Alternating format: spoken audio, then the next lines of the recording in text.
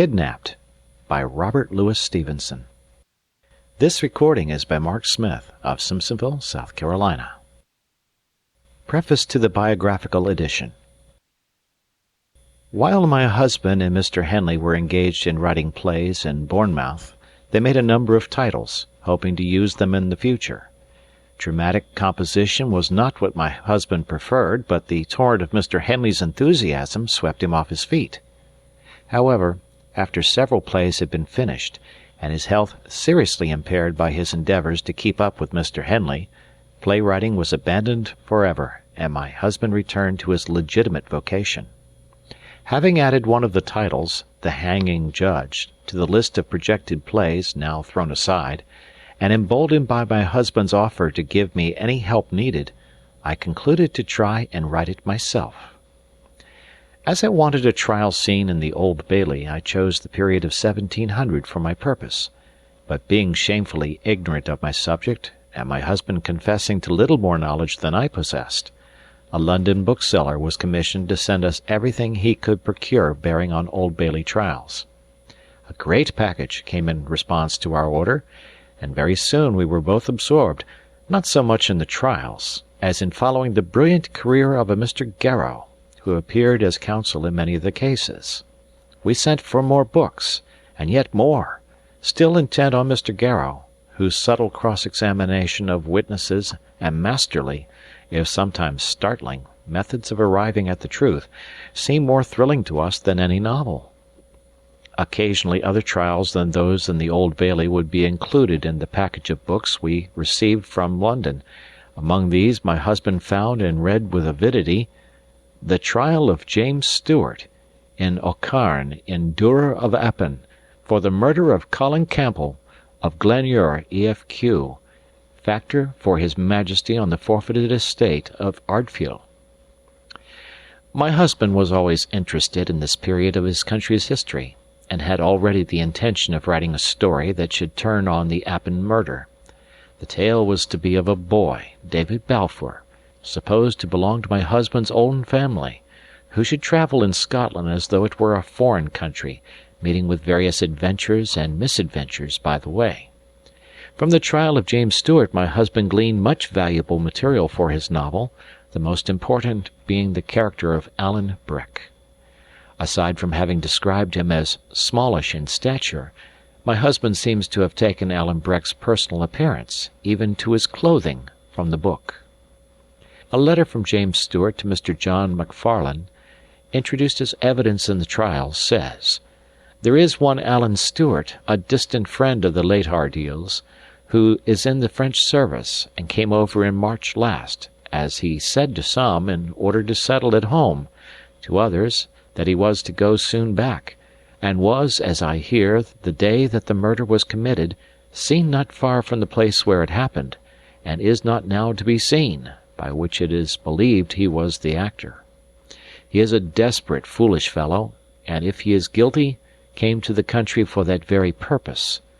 He is a tall, pock-pitted lad, very black hair, and wore a blue coat and metal buttons, an old red vest, and breeches of the same color." A second witness testified to having seen him wearing a blue coat with silver buttons, a red waistcoat, black shag breeches, tartan hose, and a feathered hat with a big coat dun-coloured, a costume referred to by one of the counsel as French clothes, which were remarkable. There are many incidents given in the trial that point to Alan's fiery spirit and Highland quickness to take offence. One witness declared also that the said Alan Breck threatened that he would challenge Ballyviolan and his sons to fight because of his removing the declarant last year from Glenduror. On another page, Duncan Campbell, change keeper at Annet, aged 35 years, married, witness cited, sworn, purged, and examined at Supra depones, that in the month of April last the deponent met with Alan Breck Stewart, with whom he was not acquainted, and John Stewart, in Auchnachwan, in the house of the walk-miller of Auchofragan, and went on with them to the house. Alan Breck Stewart said that he hated all the name of Campbell, and the deponent said he had no reason for doing so. But Alan said he had very good reason for it, that thereafter they left that house, and, after drinking a dram at another house, came to the deponent's house, where they went in and drunk some drams, and Alan Breck renewed the former conversation. And the deponent making the same answer, Alan said that, if the deponent had any respect for his friends, he would tell them, that if they offered to turn out the possessors of Ardheel's estate, he would make black cocks of them before they entered into possession, by which the deponent understood shooting them, it being a common phrase in the country.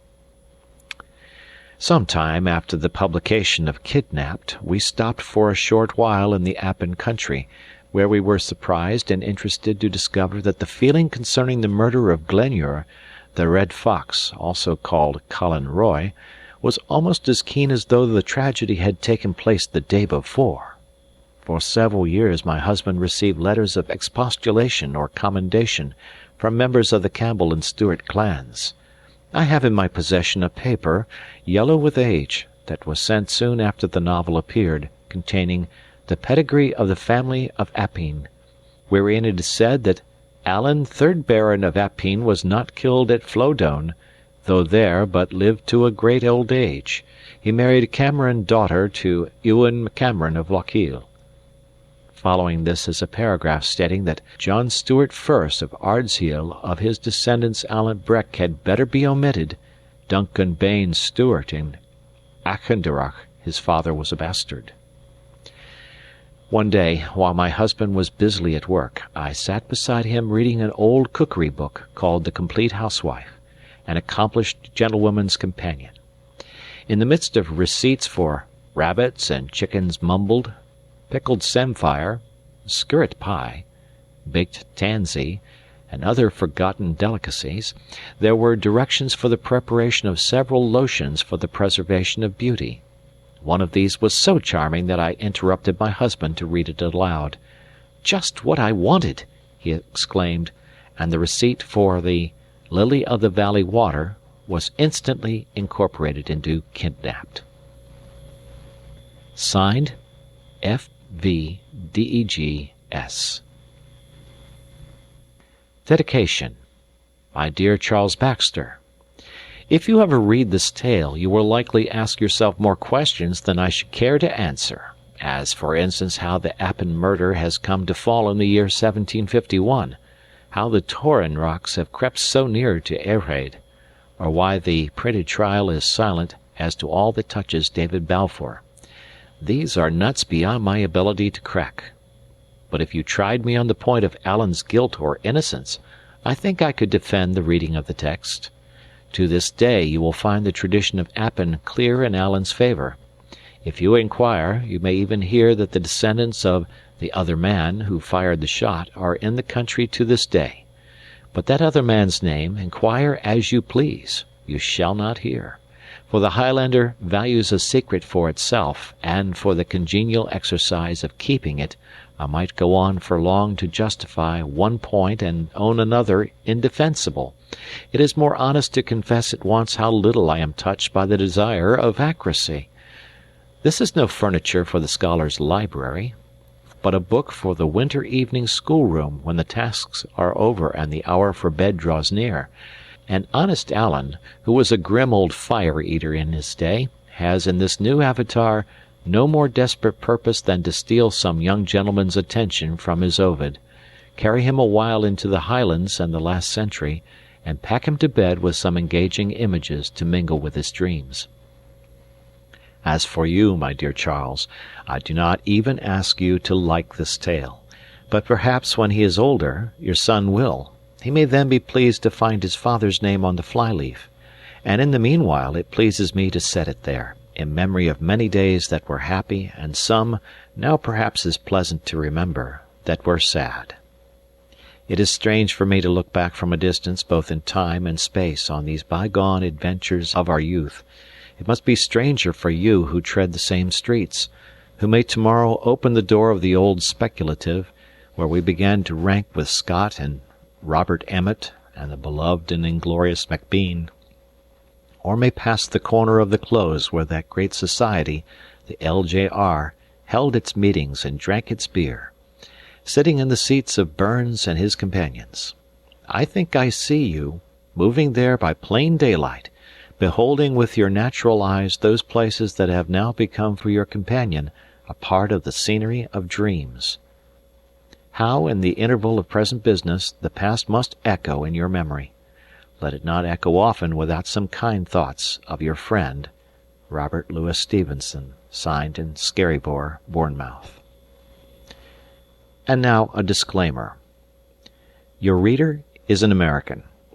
I'm sorry. I will do my absolute level best to pronounce the Scots words accurately and the names as well, but I cannot promise that they are accurate. Neither can I pretend to a Highland or a Lowland Scots accent. I will make some kind of an attempt, but please bear with me when I fall short. Chapter 1. I set off upon my journey to the House of Shaws. I will begin the story of my adventures with a certain morning early in the month of June, the year of grace 1751, when I took the key for the last time out of the door of my father's house. The sun began to shine upon the summit of the hills as I went down the road, and by the time I had come as far as the manse, the blackbirds were whistling in the garden lilacs, and the mist that hung around the valley in the time of the dawn was beginning to arise and die away. Mr. Campbell, the minister of Essendine, was waiting for me by the garden gate, good man. He asked me if I had breakfasted, and hearing that I lacked for nothing, he took my hand in both of his and clapped it kindly under his arm.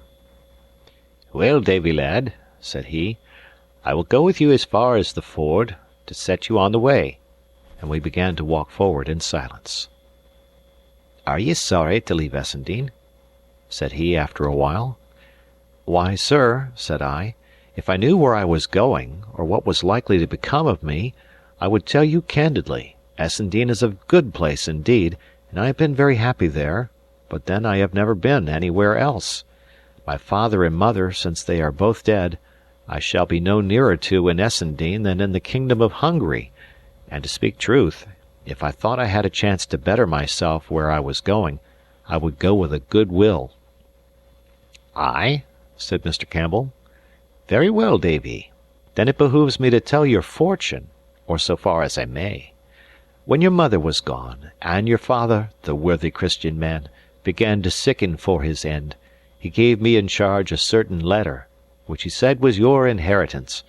So soon, says he, as I am gone, and the house is redd up and the gear disposed of, all which, Davy, hath been done, give my boy this letter into his hand, and start him off to the House of Shaws, not far from Cremond. That is the place I came from, he said, and it's where it befits that my boy should return. He is a steady lad, your father said, and a canny goer, and I doubt not he will come safe and be well liked where he goes." "The House of Shaws!" I cried. "What had my poor father to do with the House of Shaws?" "Nay," said Mr. Campbell, "who can tell that for a surety? But the name of that family, Davy boy, is the name you bear, Balfours of Shaws, an ancient, honest, reputable house, peradventure in these latter days decayed. Your father, too, was a man of learning as befitted his position, no man more plausibly conducted school, nor had he the manner or the speech of a common dominie. But, as ye will yourself remember, I took a pleasure to have him to the manse to meet the gentry, and those of my own house, Campbell of Kilrennet, Campbell of Dunswire, Campbell of Minch, and others, all well-kenned gentlemen, had pleasure in his society. Lastly, to put all the elements of this affair before you, here is the testamentary letter itself, superscribed by the own hand of our departed brother." He gave me the letter, which was addressed in these words: "To the hands of Ebenezer Balfour, Esquire, of Shaws, in his House of Shaws, these will be delivered by my son, David Balfour." My heart was beating hard at this great prospect now suddenly opening before a lad of 17 years of age, the son of a poor country dominie in the forest of Ettrick. "Mr. Campbell," I stammered, "and if you were in my shoes, would you go?" "Of a surety," said the minister. "That would I, and without pause. A pretty lad like you should get to Cramond, which is near in by Edinburgh, in 2 days of walk. If the worst come to the worst, and your high relations, as I cannot but suppose them to be somewhat of your blood, should put you to the door, ye can but walk the 2 days back again and risp at the manse door. But I would rather hope that ye should be well received, as your poor father forecast for you, and for anything that I ken, come to be a great man in time. And here, Davie laddie," he resumed, "it lies near upon my conscience to improve this parting, and set you on the right guard against the dangers of the world." Here he cast about for a comfortable seat, lighted on a big boulder under a birch by the track side, sat down upon it with a very long, serious upper lip, and, the sun now shining in upon us between two peaks, put his pocket handkerchief over his cocked hat to shelter him.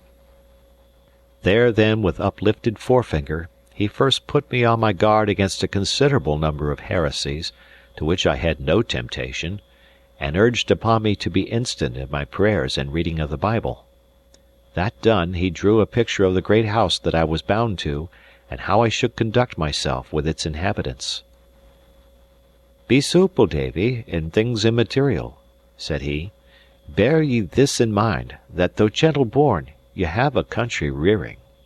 Dinna shame us, Davie, dinna shame us. In yon great muckle house, with all these domestics, upper and under, show yourself as nice, as circumspect, as quick at the conception, and as slow of speech as any. As for the laird, remember he's the laird. I say no more. Honour to whom honour. It's a pleasure to obey a laird, or should be, to the young." "Well, sir," said I, "it may be, and I'll promise you I'll try to make it so." "Why, very well said," replied Mr. Campbell heartily. "And now to come to the material, or, to make a quibble, to the immaterial. I have here a little packet which contains 4 things." He tugged it as he spoke, and with some great difficulty, from the skirt pocket of his coat. "Of these 4 things, the first is your legal due, the little pickle money for your father's books in plenishing, which I have bought, as I explained from the first, in the design of reselling at a profit to the incoming dominie. The other 3 are gifties that Mrs. Campbell and myself would be blithe of your acceptance. The first, which is round, will likely please you best at the first off-go. But, oh Davie, laddie, it's but a drop o' water in the sea. It'll help you but a step, and vanish like the morning.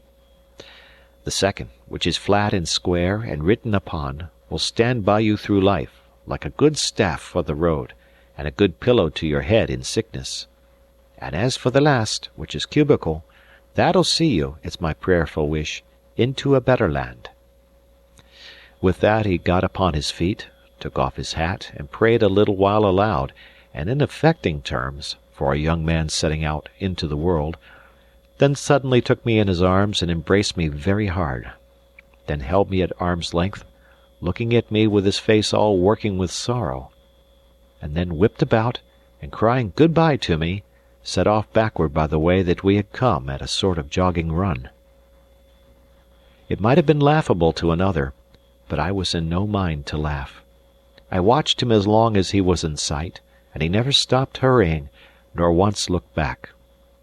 Then it came in upon my mind that this was all his sorrow at my departure, and my conscience smote me hard and fast, because I, for my part, was overjoyed to get out of that quiet countryside and go to a great busy house, among rich and respected gentlefolk of my own name and blood. Davie, Davie, I thought, was ever seen such black ingratitude? Can you forget old favours and old friends at the mere whistle of a name? Fie, fie, think shame. And I sat down on the boulder the good man had just left, and opened a parcel to see the nature of my gifts. That which he had called cubical I had never had much doubt of. Sure enough, it was a little Bible, to carry in a plaid nook. That which he had called round I found to be a shilling piece, and the third, which was to help me so wonderfully both in health and sickness all the days of my life, was a little piece of coarse yellow paper, written upon thus in red ink: To make lily-of-the-valley water. Take the flowers of lily-of-the-valley and distill them in sack, and drink a spoonful or two as there is occasion. It restores speech to those that have the dumb palsy. It is good against the gout. It comforts the heart and strengthens the memory. And the flowers put into a glass, close stopped, and set into a hill of ants for a month, then take it out, and you will find a liquor which comes from the flowers, which keep in a vial. It is good, ill or well, and whether man or woman. And then, in the minister's own hand was added, likewise for sprains rub it in, and for the colic a great spoonful in the hour. To be sure, I laughed over this, but it was rather tremulous laughter, and I was glad to get my bundle on my staff's end and set out over the ford and up the hill upon the farther side, till, just as I came on the green drove road running wide through the heather, I took my last look of Kirk Essendine, the trees about the manse, and the big rowans in the kirkyard, where my father and my mother lay. You just finished Chapter 1. If you're enjoying Lit Reads, please like and subscribe to read more books this way. If you're a subscriber already, thank you. Chapter 2. I Come to My Journey's End. On the forenoon of the second day, coming to the top of a hill, I saw all the country fall away before me down to the sea, and in the midst of this descent, on a long ridge, the city of Edinburgh smoking like a kiln. There was a flag upon the castle, and ships moving or lying anchored in the firth, both of which, for as far away as they were, I could distinguish clearly, and both brought my country heart into my mouth. Presently after, I came by a house where a shepherd lived, and got a rough direction for the neighbourhood of Cramond, and so, from one to another, worked my way to the westward of the capital by Colinton, till I came out upon the Glasgow road. And there, to my great pleasure and wonder, I beheld a regiment marching to the fifes, every foot in time, an old red-faced general on a grey horse at the one end, and at the other the company of grenadiers with their pope's hats. The pride of life seemed to mount into my brain at the sight of the red coats and the hearing of that merry music. A little further on, and I was told I was in Cramond parish, and began to substitute in my inquiries the name of the house of Shaws. It was a word that seemed to surprise those of whom I sought my way. At first I thought the plainness of my appearance, in my country habit, and that all dusty from the road, consorted ill with the greatness of the place to which I was bound. But after 2 or maybe 3 had given me the same look and the same answer, I began to take it in my head that there was something strange about the Shaws itself. The better to set this fear at rest, I changed the form of my inquiries, and spying an honest fellow coming along a lane on the shaft of his cart, I asked him if he had ever heard tell of a house they called the House of Shaws. He stopped his cart and looked at me like the others. "Aye," said he. "What for?" "It's a great house?" I asked. "Doubtless," says he. "The house is a big muckle house." "Aye," said I. "But the folk that are in it?" "Folk!" cried he. "Are ye daft? Then they've folks there to call folk." "What?" say I. "Not Mr. Ebenezer?" "Oh, ay," says the man. "There's the laird, to be sure, if it's him you're wanting. What'll like be your business, Manny?" I was led to think that I would get a situation, I said, looking as modest as I could. "What?" cries the carter in so sharp a note that his very horse started, and then, "Well, Manny," he added, "it's none of my affairs, but you seem a decent-spoken lad, and if you'll take a word from me, you'll keep clear of the Shaws." The next person I came across was a dapper little man in a beautiful white wig, whom I saw to be a barber on his rounds, and knowing well that barbers were great gossips, I asked him plainly what sort of a man was Mr. Balfour of the Shaws. "Hoot, hoot, hoot," said the barber. "Nae kind of a man, nae kind of a man at all," and began to ask me very shrewdly what my business was. But I was more than a match for him at that, and he went on to his next customer no wiser than he came. I cannot well describe the blow this dealt to my illusions. The more indistinct the accusations were, the less I liked them, for they left the wider field to fancy. What kind of a great house was this, that all the parish should start and stare to be asked the way to it? Or what sort of a gentleman, that his ill fame should be thus current on the wayside? If an hour's walking would have brought me back to Essendine, I would have left my adventure then and there, and returned to Mr. Campbell's. But when I had come so far away already, mere shame would not suffer me to desist till I had put the matter to the touch of proof. I was bound, out of mere self-respect, to carry it through, and little as I liked the sound of what I heard, and slow as I began to travel, I still kept asking my way, and still kept advancing.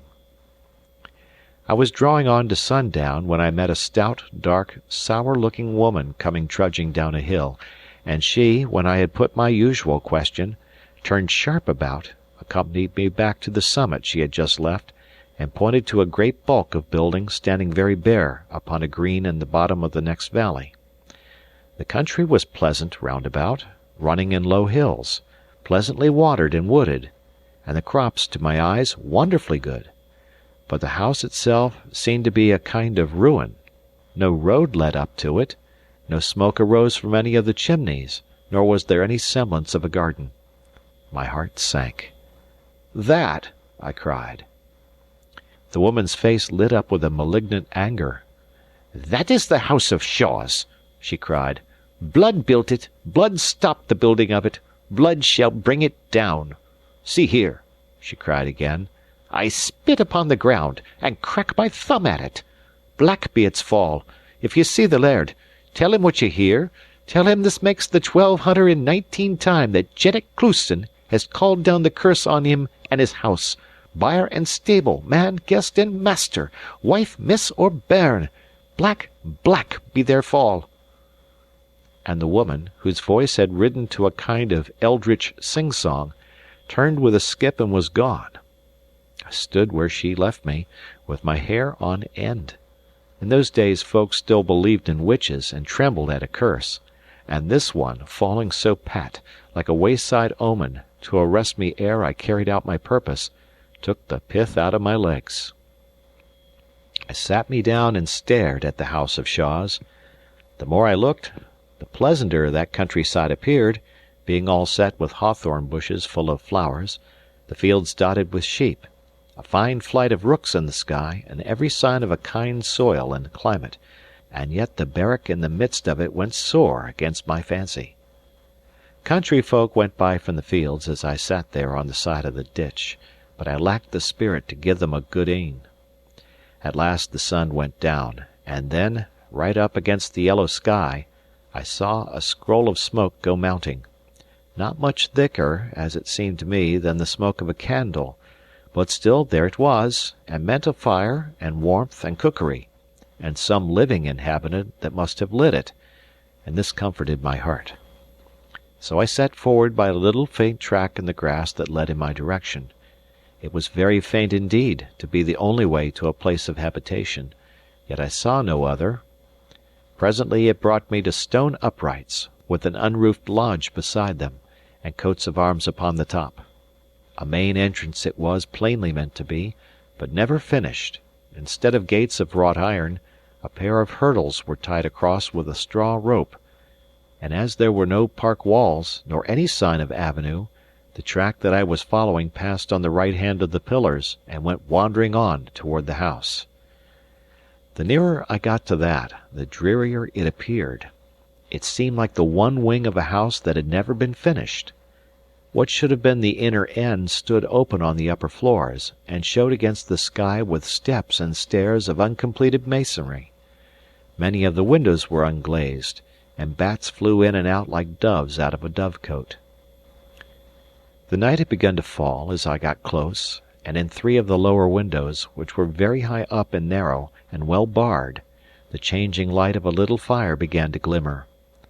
Was this the palace I had been coming to? Was it within these walls that I was to seek new friends and begin great fortunes? Why, in my father's house on Essen waterside, The fire and the bright lights would show a mile away, and the door open to a beggar's knock. I came forward cautiously, and giving ear as I came, heard someone rattling with dishes, and a little dry, eager cough that came in fits, but there was no sound of speech, and not a dog barked. The door, as well as I could see it in the dim light, was a great piece of wood all studded with nails, and I lifted my hand with a faint heart under my jacket and knocked once. Then I stood and waited.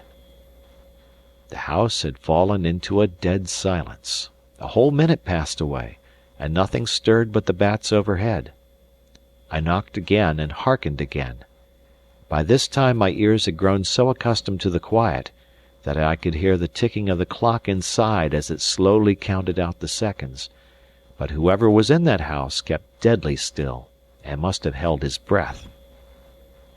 I was in two minds whether to run away, but anger got the upper hand, and I began instead to rain kicks and buffets on the door, and to shout aloud for Mr. Balfour.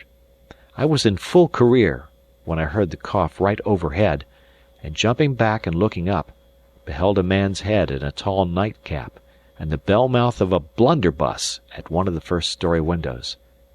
"It's loaded," said a voice. "I have come here with a letter," I said, "to Mr. Ebenezer Balfour of Shaw's. Is he here?" "From whom is it?" asked the man with the blunderbuss.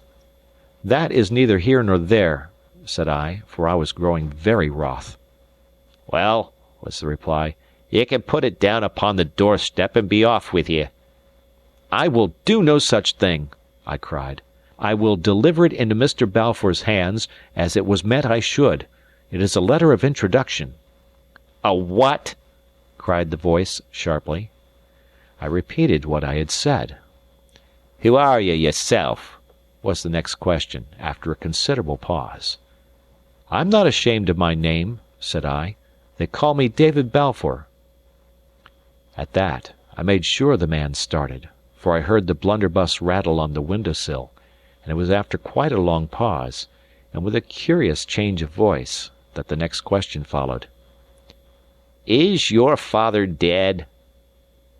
I was so much surprised at this that I could find no voice to answer, but stood staring.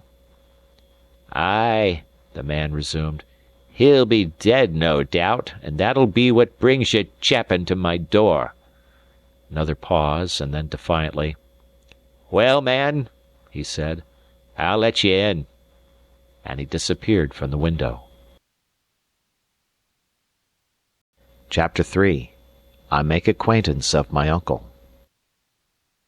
Presently there came a great rattling of chains and bolts, and the door was cautiously opened and shut to again behind me as soon as I had passed. "Go into the kitchen and touch naething," said the voice, and while the person of the house set himself to replacing the defences of the door, I groped my way forward and entered the kitchen. The fire had burned up fairly bright, and showed me the barest room I think I ever put my eyes on.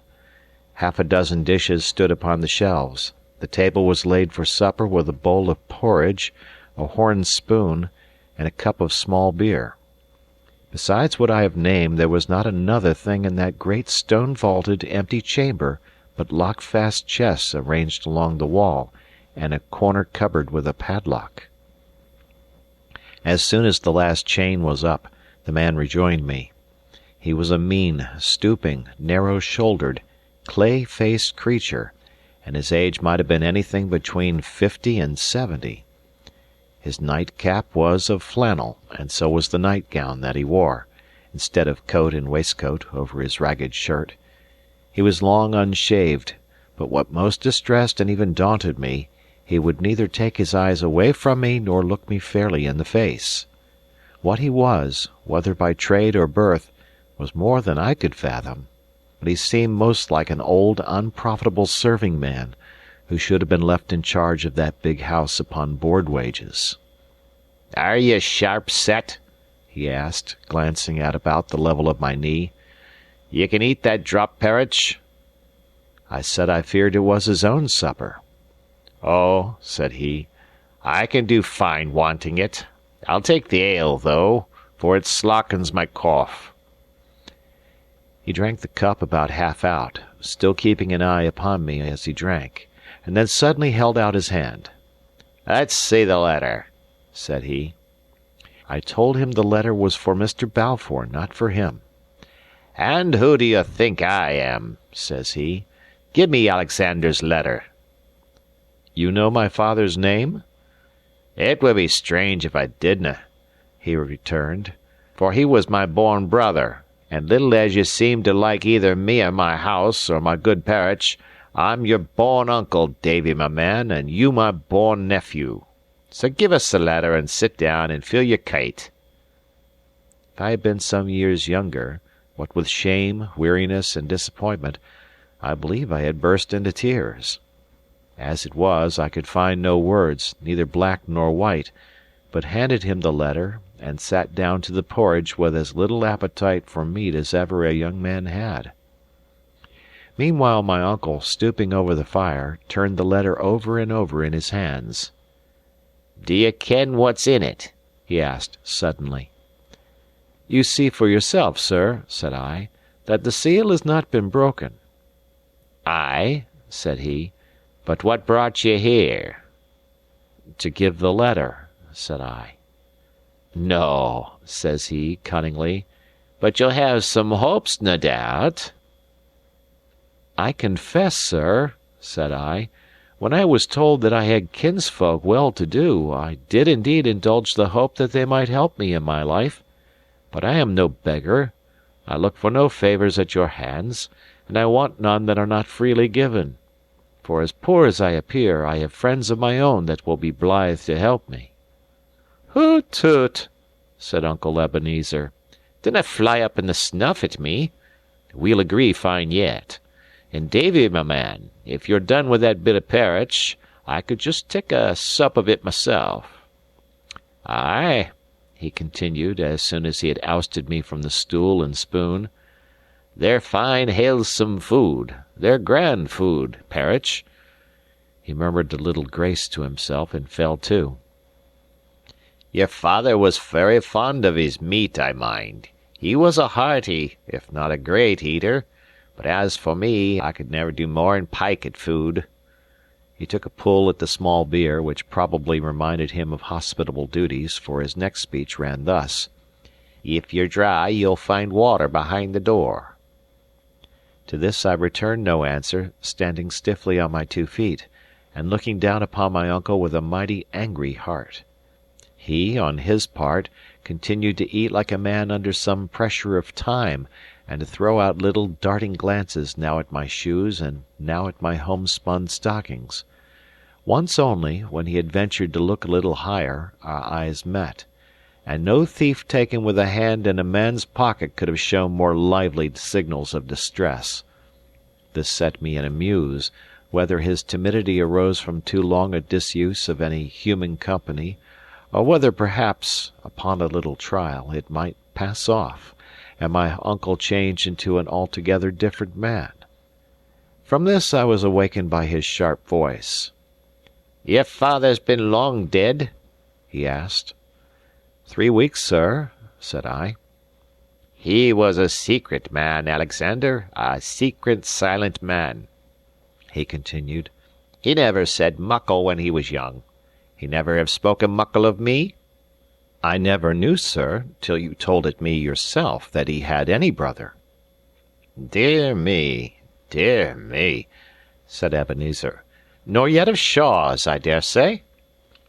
"Not so much as the name, sir," said I. "To think of that," said he. "A strange nature of a man." For all that, he seemed singularly satisfied, but whether with himself, or me, or with this conduct of my father's, was more than I could read. Certainly, however, he seemed to be outgrowing that distaste or ill will that he had conceived at first against my person, for presently he jumped up, came across the room behind me, and hit me a smack upon the shoulder. "We'll agree fine yet," he cried. "I'm just as glad I let you in. And now come away to your bed." To my surprise, he lit no lamp or candle, but set forth into the dark passage, groped his way, breathing deeply, up a flight of steps, and paused before a door, which he unlocked. I was close upon his heels, having stumbled after him as best I might, and then he bade me go in, for that was my chamber. I did as he bid, but paused after a few steps, and begged a light to go to bed with. "Hoot toot!" said Uncle Ebenezer. "There's a fine moon." "Neither moon nor stars, sir, and pit mirk," said I. "I canna see the bed." "Hoot toot, hoot toot!" said he. "Lights in a house is a thing I dinna agree with. I'm unco afeard of fires. Good night to ye, Davy, my man." And before I had time to add a further protest, he pulled the door to, and I heard him lock me in from the outside. I did not know whether to laugh or cry. The room was as cold as a well, and the bed, when I had found my way to it, as damp as a peat hag, but by good fortune I had caught up my bundle and my plaid, and rolling myself in the latter, I lay down upon the floor under lee of the big bedstead and fell speedily asleep. With the first peep of day I opened my eyes, to find myself in a great chamber, hung with stamped leather, furnished with fine embroidered furniture, and lit by 3 fair windows. 10 years ago, or perhaps 20, it must have been as pleasant a room to lie down or to awake in as a man could wish. But damp, dirt, disuse, and the mice and spiders had done their worst since then. Many of the window panes, besides, were broken, and indeed this was so common a feature in that house that I believe my uncle must at some time have stood a siege from his indignant neighbours, perhaps with Jennet Clouston at their head. Meanwhile the sun was shining outside, and being very cold in that miserable room, I knocked and shouted till my jailor came and let me out. He carried me to the back of the house, where there was a draw-well, and told me to wash my face there, if I wanted. And when that was done, I made the best of my own way back to the kitchen, where he had lit the fire and was making the porridge. The table was laid with 2 bowls and 2 horn spoons, but the same single measure of small beer.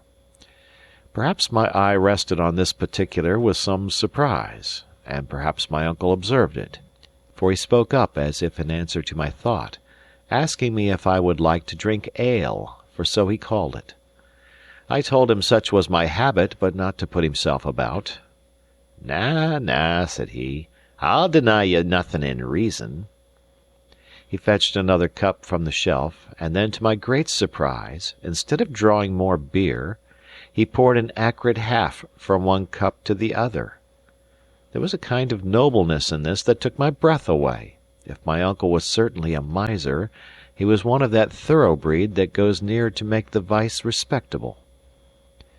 When we had made an end of our meal, my uncle Ebenezer unlocked a drawer, and drew out of it a clay pipe and a lump of tobacco, from which he cut one fill before he locked it up again.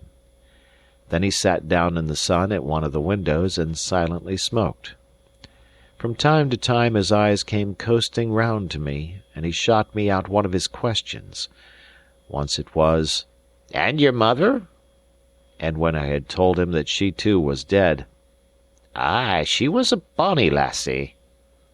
Then, after another long pause, "Where were these friends of yours?"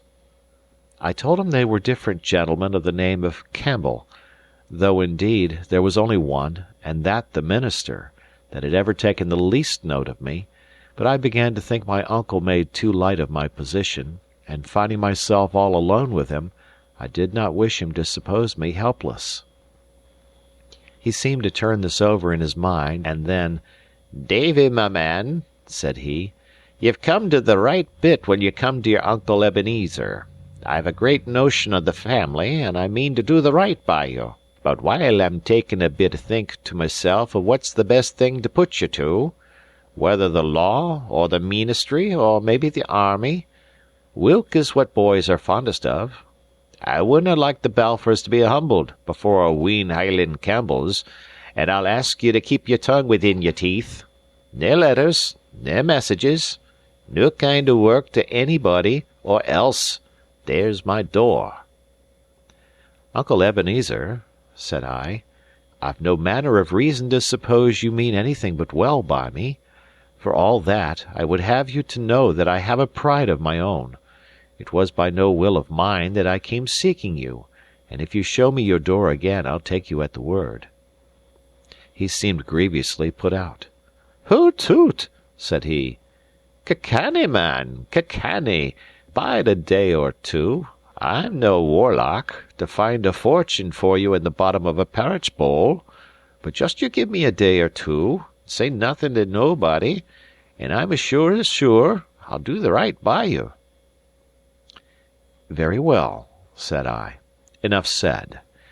But you want to help me, there's no doubt but I'll be glad of it, and none but I'll be grateful." It seemed to me, too soon, I dare say, that I was getting the upper hand of my uncle, and I began next to say that I must have the bed and bedclothes aired and put to sun dry, for nothing would make me sleep in such a pickle. "Is this my house or yours?"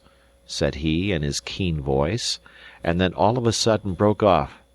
"Na, said he, "I dinna mean that. What's mine is yours, Davy, my man, and what's yours is mine. Blood's thicker than water, and there's nobody but you and me that ought the name." And then on he rambled about the family and its ancient greatness, and his father that began to enlarge the house, and himself that stopped the building as a sinful waste, and this put it in my head to give him Jennet Clouston's message. "The limmer!" he cried. 1215! That's every day since I had the limmer roupted.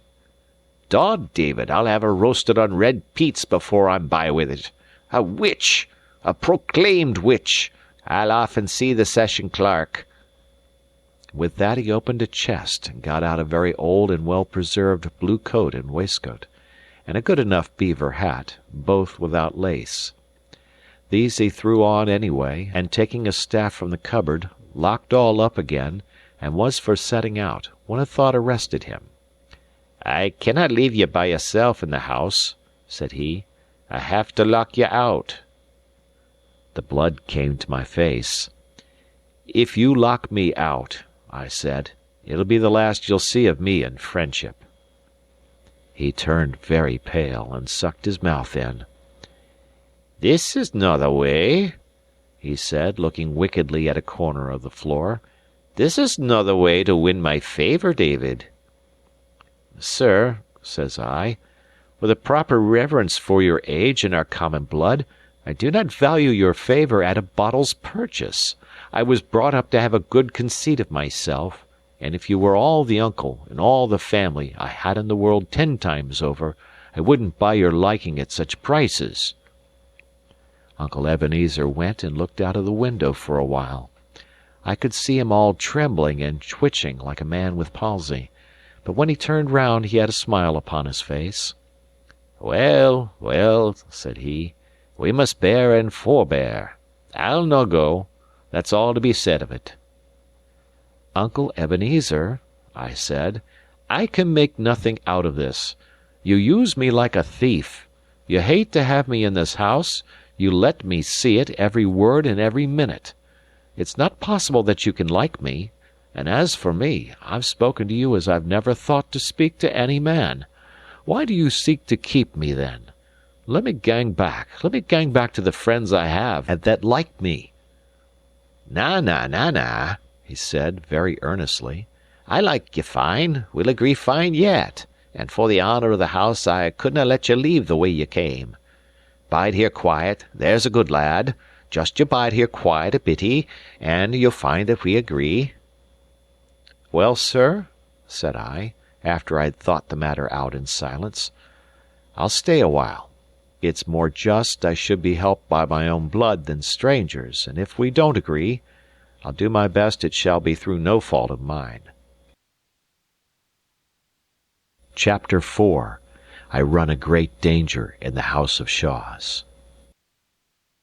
For a day that was begun so ill, the day passed fairly well. We had the porridge cold again at noon, and hot porridge at night. Porridge and small beer was my uncle's diet.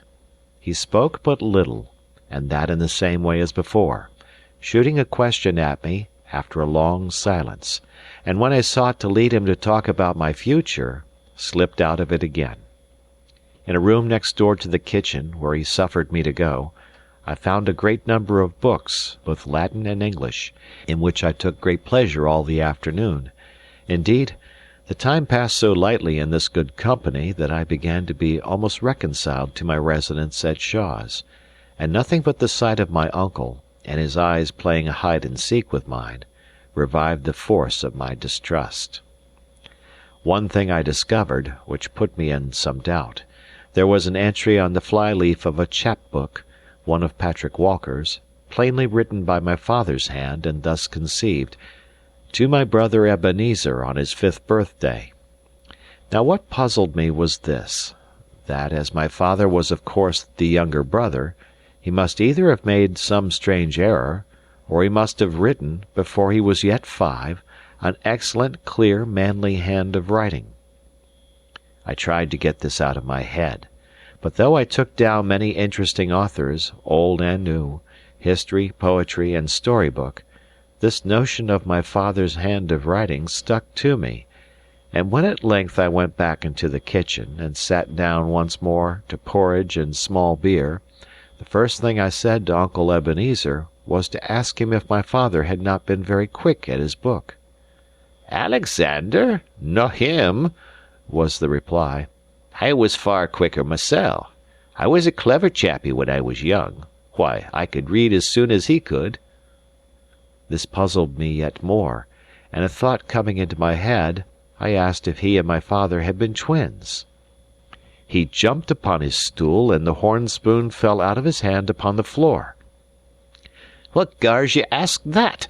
he said, and he caught me by the breast of the jacket, and looked this time straight into my eyes. His own were little and light, and bright like a bird's, blinking and winking strangely. "What do you mean?" I asked very calmly, for I was far stronger than he, and not easily frightened. "Take your hand from my jacket. This is no way to behave." My uncle seemed to make a great effort upon himself. "Dod, man, David," he said, "ye shouldnae speak to me about your father. That's where the mistake is." He sat a while and shook, blinking in his plate.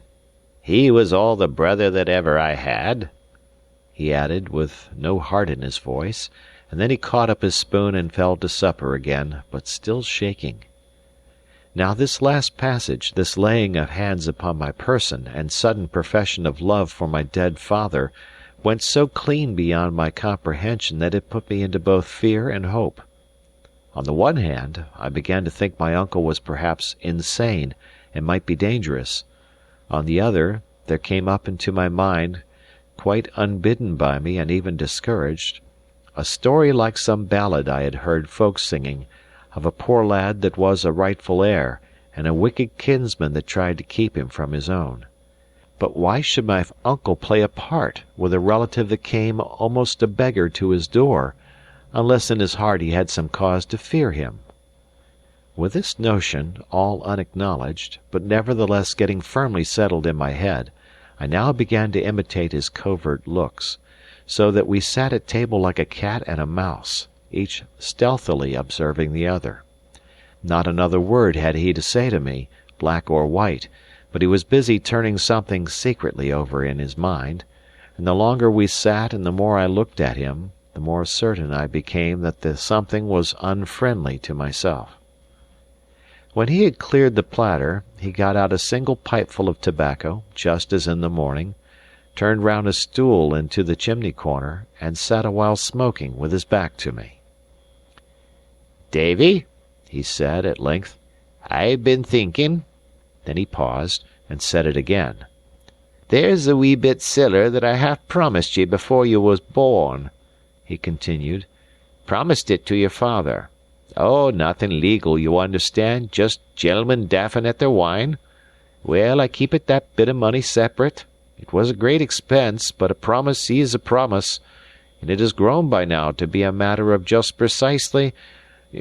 exactly, and here he paused and stumbled, just exactly £40. This last he rapped out with a sidelong glance over his shoulder, and the next moment he added, almost with a scream, "Scots!" The pound Scots being the same thing as an English shilling, the difference made by this second thought was considerable. I could see, besides, that the whole story was a lie, invented with some end which it puzzled me to guess, and I made no attempt to conceal the tone of raillery in which I answered, "Oh, think again, sir. Pounds sterling, I believe." "That's what I said," returned my uncle. "Pounds sterling. And if you'll step out by to the door a minute, just to see what kind of a night it is, I'll get it out to you and call ye in again." I did his will, smiling to myself in my contempt that he should think I was so easily to be deceived. It was a dark night, with a few stars low down, and as I stood just outside the door, I heard a hollow moaning of wind far off among the hills. I said to myself there was something thundery and changeful in the weather, and little knew of what a vast importance that should prove to me before the evening passed. When I was called in again, my uncle counted out into my hand 37 golden guinea pieces. The rest was in his hand in small gold and silver, but his heart failed him there, and he crammed the change into his pocket. "There," said he, "that'll show you. I'm a queer man, and strange with strangers, but my word is my bond, and there's the proof of it." Now, my uncle seemed so miserly that I was struck dumb by this sudden generosity, and could find no words in which to thank him. "Not a word," he said. "No thanks. I want no thanks. I do my duty. I'm no saying that everybody would have done it, but for my part, though I'm a careful body too, it's a pleasure to me to do the right by my brother's son, and it's a pleasure to me to think that now we'll agree, as such near friends should." I spoke him in return as handsomely as I was able, but all the while I was wondering what would come next, and why he had parted with his precious guineas, for as to the reason he had given, a baby would have refused it. Presently he looked towards me sideways.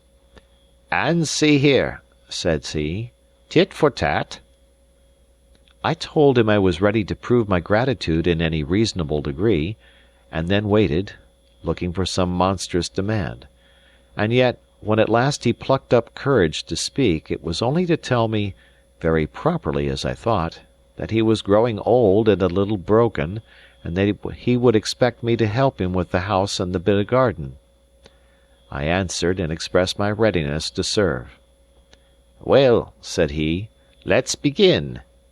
He pulled out of his pocket a rusty key. "There," says he, "there's the key of the stair-tower at the far end of the house. Ye can only win into it from the outside, for that part of the house is no finished. Gang ye in there, and up the stairs, and bring me down the chest that's at the top. There's papers in it," he added. "Can I have a light, sir?" said I. "Na," said he, very cunningly. "No lights in my house." "Very well, sir," said I. "Are the stairs good?" "They're grand," said he, and then as I was going, "Keep to the wall," he added. "There's no banisters, but the stairs are grand underfoot." Out I went into the night. The wind was still moaning in the distance, though never a breath of it came near the house of Shaw's. It had fallen blacker than ever, and I was glad to feel along the wall, till I came the length of the stair-tower door at the far end of the unfinished wing. I had got the key into the keyhole and had just turned it, when all of a sudden, without sound of wind or thunder, the whole sky lighted up with wild fire, and went black again. I had to put my hand over my eyes to get back to the colour of the darkness, and indeed I was already half blinded when I stepped into the tower. It was so dark inside, it seemed a body could scarce breathe, but I pushed out with foot and hand, and presently struck the wall with the one, and the lowermost round of the stair with the other. The wall, by the touch, was of fine hewn stone. The steps, too, though somewhat steep and narrow, were of polished mason-work, and regular and solid underfoot. Minding my uncle's word about the banisters, I kept close to the tower side, and felt my way in the pitch darkness with a beating heart. The house of Shaw's stood some 5 full stories high, not counting lofts. Well, as I advanced, it seemed to me the stair grew airier and a thought more lightsome, and I was wondering what might be the cause of this change, when a second blink of the summer lightning came and went. If I did not cry out, it was because fear had me by the throat, and if I did not fall, it was more by Heaven's mercy than my own strength. It was not only that the flash shone in on every side through breaches in the wall, so that I seemed to be clambering aloft upon an open scaffold, but the same passing brightness showed me the steps were of unequal length, and that one of my feet rested that moment within 2 inches of the well. This was the grand stair, I thought, and with the thought a gust of a kind of angry courage came into my heart. My uncle had sent me here, certainly to run great risks, perhaps to die. I swore I would settle that perhaps, if I should break my neck for it, got me down upon my hands and knees, and as slowly as a snail, feeling before me every inch, and testing the solidity of every stone, I continued to ascend the stair. The darkness, by contrast with the flash, appeared to have redoubled, nor was that all, for my ears were now troubled and my mind confounded by a great stir of bats in the top part of the tower, and the foul beasts, flying downwards, sometimes beat about my face and body. The tower, I should have said, was square, and in every corner the step was made of a great stone of a different shape to join the flights. Well, I had come close to one of these turns, when, feeling forward as usual, my hand slipped upon an edge and found nothing but emptiness beyond it. The stair had been carried no higher. To set a stranger mounting it in the darkness was to send him straight to his death, and, although, thanks to the lightning and my own precautions, I was safe enough, the mere thought of the peril in which I might have stood, and the dreadful height I might have fallen from, brought out the sweat upon my body and relaxed my joints. But I knew what I wanted now, and turned and groped my way down again, with a wonderful anger in my heart. About half-way down, the wind sprang up in a clap, and shook the tower, and died again. The rain followed, and before I had reached the ground level it fell in buckets. I put out my head into the storm and looked along towards the kitchen. The door, which I had shut behind me when I left, now stood open and shed a little glimmer of light, and I thought I could see a figure standing in the rain, quite still, like a man hearkening. And then there came a blinding flash, which showed me my uncle plainly, just where I had fancied him to stand, and hard upon the heels of it a great tow-row of thunder. Now, whether my uncle thought the crash to be the sound of my fall, or whether he heard in it God's voice denouncing murder, I will leave you to guess. Certain it is, at least, that he was seized on by a kind of panic fear, and that he ran into the house and left the door open behind him. I followed as softly as I could, and coming unheard into the kitchen, stood and watched him. He had found time to open the corner cupboard and bring out a great case bottle of aquavitae, and now sat with his back towards me at the table. Ever and again he would be seized with a fit of deadly shuddering and groan aloud, and carrying the bottle to his lips, drink down the raw spirits by the mouthful. I stepped forward, came close behind him where he sat, and suddenly clapping my 2 hands down upon his shoulders, "Ah!" cried I. My uncle gave a kind of broken cry like a sheep's bleat, flung up his arms, and tumbled to the floor like a dead man. I was somewhat shocked at this, but I had myself to look to first of all, and I did not hesitate to let him lie as he had fallen. The keys were hanging in the cupboard, and it was my design to furnish myself with arms before my uncle should come again to his senses and the power of devising evil. In the cupboard were a few bottles, some apparently of medicine, a great many bills and other papers, which I should willingly enough have rummaged, had I had the time, and a few necessaries that were nothing to my purpose. Thence I turned to the chests. The first was full of meal, the second of money bags and papers tied into sheaves. In the third, with many other things, and these for the most part clothes, I found a rusty, ugly-looking Highland dirk without the scabbard. This, then, I concealed inside my waistcoat, and turned to my uncle. He lay as he had fallen, all huddled, with one knee up and one arm sprawling abroad. His face had a strange colour of blue, and he seemed to have ceased breathing. Fear came on me that he was dead. Then I got water and dashed it in his face, and with that he seemed to come a little to himself, working his mouth and fluttering his eyelids. At last he looked up and saw me, and there came into his eyes a terror that was not of this world. "Come, come," said I. "Sit up." "Are ye alive?" he sobbed. "Oh, man, are ye alive?" "That am I," said I. "Small thanks to you." He had begun to seek for his breath with deep sighs. "The blue phial," said he. "In the aumry, the blue phial." His breath came slower still.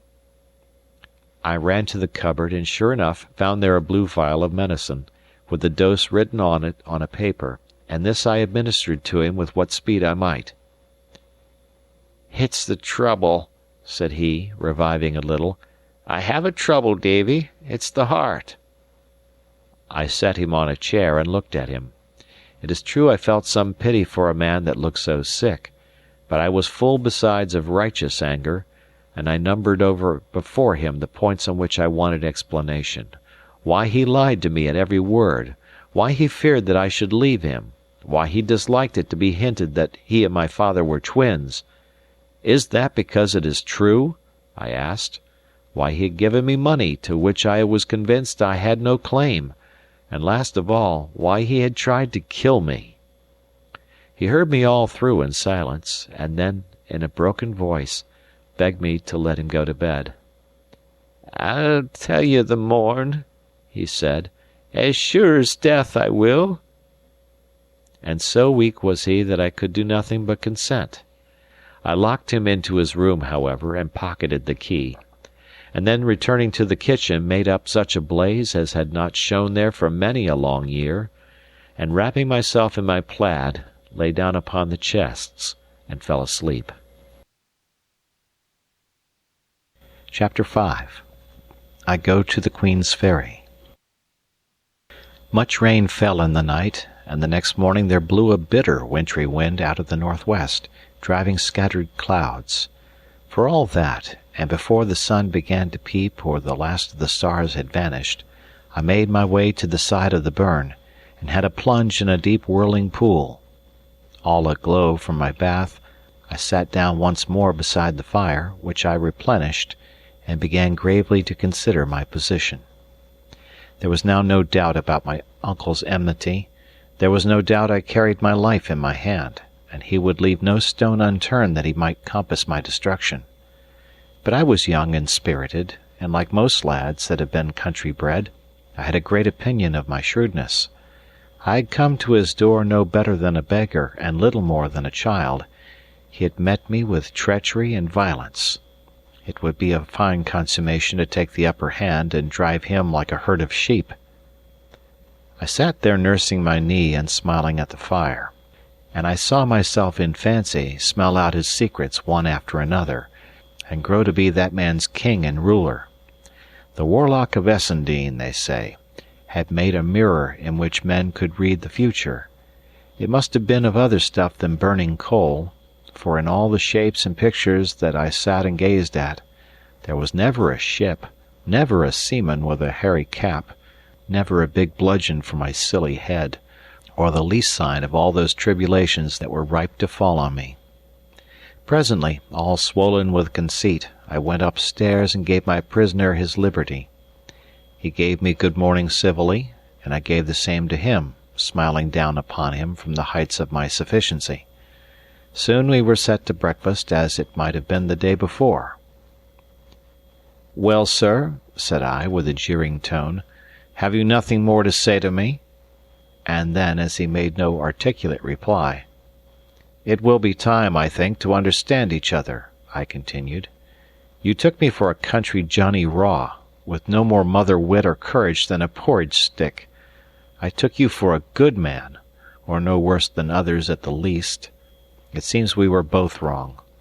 What cause have you to fear me, to cheat me, and to attempt my life?" He murmured something about a jest, and that he liked a bit of fun, and then, seeing me smile, changed his tone, and assured me he would make all clear as soon as we had breakfasted. I saw by his face that he had no lie ready for me, though he was hard at work preparing one, and I think I was about to tell him so, when we were interrupted by knocking at the door. Bidding my uncle sit where he was, I went to open it, and found on the doorstep a half-grown boy in sea-clothes. He had no sooner seen me than he began to dance some steps of the sea hornpipe, which I had never before heard of, far less seen, snapping his fingers in the air and footing it right cleverly. For all that, he was blue with the cold, and there was something in his face, a look between tears and laughter, that was highly pathetic and consisted ill with this gaiety of manner. "What cheer, mate?" says he, with a cracked voice. I asked him soberly to name his pleasure. "Oh, pleasure," says he, and then began to sing, "For it's my delight of a shiny night in the season of the year." "Well," says I, "if you have no business at all, I will even be so unmannerly as to shut you out." "Stay, brother," he cried. "Have you no fun about you, or do you want to get me thrashed? I've brought a letter from old Hesiosi to Mr. Bellflower." He showed me a letter as he spoke. "And I say, mate," he added, "I'm mortal hungry." "Well," said I, "come into the house, and you shall have a bite if I go empty for it." With that I brought him in, and set him down to my own place, where he fell to greedily on the remains of breakfast, winking to me between whiles, and making many faces, which I think the poor soul considered manly. Meanwhile my uncle had read the letter and sat thinking. Then, suddenly, he got to his feet with a great air of liveliness, and pulled me apart into the farthest corner of the room. "Read that," said he, and put the letter in my hand. Here it is, lying before me as I write. "The Hawes Inn at the Queen's Ferry. Sir, I lie here with my hawser up and down, and send my cabin boy to inform. If you have any further commands for overseas, today will be the last occasion, as the wind will serve us well out of the Firth. I will not seek to deny that I have had crosses with your doer, Mr. Rankeillor, of which, if not speedily redd up, you may look to see some losses follow. I have drawn a bill upon you, as per margin, and am, sir, your most obedient humble servant, Elias Hoseason, Agent." "You see, Davy," resumed my uncle, as soon as he saw that I had done, "I have a venture with this man Hoseason, the captain of a trading brig, the Covenant, of Dysart. Now, if you and me was to walk over with yon lad, I could see the captain of the Hawes, and maybe on board the Covenant if there were papers to be signed, and so far from a loss of time, we can jog on to the lawyer, Mr. Rankeillor's. After that's come and gone, you would be swire to believe me upon my naked word. But you'll believe Rankeillor. He's factor to half the gentry in these parts, an old man, forby, highly respected, and he kenned your father."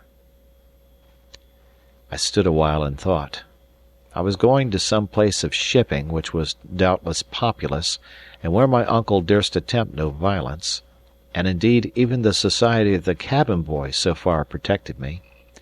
Once there, I believed I could force on the visit to the lawyer, even if my uncle were now insincere in proposing it, and perhaps in the bottom of my heart I wished a nearer view of the sea and ships.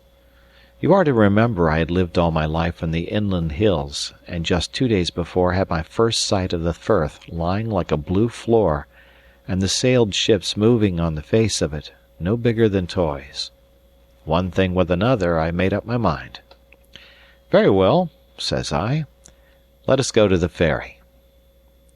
My uncle got into his hat and coat, and buckled an old rusty cutlass on, and then we trod the fire out, locked the door, and set forth upon our walk.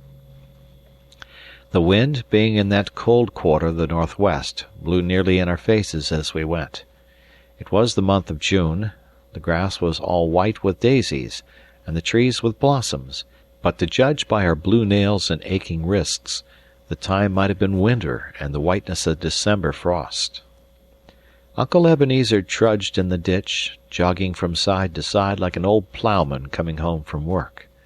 He never said a word the whole way, and I was thrown for talk on the cabin boy. He told me his name was Ransom, and that he had followed the sea since he was 9, but could not say how old he was, as he had lost his reckoning.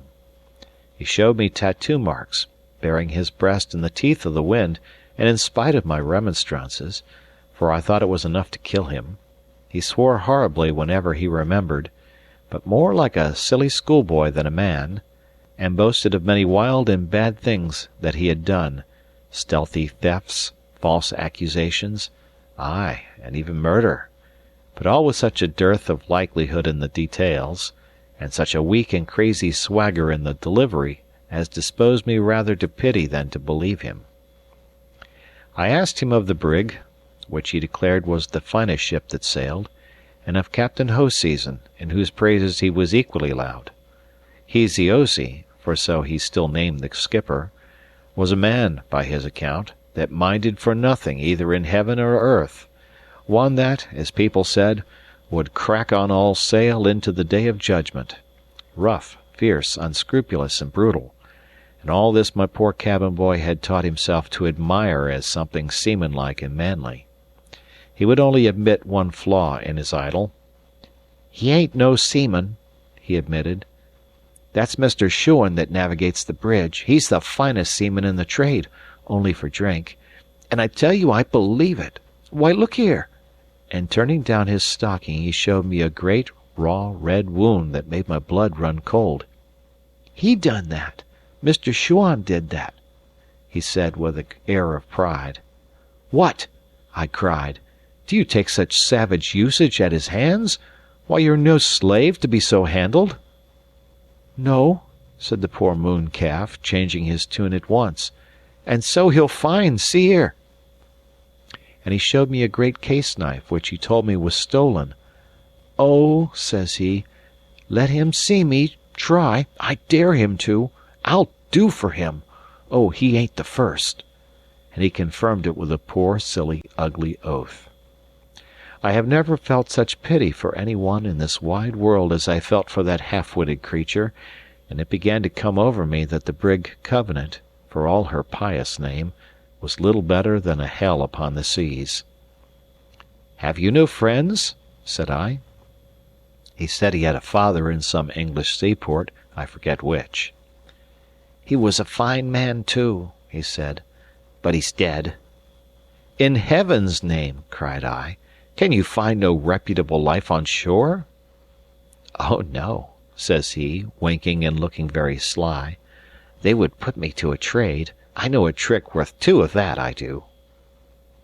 I asked him what trade could be so dreadful as the one he followed, where he ran the continual peril of his life, not alone from wind and sea, but by the horrid cruelty of those who were his masters. He said it was very true, and then began to praise the life, and tell what a pleasure it was to get on shore with money in his pocket, and spend it like a man, and buy apples, and swagger, and surprise what he called stick-in-the-mud boys. "And then it's not all as bad as that," says he. "There's worse off than me. There's the 20-pounders. Oh, laws, you should see them taking on. Why, I've seen a man as old as you, I dessay." To him I seemed old. "Ah, and he had a beard, too. Well, and as soon as we cleared out of the river, and he had the drug out of his head, my, how he cried and carried on! I made a fine fool of him, I tell you. But then there's little uns, too. Oh, little by me. I tell you, I keep them in order. When we carry little uns, I've a rope's end of my own to wallop 'em." And so he ran on, until it came in on me what he meant by 20-pounders were those unhappy criminals who were sent overseas to slavery in North America, or the still more unhappy innocents who were kidnapped or trepanned, as the word went, for private interest or vengeance.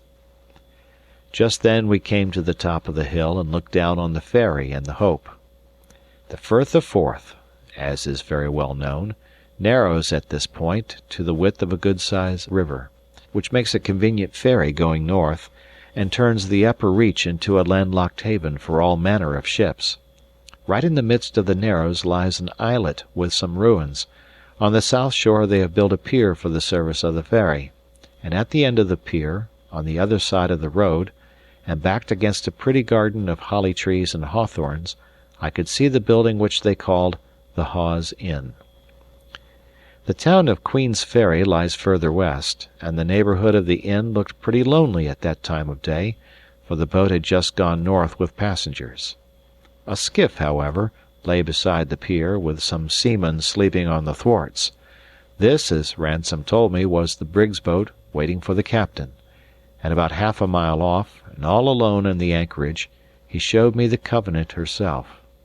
There was a sea-going bustle on board, yards were swinging into place, and as the wind blew from that quarter, I could hear the song of the sailors as they pulled upon the ropes.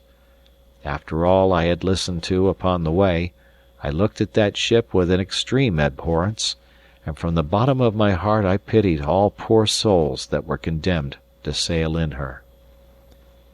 We had all three pulled up on the brow of the hill, and now I marched across the road and addressed my uncle. "I think it right to tell you, sir," says I, "there's nothing that will bring me on board that Covenant." He seemed to waken from a dream. "Eh?" he said. "What's that?" I told him over again. "Well, well," he said, "we'll have to please ye, I suppose. But what are we standing here for? It's perishing cold, and if I'm no mistaken, they're busking the Covenant for sea." Chapter 6. What Befell at the Queen's Ferry. As soon as we came to the inn, Ransom led us up the stair to a small room with a bed in it, and heated like an oven by a great fire of coal. At a table hard by the chimney, a tall, dark, sober-looking man sat writing. In spite of the heat of the room, he wore a thick sea-jacket, buttoned to the neck, and a tall hairy cap drawn down over his ears. Yet I never saw any man, not even a judge upon the bench, look cooler or more studious and self-possessed than this ship captain. He got to his feet at once, and coming forward, offered his large hand to Ebenezer. "I am proud to see you, Mr. Balfour," said he in a fine deep voice, "and glad that ye are here in time. The wind's fair, and the tide upon the turn. We'll see the old coal bucket burning on the Isle of May before tonight." "Captain Hoseason," returned my uncle, "you keep your room unco hot." "It's a habit I have, Mr. Balfour," said the skipper. "I'm a cold-rife man by my nature. I have a cold blood, sir. There's neither fur nor flannel, no, sir, nor hot rum will warm up what they call the temperature. Sir, it's the same with most men that have been carbonadoed, as they call it, in the tropic seas." "Well, well, captain," replied my uncle, "we must all be the way we're made." But it chanced that this fancy of the captain's had a great share in my misfortunes. For though I had promised myself not to let my kinsman out of sight, I was both so impatient for a nearer look of the sea and so sickened by the closeness of the room that when he told me to "run downstairs and play myself a while," I was fool enough to take him at his word. Away I went, therefore, leaving the two men sitting down to a bottle and a great mass of papers, and crossing the road in front of the inn, walked down upon the beach. With the wind in that quarter, only little wavelets, not much bigger than I had seen upon a lake, beat upon the shore. But the weeds were new to me, some green, some brown and long, and some with little bladders that crackled between my fingers. Even so far up the firth, the smell of the sea-water was exceedingly salt and stirring. The Covenant, besides, was beginning to shake out her sails, which hung upon the yards in clusters, and the spirit of all that I beheld put me in thoughts of far voyages and foreign places. I looked, too, at the seamen with the skiff, big brown fellows, some in shirts, some with jackets, some with coloured handkerchiefs about their throats, one with a brace of pistols stuck into his pockets, 2 or 3 with knotty bludgeons, and all with their case-knives. I passed the time of day with one that looked less desperate than his fellows, and asked him of the sailing of the brig, He said they would get under way as soon as the ebb set, and expressed his gladness to be out of a port where there were no taverns and fiddlers, but all with such horrifying oaths that I made haste to get away from him. This threw me back on Ransom, who seemed the least wicked of that gang, and who soon came out of the inn and ran to me, crying for a bowl of punch. I told him I would give him no such thing, for neither he nor I was of an age for such indulgences. "But a glass of ale you may have, and welcome," says I. He mopped and mowed at me, and called me names, but he was glad to get the ale for all that, and presently we were set down at a table in the front room of the inn, and both eating and drinking with a good appetite. Here it occurred to me that, as the landlord was a man of that county, I might do well to make a friend of him. I offered him a share, as was much the custom in those days, but he was far too great a man to sit with such poor customers as Ransom and myself, and he was leaving the room when I called him back to ask if he knew Mr. Rankeillor. "Hoot, ay," says he, "and a very honest man. And oh, by the by," says he, "was it you who came in with Ebenezer?" And when I told him yes, "You be no friend of his?" he asked, meaning in the Scottish way that I would be no relative. I told him no, none. "I thought not," said he, "and yet ye have a kind of glyph of Mr. Alexander." I said it seemed that Ebenezer was ill seen in the country. "Nae doubt," said the landlord. "He's a wicked old man, and there's many would like to see him girning in the tow. Jennet Clouston and many mair that he has harried out of house and ham. And yet he was once a fine young fellow too. But that was before the soft gaed abroad about Mr. Alexander. That was like the death of him." "And what was it?" I asked. "Oh, just that he had killed him," said the landlord. "Did ye never hear that?" "And what would he kill him for?" said I. "And what for but just to get the place?" said he.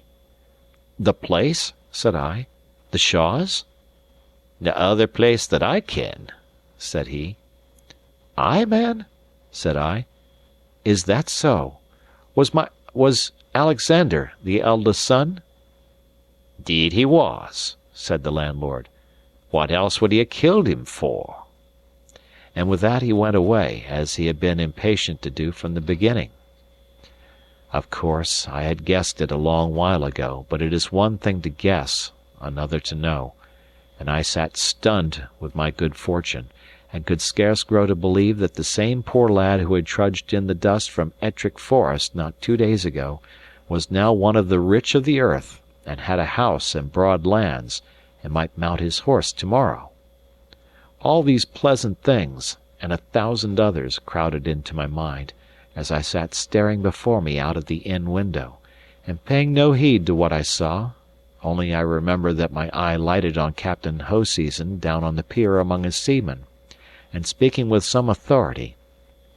And presently he came marching back towards the house, with no mark of a sailor's clumsiness, but carrying his fine tall figure with a manly bearing, and still with the same sober, grave expression on his face. I wondered if it was possible that Ransom's stories could be true, and half disbelieved them, they fitted so ill with the man's looks. But indeed he was neither so good as I supposed him, nor quite so bad as Ransom did, for in fact he was 2 men, and left the better one behind as soon as he set foot on board his vessel. The next thing I heard my uncle calling me, and found the pair in the road together.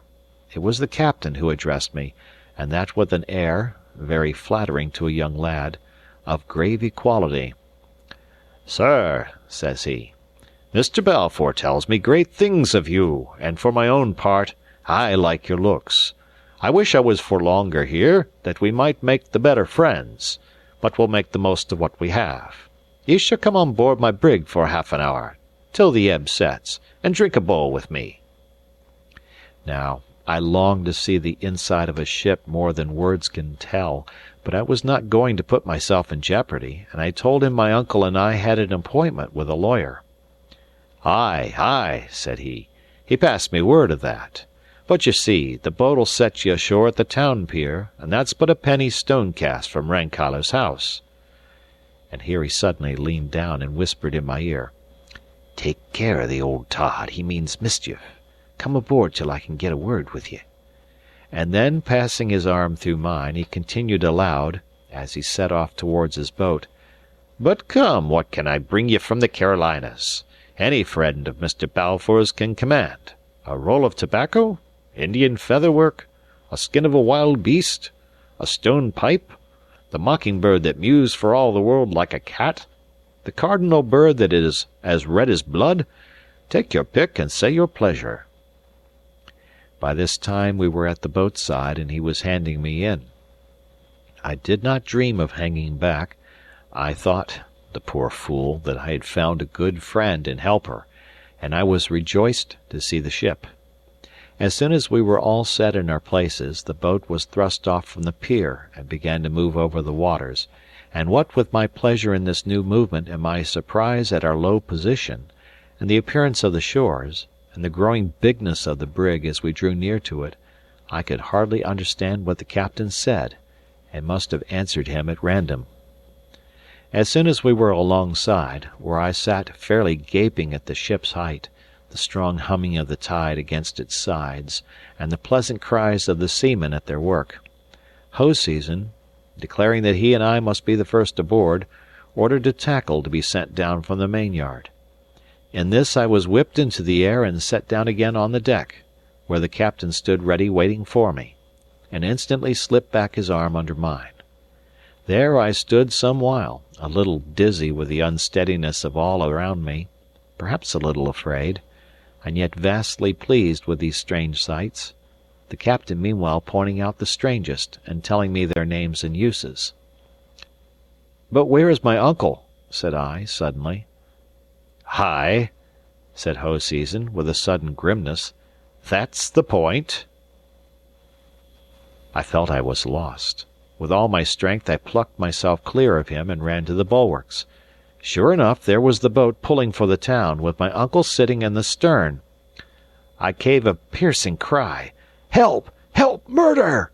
so that both sides of the anchorage rang with it, and my uncle turned round where he was sitting, and showed me a face full of cruelty and terror. It was the last I saw. Already strong hands had been plucking me back from the ship's side, and now a thunderbolt seemed to strike me. I saw a great flash of fire, and fell senseless. Chapter 7. I go to sea in the brig Covenant of Dysart. I came to myself in darkness, in great pain, bound hand and foot and deafened by many unfamiliar noises. There sounded in my ears a roaring of water as of a huge mill dam, the thrashing of heavy sprays, the thundering of the sails, and the shrill cries of seamen. The whole world now heaved giddily up and now rushed giddily downward, and so sick and hurt was I in body, and my mind so much confounded, that it took me a long while, chasing my thoughts up and down, and ever stunned again by a fresh stab of pain, to realize that I must be lying somewhere bound in the belly of that unlucky ship, and that the wind must have strengthened to a gale. With a clear perception of my plight there fell upon me a blackness of despair, a horror of remorse at my own folly, and a passion of anger at my uncle, that once more bereft me of my senses. When I returned again to life, the same uproar, the same confused and violent movements, shook and deafened me, and presently, to my other pains and distresses, there was added the sickness of an unused landsman on the sea. In that time of my adventurous youth I suffered many hardships, but none that was so crushing to my mind and body, or lit by so few hopes, as these first hours aboard the brig. I heard a gun fire, and supposed the storm had proved too strong for us, and we were firing signals of distress. The thought of deliverance, even by death in the deep sea, was welcome to me. Yet it was no such matter, but, as I was afterwards told, a common habit of the captain's, which I here set down to show that even the worst man may have his kindlier side. We were then passing, it appeared, within some miles of Dysart, where the brig was built, and where old Mrs. Hoseason, the captain's mother, had come some years before to live, and whether outward or inward bound, the Covenant was never suffered to go by that place by day without a gun fired and colours shown. I had no measure of time. Day and night were alike in that ill-smelling cavern of the ship's bowels, where I lay, and the misery of my situation drew out the hours to double. How long, therefore, I lay waiting to hear the ship split upon some rock, or to feel her reel head foremost into the depths of the sea, I have not the means of computation. But sleep at length stole from me the consciousness of sorrow. I was awakened by the light of a hand-lantern shining in my face.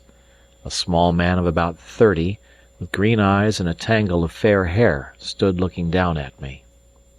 "Well," said he, "how goes it?" I answered by a sob, and my visitor then felt my pulse and temples, and set himself to wash and dress the wound upon my scalp. "Ay," said he, "a sore dunt. What, man, cheer up. The world's no done. You've made a bad start of it, but you'll make a better. Have you had any meat?"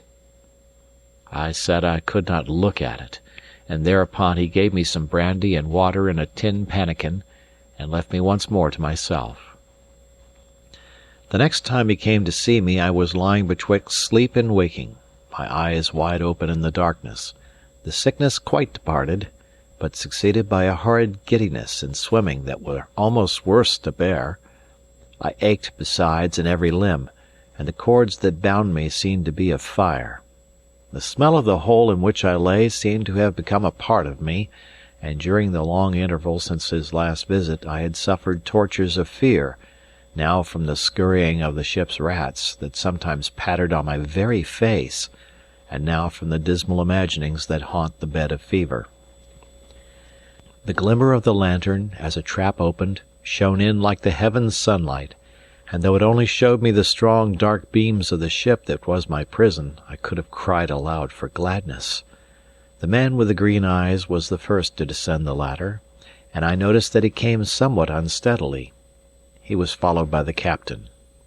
Neither said a word, but the first set to and examined me, and dressed my wound as before, while Hoseason looked me in my face with an odd black look. "Now, sir, you see for yourself," said the first. "A high fever, no appetite, no light, no meat. You see for yourself what that means." "I am no conjurer, Mr. Riach," said the captain. "Give me leave, sir," said Riach. "You've a good head upon your shoulders, and a good Scotch tongue to ask with, but I will leave you no manner of excuse. I want that boy taken out of this hole and put in the forecastle." "What ye may want, sir, is a matter of concern to nobody but yourself," returned the captain. "But I can tell you that which is to be. Here he is, here he shall bide." "Admitting that you have been paid in proportion," said the other, "I will crave leave humbly to say that I have not. Paid I am, and none too much, to be the second officer of this old tub, and you ken very well if I do my best to earn it. But I was paid for nothing more." "If ye could hold back your hand from the tin pan, Mr. Riach, I would have no complaint to make of ye," returned the skipper. "And instead of asking riddles, I make bold to say that you would hold your breath to cool your porridge. Will be required on deck," he added in a sharper note, and set one foot upon the ladder. But Mr. Riach caught him by the sleeve. "Admitting that you've been paid to do a murder," he began. Hoseason turned upon him with a flash. "What's that?" he cried. "What kind of talk is that?" "It seems it is the talk that you can understand," said Mr. Riach, looking him steadily in the face. "Mr. Riach, I have sailed with ye 3 cruises," replied the captain. "In all that time, sir, ye should have learned to know me. I'm a stiff man and a dour man, but for what ye say the now, fie, fie, it comes from a bad heart and a black conscience.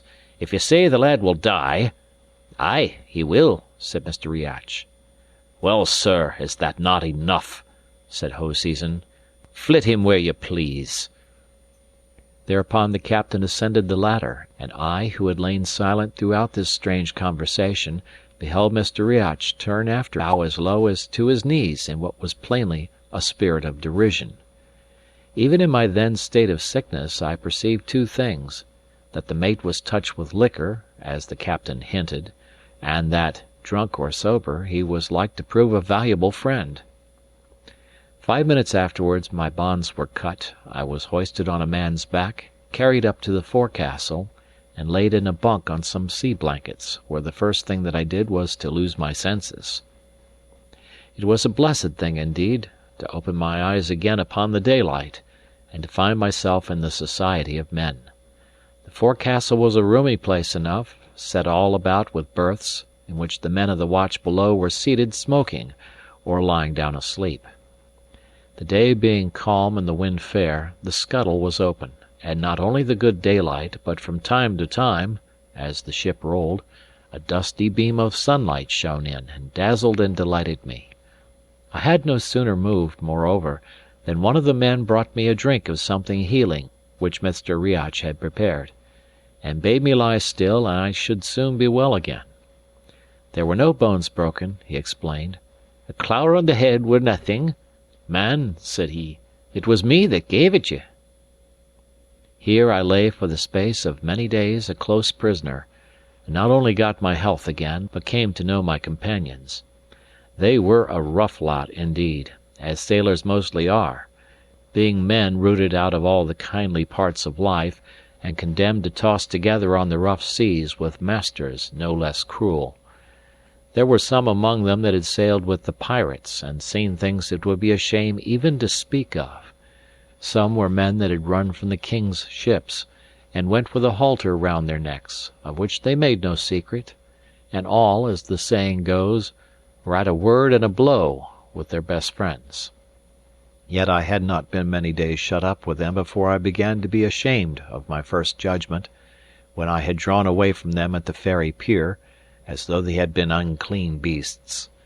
No class of man is altogether bad, but each has its own faults and virtues, and these shipmates of mine were no exception to the rule. Rough they were, sure enough, and bad, I suppose, but they had many virtues. They were kind when it occurred to them, simple even beyond the simplicity of a country lad like me, and had some glimmerings of honesty. There was one man, of maybe 40, that would sit on my berthside for hours and tell me of his wife and child. He was a fisher that had lost his boat, and thus been driven to the deep sea voyaging. Well, it is years ago now, but I have never forgotten him. His wife, who was young by him, as he often told me, waited in vain to see her man return. He would never again make the fire for her in the morning, nor yet keep the bairn when she was sick. Indeed, many of these poor fellows, as the event proved, were upon their last cruise. The deep seas and cannibal fish received them, and it is a thankless business to speak ill of the dead. Among other good deeds that they did, they returned my money, which had been shared among them, and though it was about a third short, I was very glad to get it, and hoped great good from it in the land I was going to. The ship was bound for the Carolinas, and you must not suppose that I was going to that place merely as an exile. The trade was even then much depressed, since that, and with the rebellion of the colonies and the formation of the United States, it has, of course, come to an end. But in those days of my youth, white men were still sold into slavery on the plantations, and that was the destiny to which my wicked uncle had condemned me.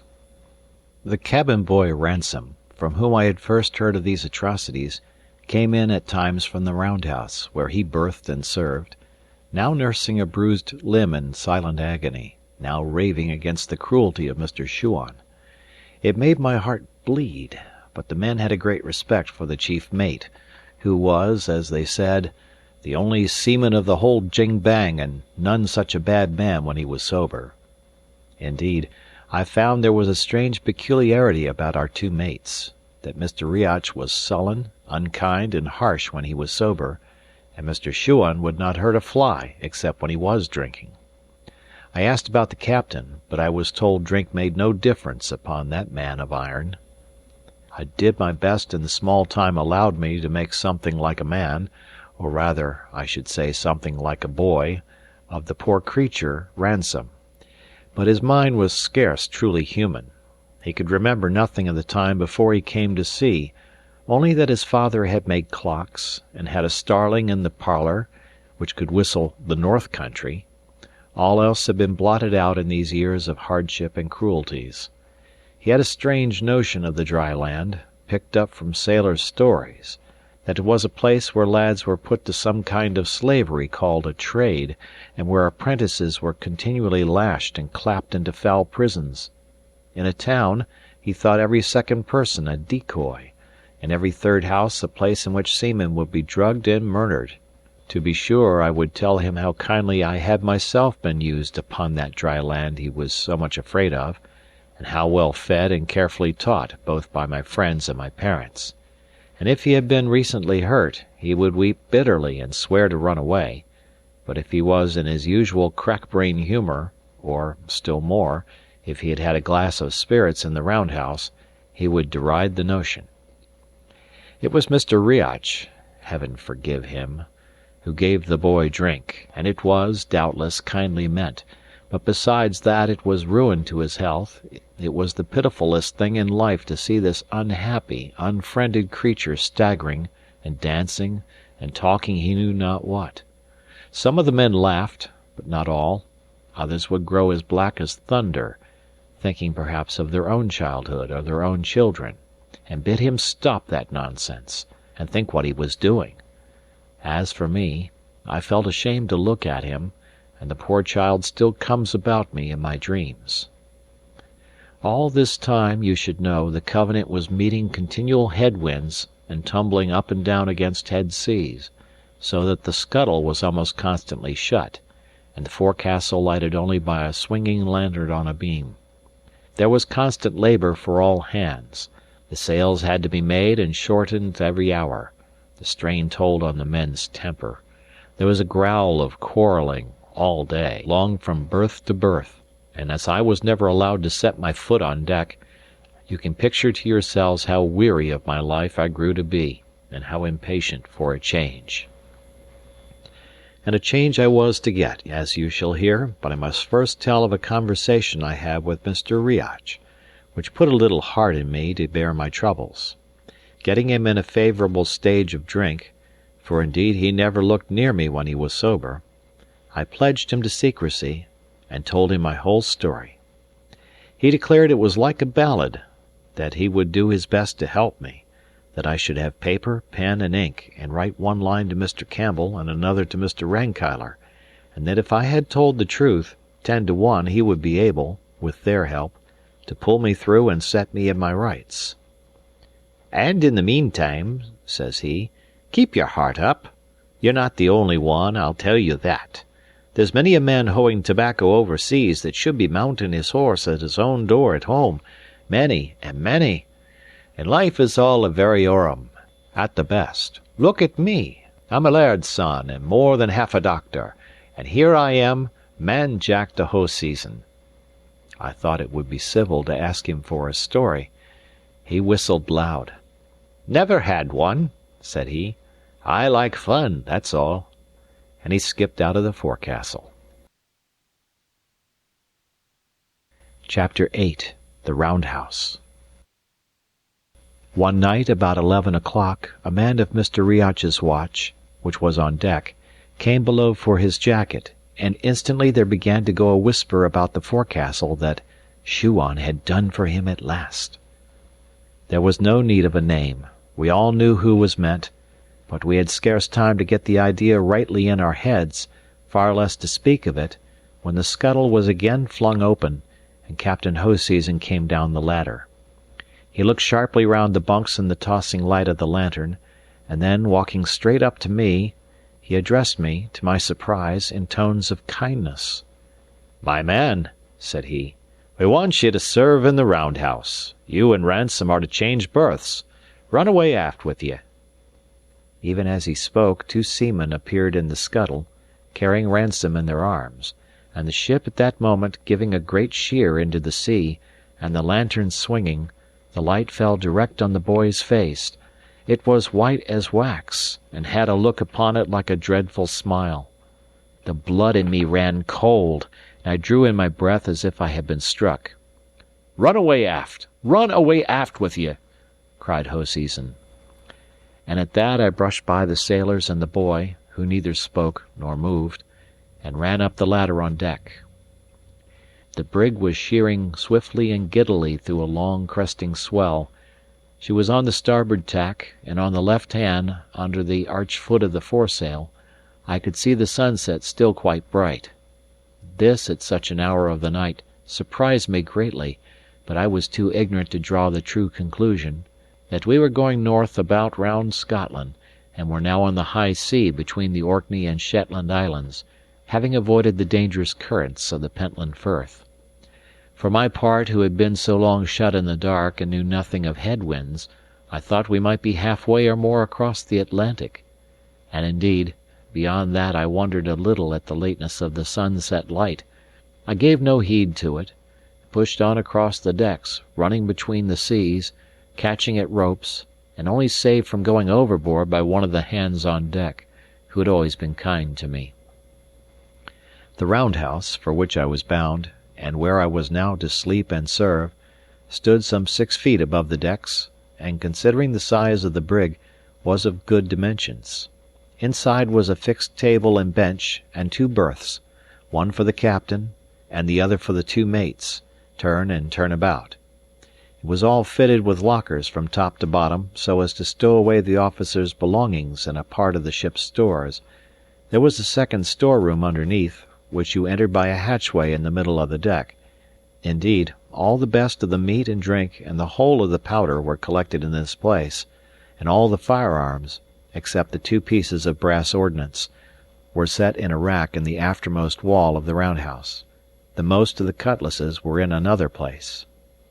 A small window with a shutter on each side, and a skylight in the roof, gave it light by day, and after dark there was a lamp always burning. It was burning when I entered, not brightly, but enough to show Mr. Shuan sitting at the table, with the brandy bottle and a tin pannikin in front of him. He was a tall man, strongly made and very black, and he stared before him on the table like one stupid.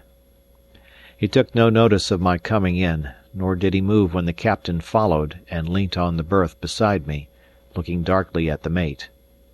I stood in great fear of Hoseason, and had my reasons for it, but something told me I need not be afraid of him just then, and I whispered in his ear, "How is he?" He shook his head like one that does not know and does not wish to think, and his face was very stern. Presently Mr. Riach came in. He gave the captain a glance that meant the boy was dead, as plain as speaking, and took his place like the rest of us, so that we all 3 stood without a word, staring down at Mr. Shuan, and Mr. Shuan, on his side, sat without a word, looking hard upon the table. All of a sudden he put out his hand to take the bottle, and at that Mr. Riach started forward and caught it away from him, rather by surprise than violence, crying out with an oath that there had been too much of this work altogether, and that a judgment would fall upon the ship. And as he spoke, the weather sliding doors standing open, he tossed the bottle into the sea. Mr. Shuan was on his feet in a trice. He still looked dazed, but he meant murder, aye, and would have done it, for the second time that night, had not the captain stepped in between him and his victim. "Sit down!" roars the captain. "You sotted swine, do you know what you've done? You've murdered the boy." Mr. Shuan seemed to understand, for he sat down again, and put up his hand to his brow. "Well," he said, "he brought me a dirty pannikin." At that word, the captain and I and Mr. Riach all looked at each other for a second with a kind of frightened look, and then Hoseason walked up to his chief officer, took him by the shoulder, led him across to his bunk and bade him lie down and go to sleep, as you might speak to a bad child. The murderer cried a little, but he took off his sea boots and obeyed. "Ha!" cried Mr. Riach, with a dreadful voice. "You should have interfered long since. It's too late now." "Mr. Riach," said the captain, This night's work must never be kent in Dysart. The boy went overboard, sir. That's what the story is, and I would give £5 out of my pocket it was true." He turned to the table. "What made you throw the good bottle away?" he added. "There was no sense in that, sir. Here, David, draw me another. They're in the bottom locker." And he tossed me a key. "You'll need a glass yourself, sir," he added to Riach. "Yon was an ugly thing to see." So the pair sat down and hobnobbed, and while they did so, the murderer, who had been lying and whimpering in his berth, raised himself upon his elbow and looked at them and at me. That was the first night of my new duties, and in the course of the next day I had got well into the run of them. I had to serve at the meals, which the captain took at regular hours, sitting down with the officer who was off duty. All the day through I would be running with a dram to one or other of my three masters, and at night I slept on a blanket thrown on the deck boards at the aftermost end of the roundhouse, and right in the draught of the two doors. It was a hard and a cold bed, nor was I suffered to sleep without interruption, for someone would always be coming in from deck to get a dram, and when a fresh watch was to be set, two and sometimes all three would sit down and brew a bowl together. How they kept their health I know not, any more than how I kept my own. And yet in other ways it was an easy service. There was no cloth to lay, the meals were either of oatmeal porridge or salt junk, except twice a week, when there was duff, and though I was clumsy enough and, not being firm on my sea legs, sometimes fell with what I was bringing them, both Mr. Riach and the captain were singularly patient. I could not but fancy they were making up leeway with their consciences, and that they would scarce have been so good with me if they had not been worse with Ransom. As for Mr. Shuan, the drink or his crime, or the two together, had certainly troubled his mind. I cannot say I ever saw him in his proper wits. He never grew used to my being there, stared at me continually. Sometimes I could have thought with terror, and more than once drew back from my hand when I was serving him. I was pretty sure from the first that he had no clear mind of what he had done, and on my second day in the roundhouse I had the proof of it. We were alone, and he had been staring at me a long time, when all at once up he got as pale as death and came up close to me, to my great terror, but I had no cause to be afraid of him. "You were not here before?" he asked. "No, sir," said I. "There was another boy?" he asked again, and when I had answered him, "Ah," says he, "I thought that," and went and sat down without another word except to call for brandy. You may think it strange, but for all the horror I had, I was still sorry for him. He was a married man, with a wife in Leith, but whether or no he had a family I have now forgotten. I hope not. Altogether it was no very hard life for the time it lasted, which, as you are to hear, was not long. I was as well fed as the best of them, even their pickles, which were the great dainty, I was allowed my share of, and had I liked I might have been drunk from morning to night, like Mr. Shuan. I had company too, and good company of its sort.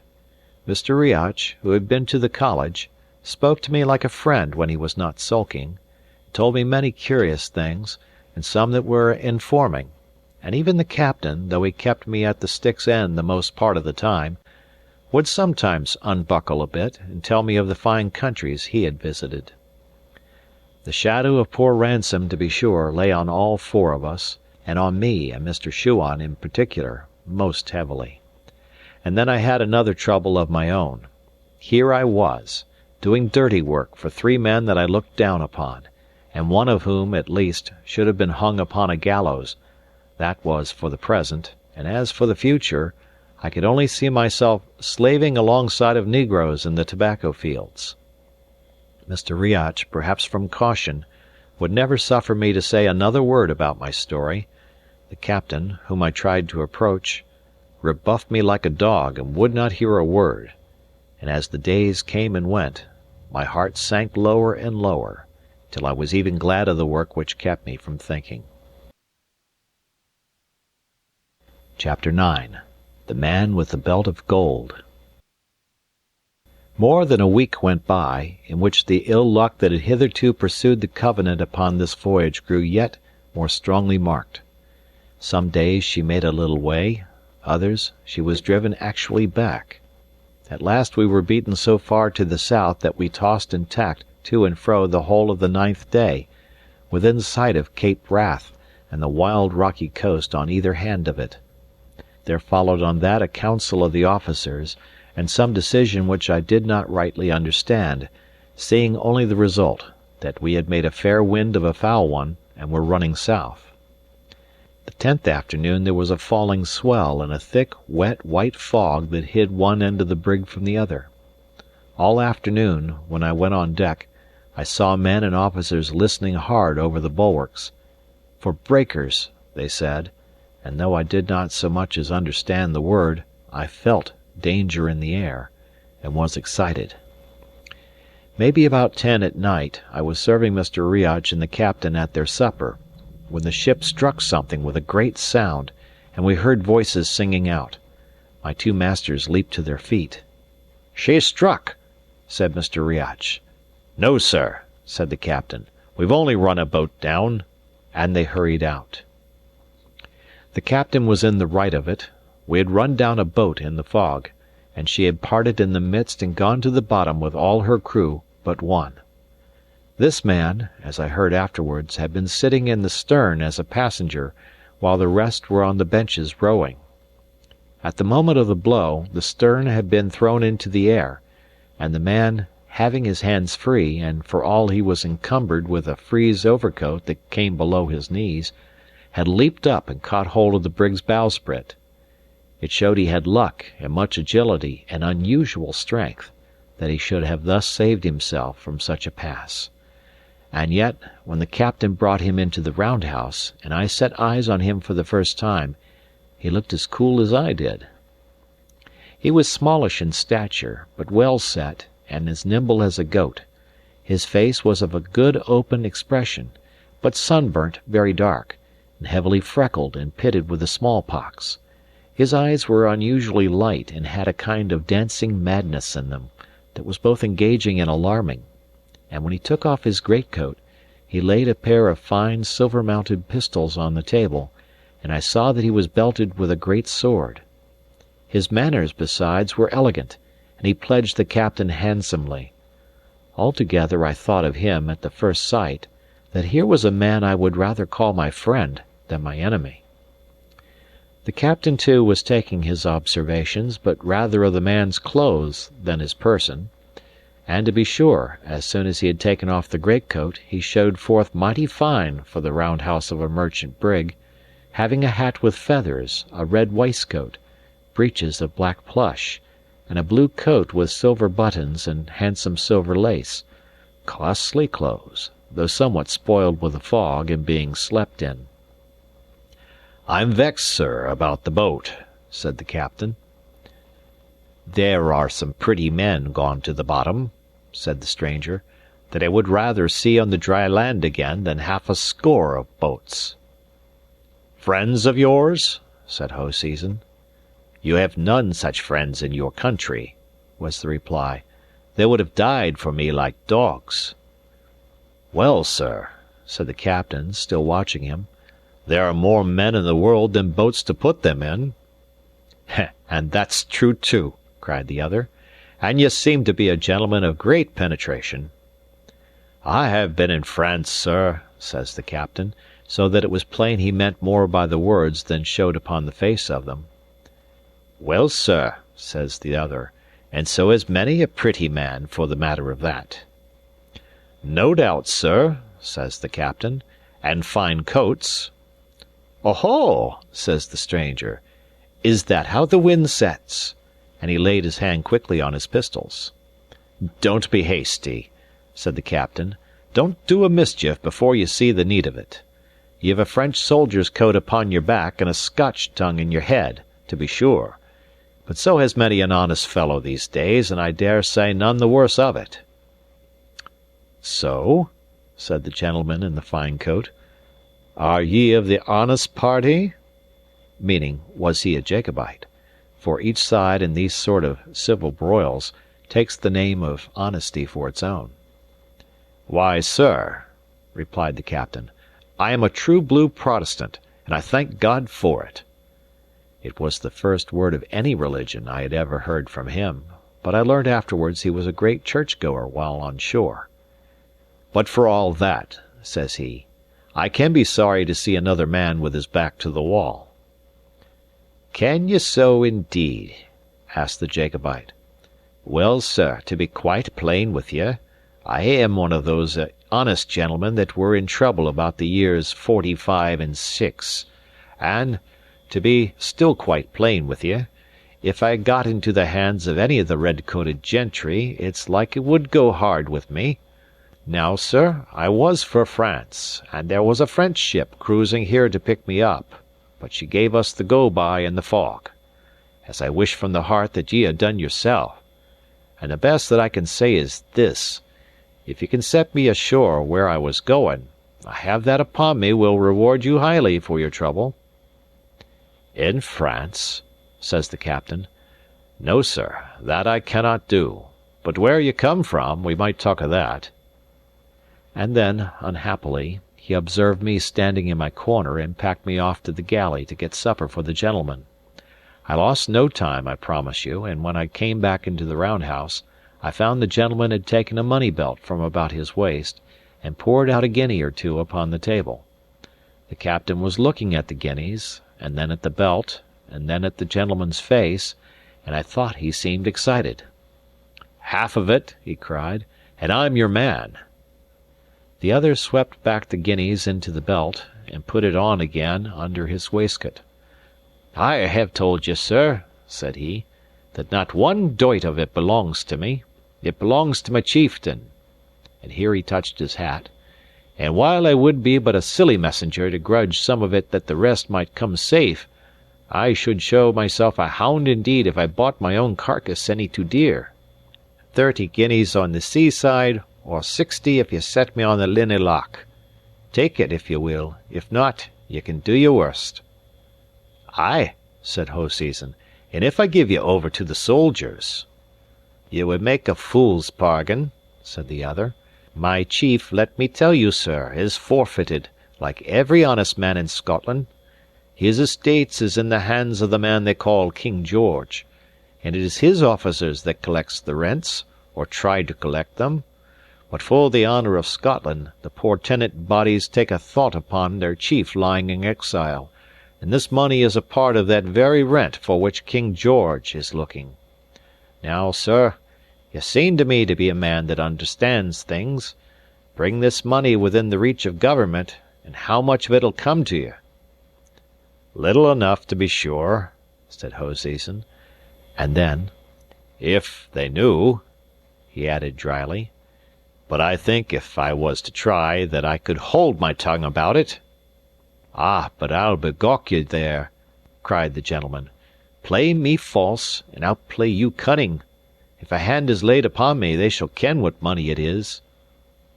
"Well," returned the captain, "that must be must. 60 guineas, and done.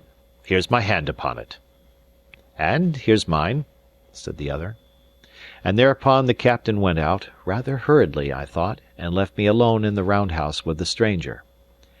At that period, so soon after the '45, there were many exiled gentlemen coming back at the peril of their lives, either to see their friends or to collect a little money, and as for the Highland chiefs that had been forfeited, it was a common matter of talk how their tenants would stint themselves to send them money, and their clansmen outfaced the soldiery to get it in, and run the gauntlet of our great navy to carry it across. All this I had, of course, heard tell of, and now I had a man under my eyes whose life was forfeit on all these counts and upon one more, for he was not only a rebel and a smuggler of rents, but he had taken service with King Louis of France. And as if all this were not enough, he had a belt full of golden guineas round his loins. Whatever my opinions, I could not look on such a man without a lively interest. "And so you're a Jacobite?" said I, as I set meat before him. "Ay," said he, beginning to eat. "And you, by your long face, should be a Whig." "Betwixt and between," said I, not to annoy him, but for indeed I was as good a Whig as Mr. Campbell could make me. "And that's nothing," said he. "But I'm saying, Mr. Betwixt and between," he added, "this bottle of yours is dry, and it's hard if I'm to pay 60 guineas and be grudged a dram upon the back of it." "I'll go and ask for the key," said I, and stepped on deck. The fog was as close as ever, but the swell almost down.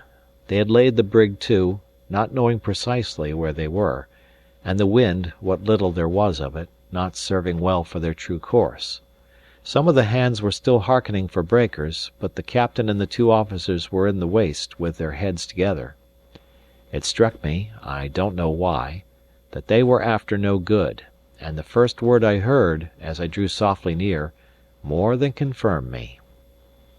It was Mr. Riach crying out as if upon a sudden thought, "Couldn't we whale him out of the round house?" "He's better where he is," returned Hoseason. "He hasn't room to use his sword." "Well, that's true," said Riach, "but he's hard to come at."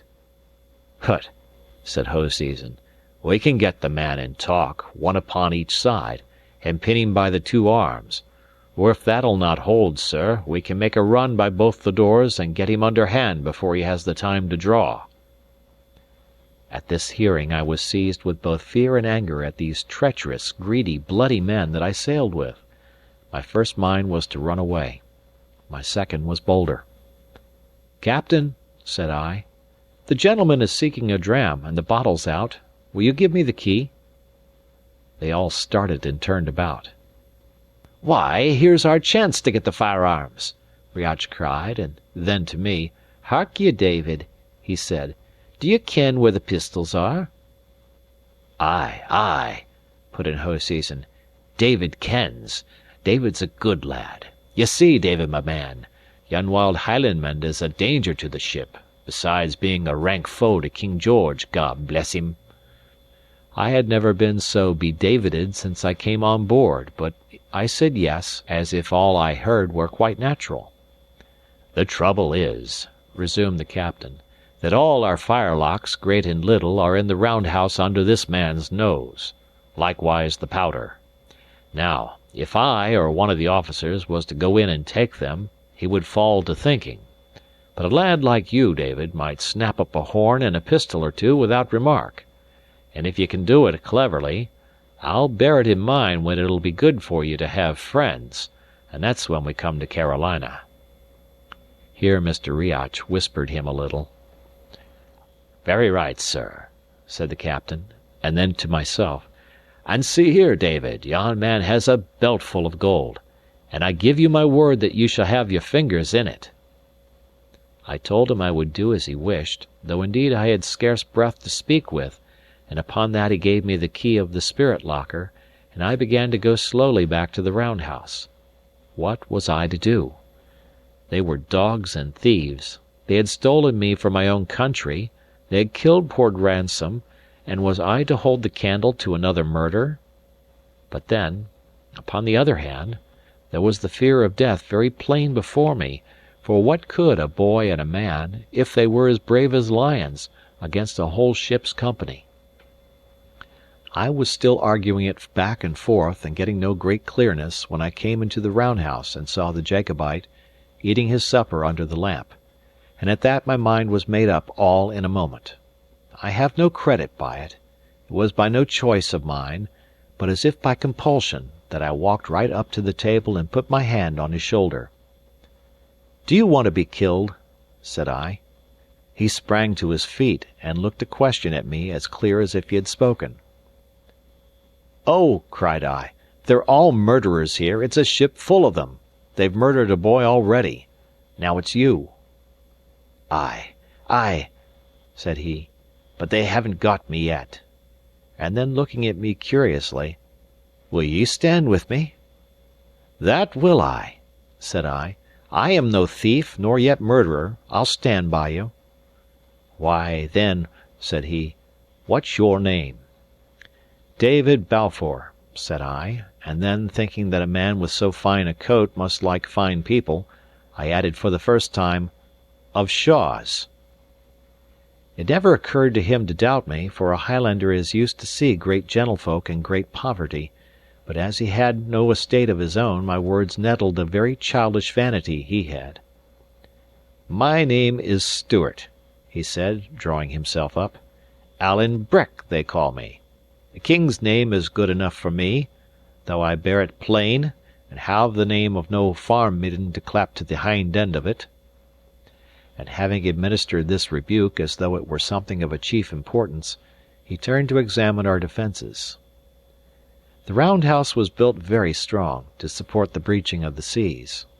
Of its 5 apertures, only the skylight and the 2 doors were large enough for the passage of a man.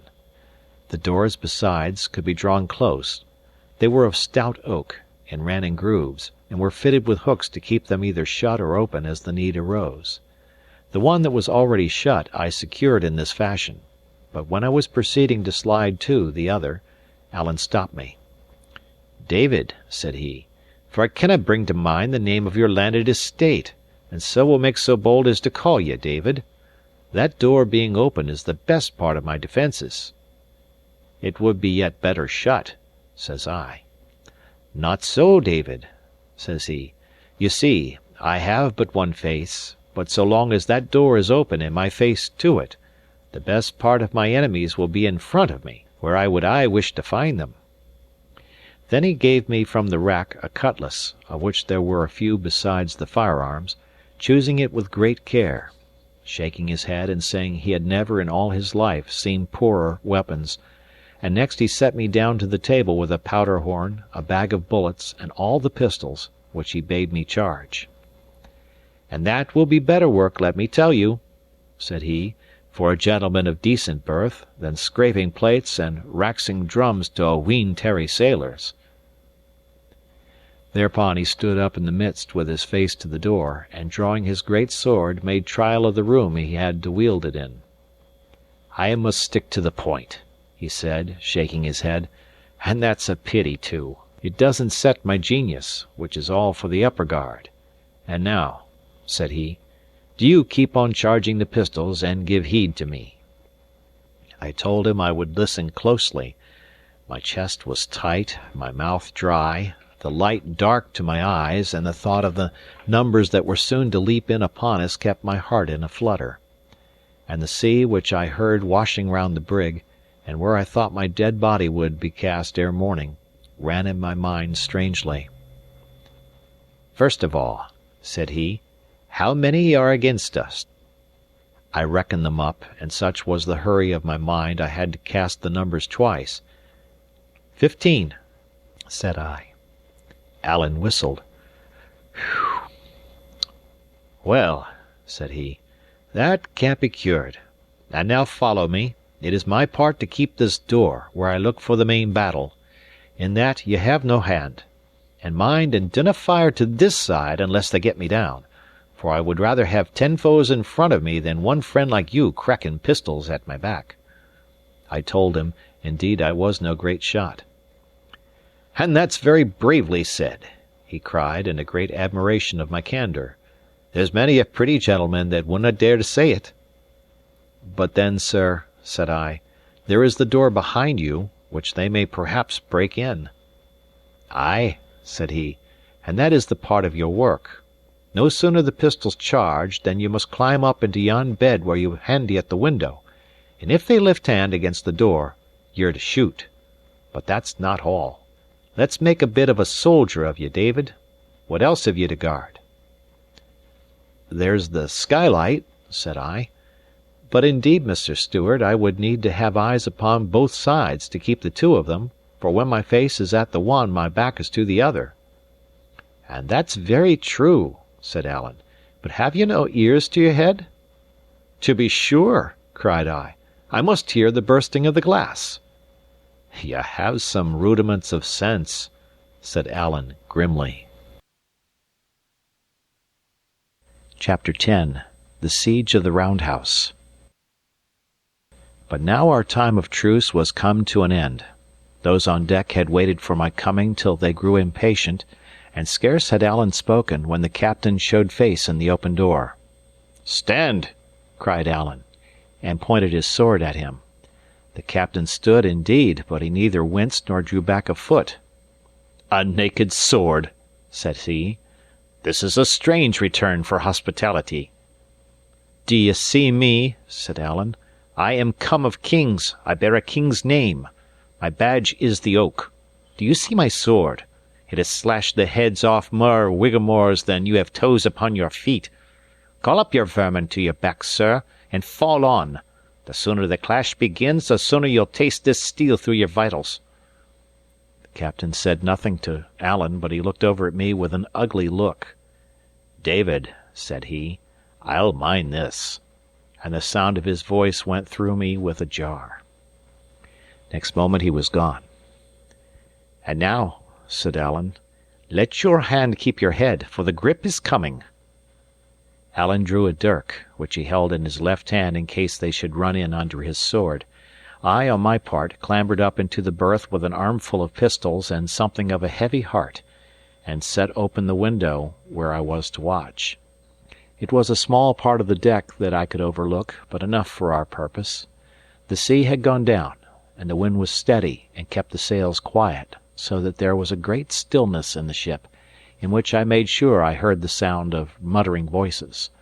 A little after, and there came a clash of steel upon the deck, by which I knew they were dealing out the cutlasses, and one had been let fall, and after that, silence again. I do not know if I was what you call afraid, but my heart beat like a bird's, both quick and little, and there was a dimness come before my eyes which I continually rubbed away, and which continually returned. As for hope, I had none, but only a darkness of despair and a sort of anger against all the world that made me long to sell my life as dear as I was able. I tried to pray, I remember, but that same hurry of my mind, like a man running, would not suffer me to think upon the words, and my chief wish was to have the thing begin and be done with it.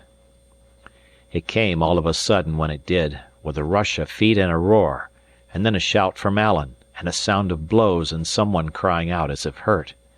I looked back over my shoulder and saw Mr. Shuan in the doorway, crossing blades with Alan. "That's him that killed the boy!" I cried. "Look to your window," said Alan, and as I turned back to my place, I saw him pass his sword through the mate's body. It was none too soon for me to look to my own part, for my head was scarce back at the window before 5 men, carrying a spare yard for a battering ram, ran past me and took post to drive the door in. I had never fired with a pistol in my life, and not often with a gun, far less against a fellow creature. But it was now or never, and just as they swang the yard I cried out, "Take that!" and shot into their midst. I must have hit one of them, for he sang out and gave back a step, and the rest stopped as if a little disconcerted. Before they had time to recover, I sent another ball over their heads, and at my third shot, which went as wide as the second, the whole party threw down the yard and ran for it. Then I looked round again into the deck-house. The whole place was full of the smoke of my own firing, just as my ears seemed to be burst with the noise of the shots.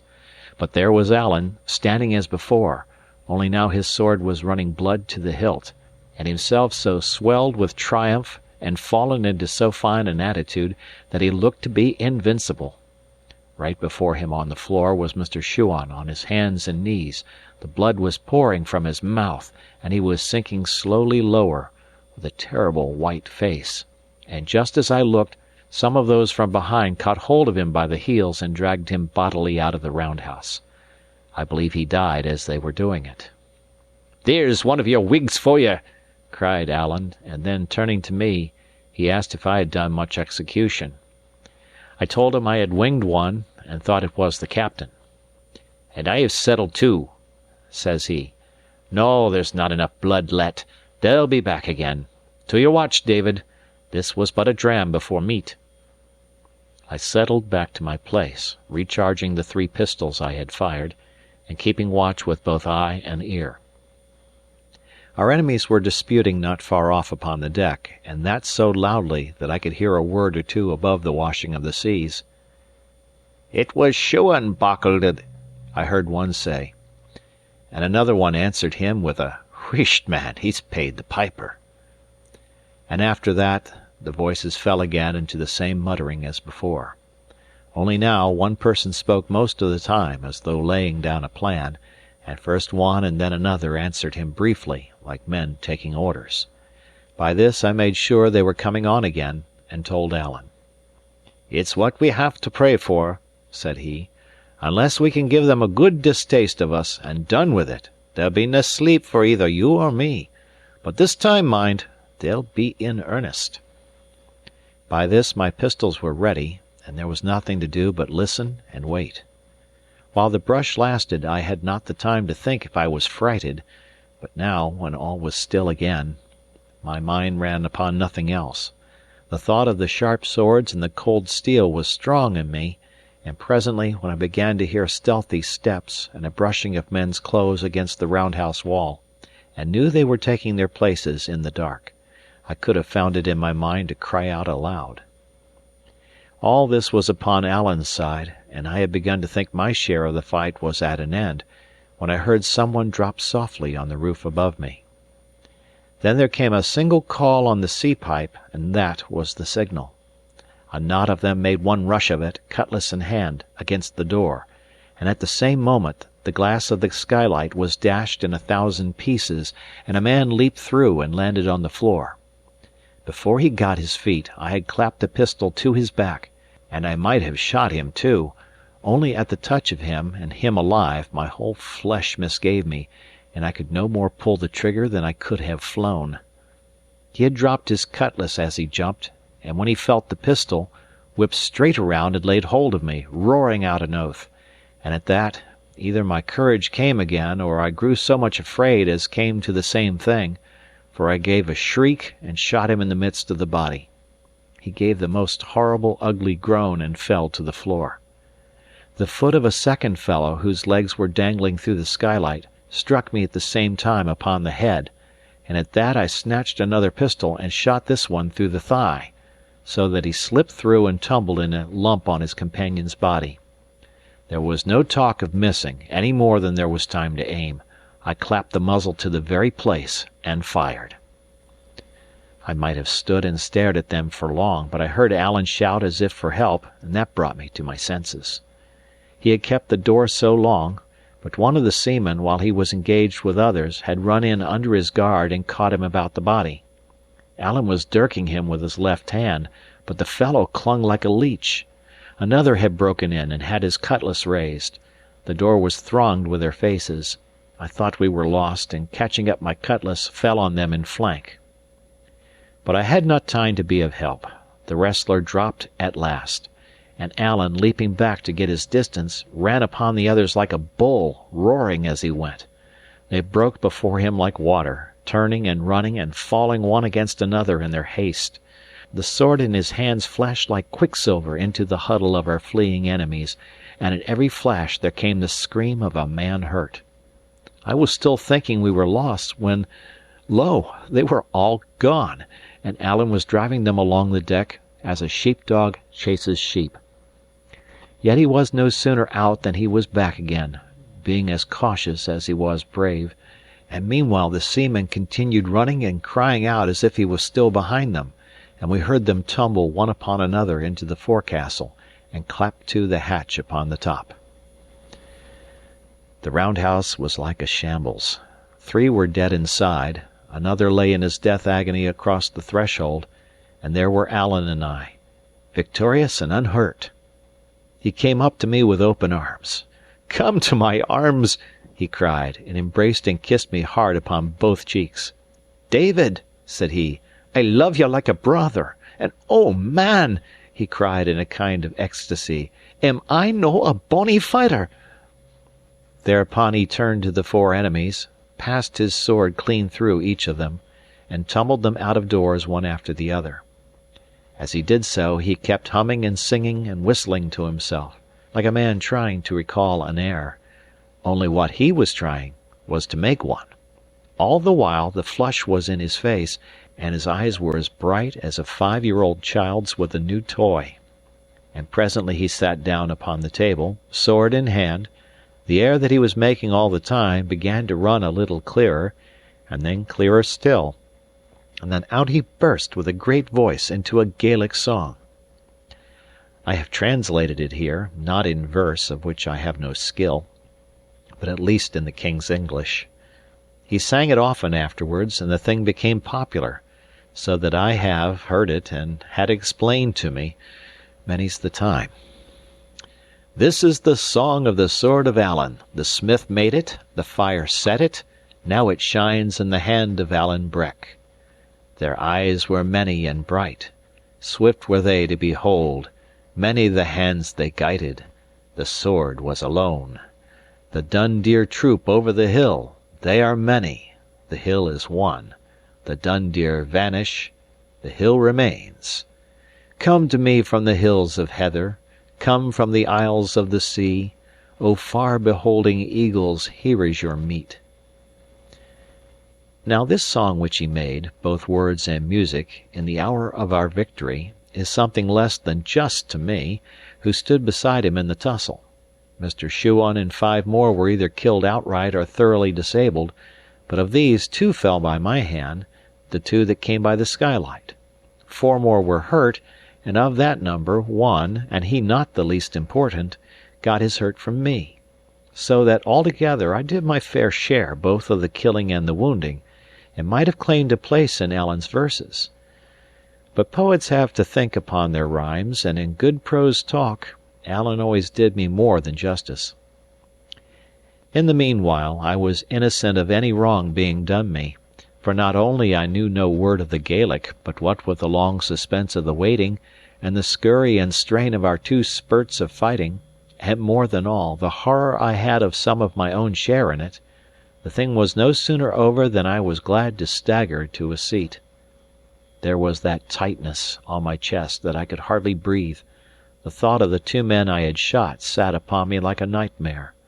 And all upon a sudden, and before I had a guess of what was coming, I began to sob and cry like any child. Alan clapped my shoulder, and said I was a brave lad, and wanted nothing but a sleep. "I'll take the first watch," said he. "You've done well by me, David, first and last, and I wouldn't lose you for all Appin. No, nor for Breadalbane." So I made up my bed on the floor, and he took the first spell, pistol in hand and sword on knee, 3 hours by the captain's watch upon the wall. Then he roused me up, and I took my turn of 3 hours, before the end of which it was broad day, and a very quiet morning, with a smooth, rolling sea that tossed the ship and made the blood run to and fro on the roundhouse floor, and a heavy rain that drummed upon the roof. All my watch there was nothing stirring, and by the banging of the helm I knew they had even no one at the tiller. Indeed, as I learned afterwards, there were so many of them hurt or dead, and the rest in so ill a temper, that Mr. Riach and the captain had to take turn and turn, like Alan and me, or the brig might have gone ashore, and nobody the wiser. It was a mercy the night had fallen so still, for the wind had gone down as soon as the rain began.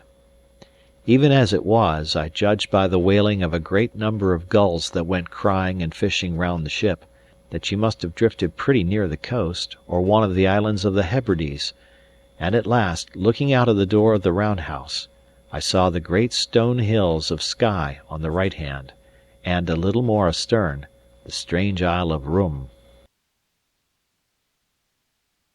Chapter 11. The Captain Knuckles Under. Alan and I sat down to breakfast about 6 of the clock. The floor was covered with broken glass and in a horrid mess of blood, which took away my hunger. In all other ways we were in a situation not only agreeable but merry, having ousted the officers from their own cabin, and having at command all the drink in the ship, both wine and spirits, and all the dainty part of what was eatable, such as the pickles and the fine sort of bread. This of itself was enough to set us in good humour, but the richest part of it was this, that the 2 thirstiest men that ever came out of Scotland, Mr. Shuan being dead, were now shut in the forepart of the ship and condemned to what they hated most, cold water. "And depend upon it," Alan said, "we shall hear more of them ere long. Ye may keep a man from the fighting, but never from his bottle." We made good company for each other.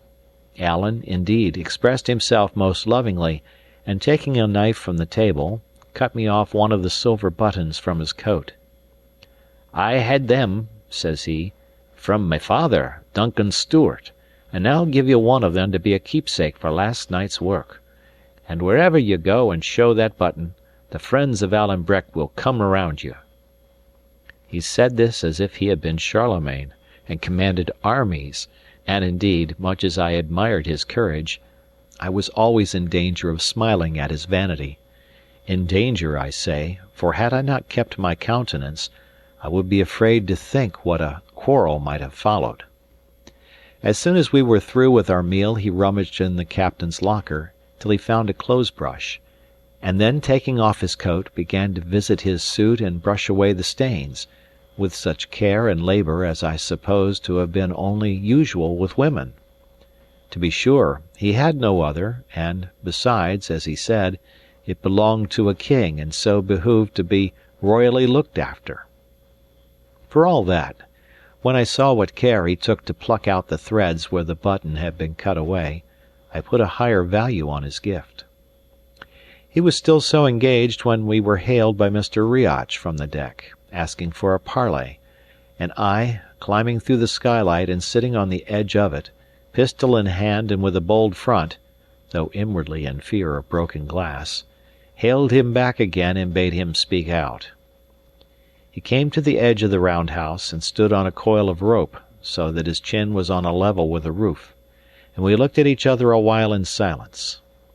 Mr. Riach, as I do not think he had been very forward in the battle, so he had got off with nothing worse than a blow upon the cheek, but he looked out of heart and very weary, having been all night afoot, either standing watch or doctoring the wounded.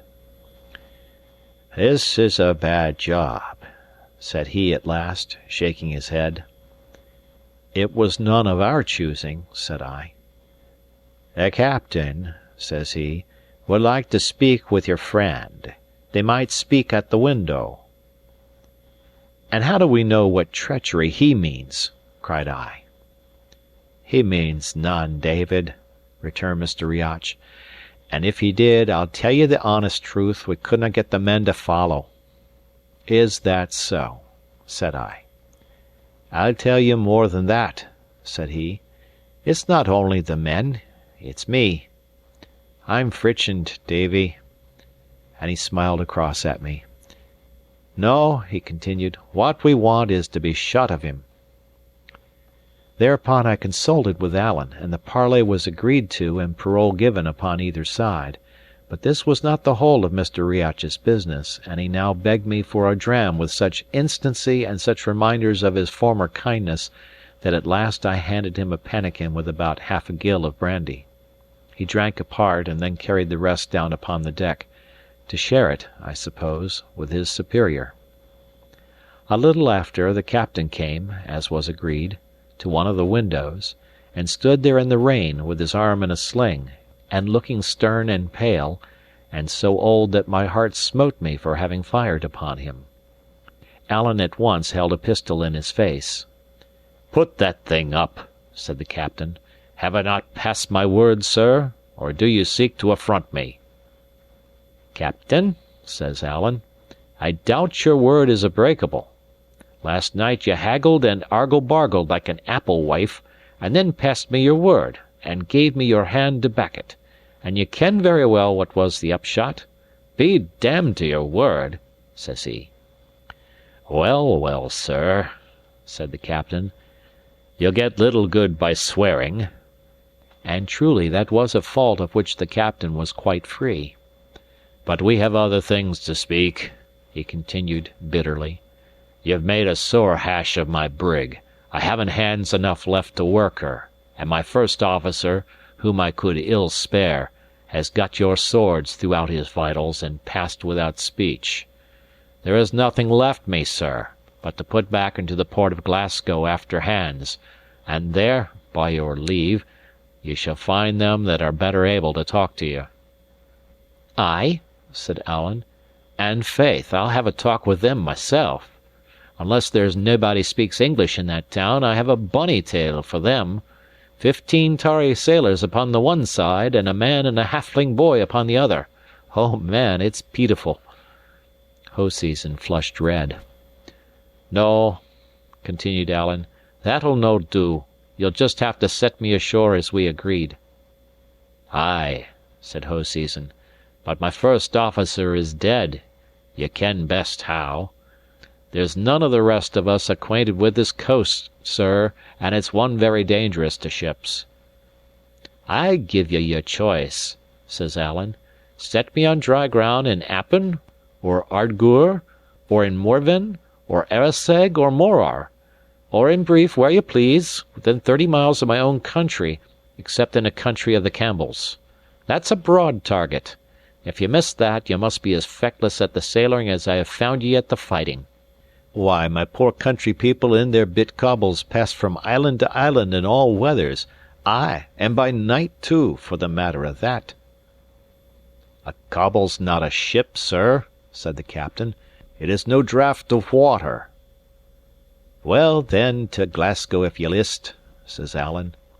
"We'll have the laugh of ye at the least." "My mind runs little upon laughing," said the captain. "But all this will cost money, sir." "Well, sir," says Alan, "I am no weathercock. 30 guineas if you land me on the seaside, and 60 if you put me in the Linnhe Loch." "But see, sir, where we lie. We are but a few hours' sail from Ardnamurchan," says Hoseason. "Give me 60, and I'll set you there." "And I'm to wear my brogues and run jeopardy of the redcoats to please you?" cries Alan. "No, sir. If ye want 60 guineas, earn them, and set me in my own country." "It's to risk the brig, sir," said the captain, "and your own lives along with her." "Take it or want it," says Alan. "Could ye pilot us at all?" asked the captain, who was frowning to himself. "Well, it's doubtful," said Alan. "I'm more of a fighting man, as ye have seen for yourself, than a sailor man; but I have been often enough picked up and set down upon this coast, and should ken something of the lie of it." The captain shook his head, still frowning.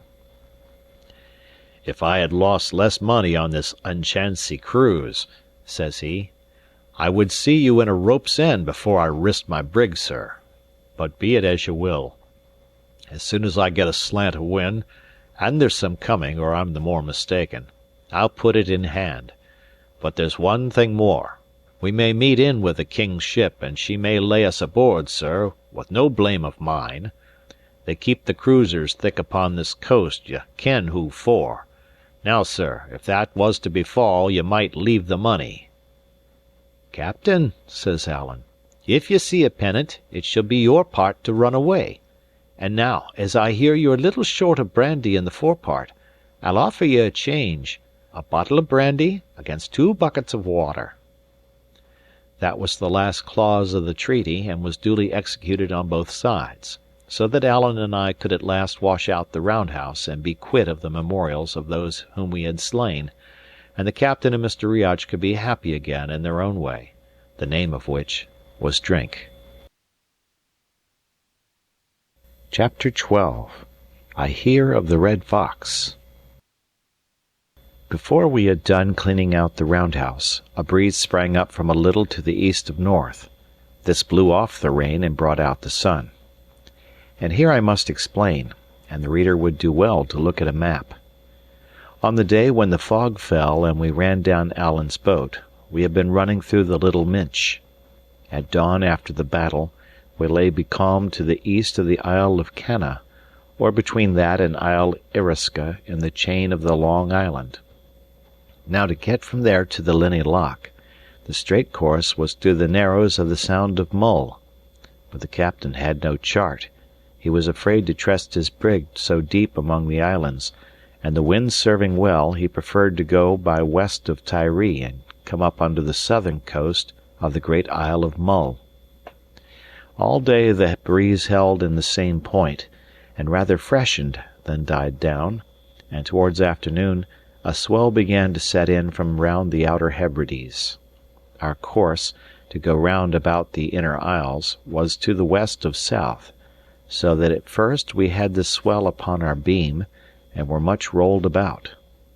But after nightfall, when we had turned the end of Tiree and began to head more to the east, the sea came right astern. Meanwhile, the early part of the day, before the swell came up, was very pleasant, sailing as we were in a bright sunshine and with many mountainous islands upon different sides. Alan and I sat in the roundhouse with the doors open on each side, the wind being straight astern, and smoked a pipe or two of the captain's fine tobacco.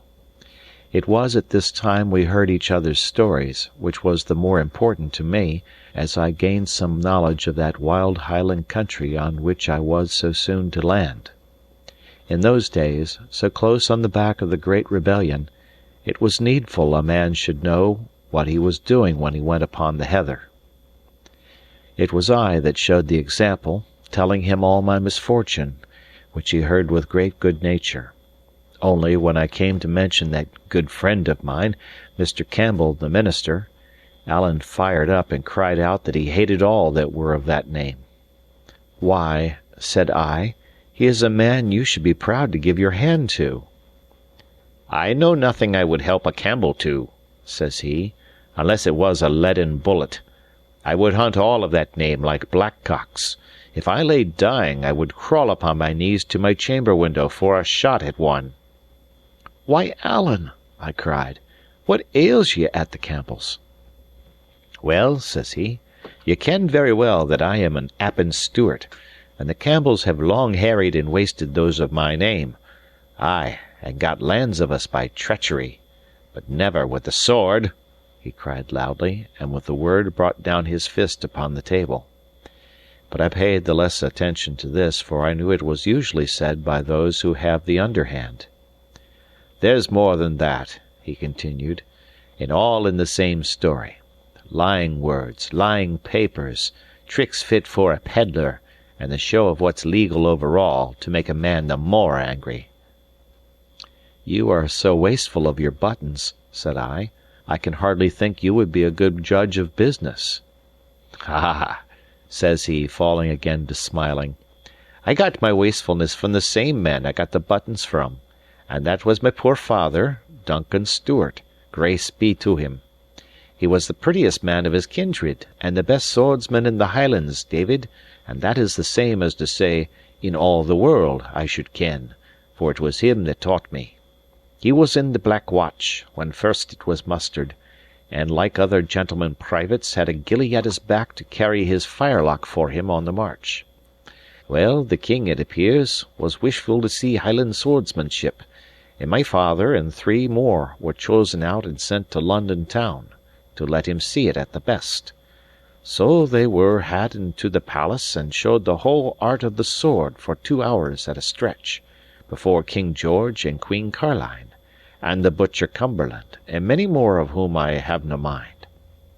And when they were through, the king, for all he was a rank usurper, spoke them fair, and gave each man 3 guineas in his hand. Now, as they were going out of the palace, they had a porter's lodge to go by, and it came in on my father, as he was perhaps the first private Highland gentleman that had ever gone by that door, it was right he should give the poor porter a proper notion of their quality. So he gives the king's 3 guineas into the man's hand, as if it was his common custom. The 3 others that came behind him did the same, and there they were on the street, never a penny the better for their pains. Some say it was one that was the first to fee the king's porter, and some say it was another. But the truth of it is that it was Duncan Stewart, as I am willing to prove with either sword or pistol, and that was the father I had. God rest him." "I think he was not the man to leave you rich," said I. "And that's true," said Alan. "He left me my breeks to cover me, and little besides.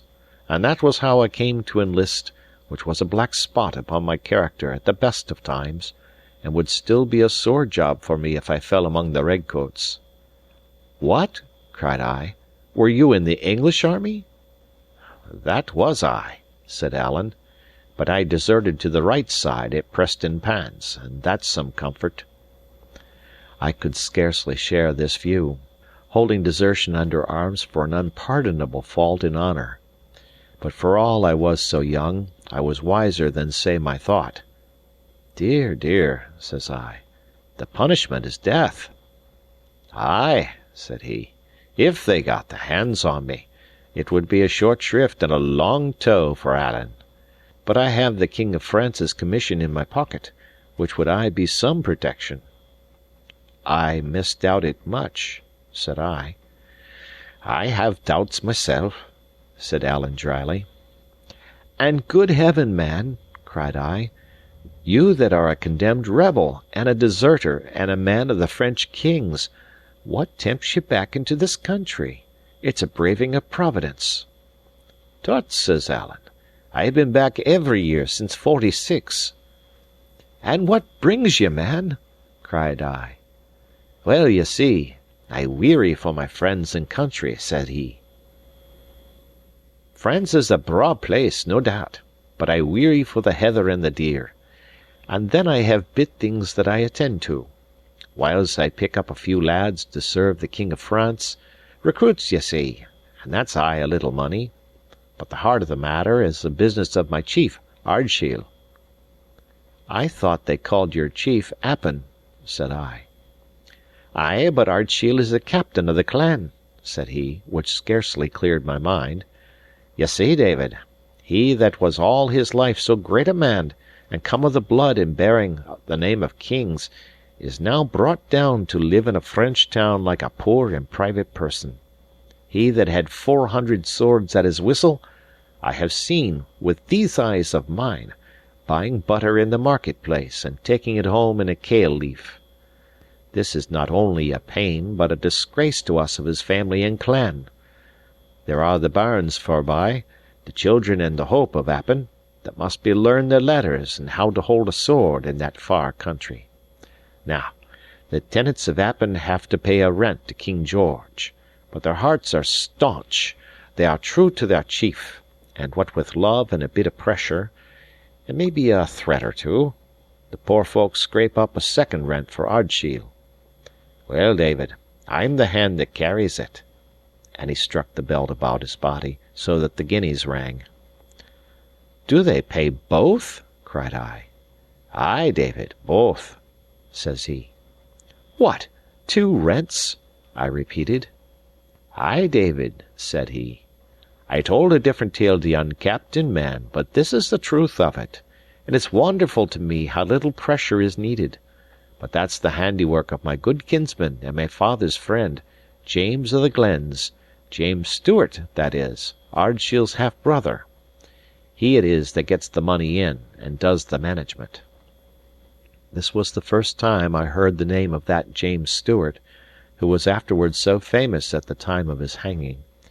But I took little heed at the moment, for all my mind was occupied with the generosity of these poor Highlanders.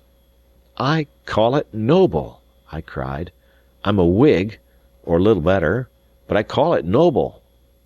"Ay," said he, "ye're a Whig, but you're a gentleman, and that's what does it. Now, if ye were one of the cursed race of Campbell, ye would gnash your teeth to hear tell of it. If ye were the Red Fox—" And at that name his teeth shut together, and he ceased speaking. I've seen many a grim face, but never a grimmer than Alan's when he had named the Red Fox. "And who is the Red Fox?" I asked, daunted but still curious. "Who is he?" cried Alan. "Well, and I tell you that. When the men of the clans were broken at Culloden, and the good cause went down, and the horses rode over the fetlocks in the best blood of the north, Ardshiel had to flee like a poor deer upon the mountains, he and his lady and his bairns. A sair job we had of it before we got him shipped, and while he still lay in the heather, the English rogues, that couldna come at his life, were striking at his rights. They stripped him of his powers, they stripped him of his lands, they plucked the weapons from the hands of his clansmen, that had borne arms for 30 centuries, ay, and the very clothes off their backs, so that it's now a sin to wear a tartan plaid, and a man may be cast into a jail if he has but a kilt about his legs. One thing they couldna kill, that was the love the clansmen bore their chief. These guineas are the proof of it. And now, in there steps a man, a Campbell, red-headed Colin of Glenure. "Is that him you call the Red Fox?" said I. "Will ye bring me his brush?" cried Alan fiercely. "Ay, that's the man. In he steps and gets papers from King George, to be so-called King's Factor on the lands of Appin. And at first he sings small, and his hail-fellow well met with Shamus. That's James of the Glens, my chieftain's agent. But by the by, that came to his ears that I have just told you, how the poor commons of Appin, the farmers and the crofters and the bowmen, were wringing their very plaids to get a second rent, and send it overseas for Ardshiel and his poor bairns. What was it ye called it, when I told ye?" "I called it noble, Alan," said I.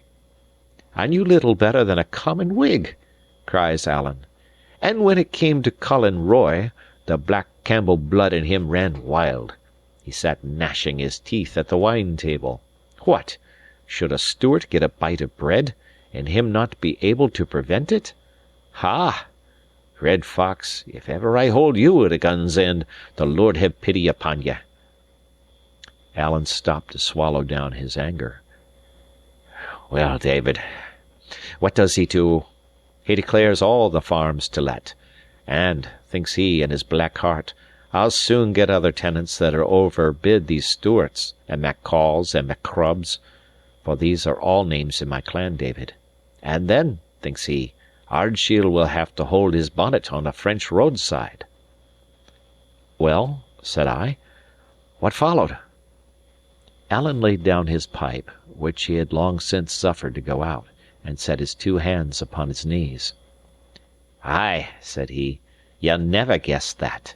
For these same Stewarts and Macalls and Macrubs, that had two rents to pay, one to King George by stark force, and one to Ardshiel by natural kindness, offered him a better price than any Campbell in all broad Scotland, and far he sent seeking them, as far as to the sides of Clyde and the cross of Edinburgh, seeking and fleeching and begging them to come, where there was a Stewart to be starved and a red-headed hound of a Campbell to be pleasured."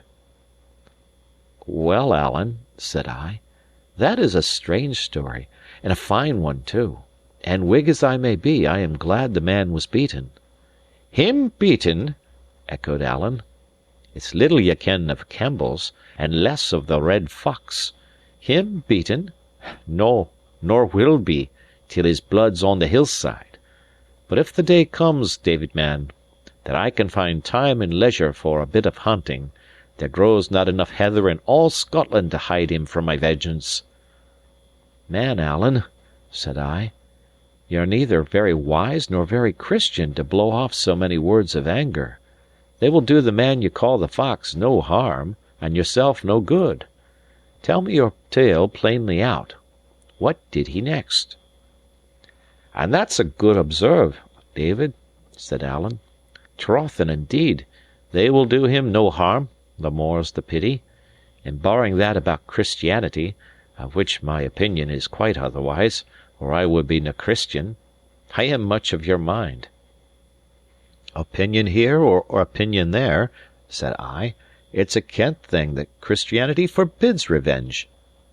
"Ay," said he, "it's well seen it was a Campbell taught ye. It would be a convenient world for them and their sort, if there were no such thing as a lad and a gun behind a heather bush. But that's nothing to the point. This is what he did." "Ay," said I, "come to that." "Well, David," said he, "since he couldnae be rid of the loyal commons by fair means, he swore he would be rid of them by foul. Ardshiel was to starve, that was the thing he aimed at. And since them that fed him in his exile wouldnae be brought out, right or wrong, he would drive them out. Therefore he sent for lawyers and papers and redcoats to stand at his back, and the kindly folk of that country must all pack and tramp, every father's son out of his father's house, and out of the place where he was bred and fed, and played when he was a callant. And who are to succeed them? Bare-legged beggars.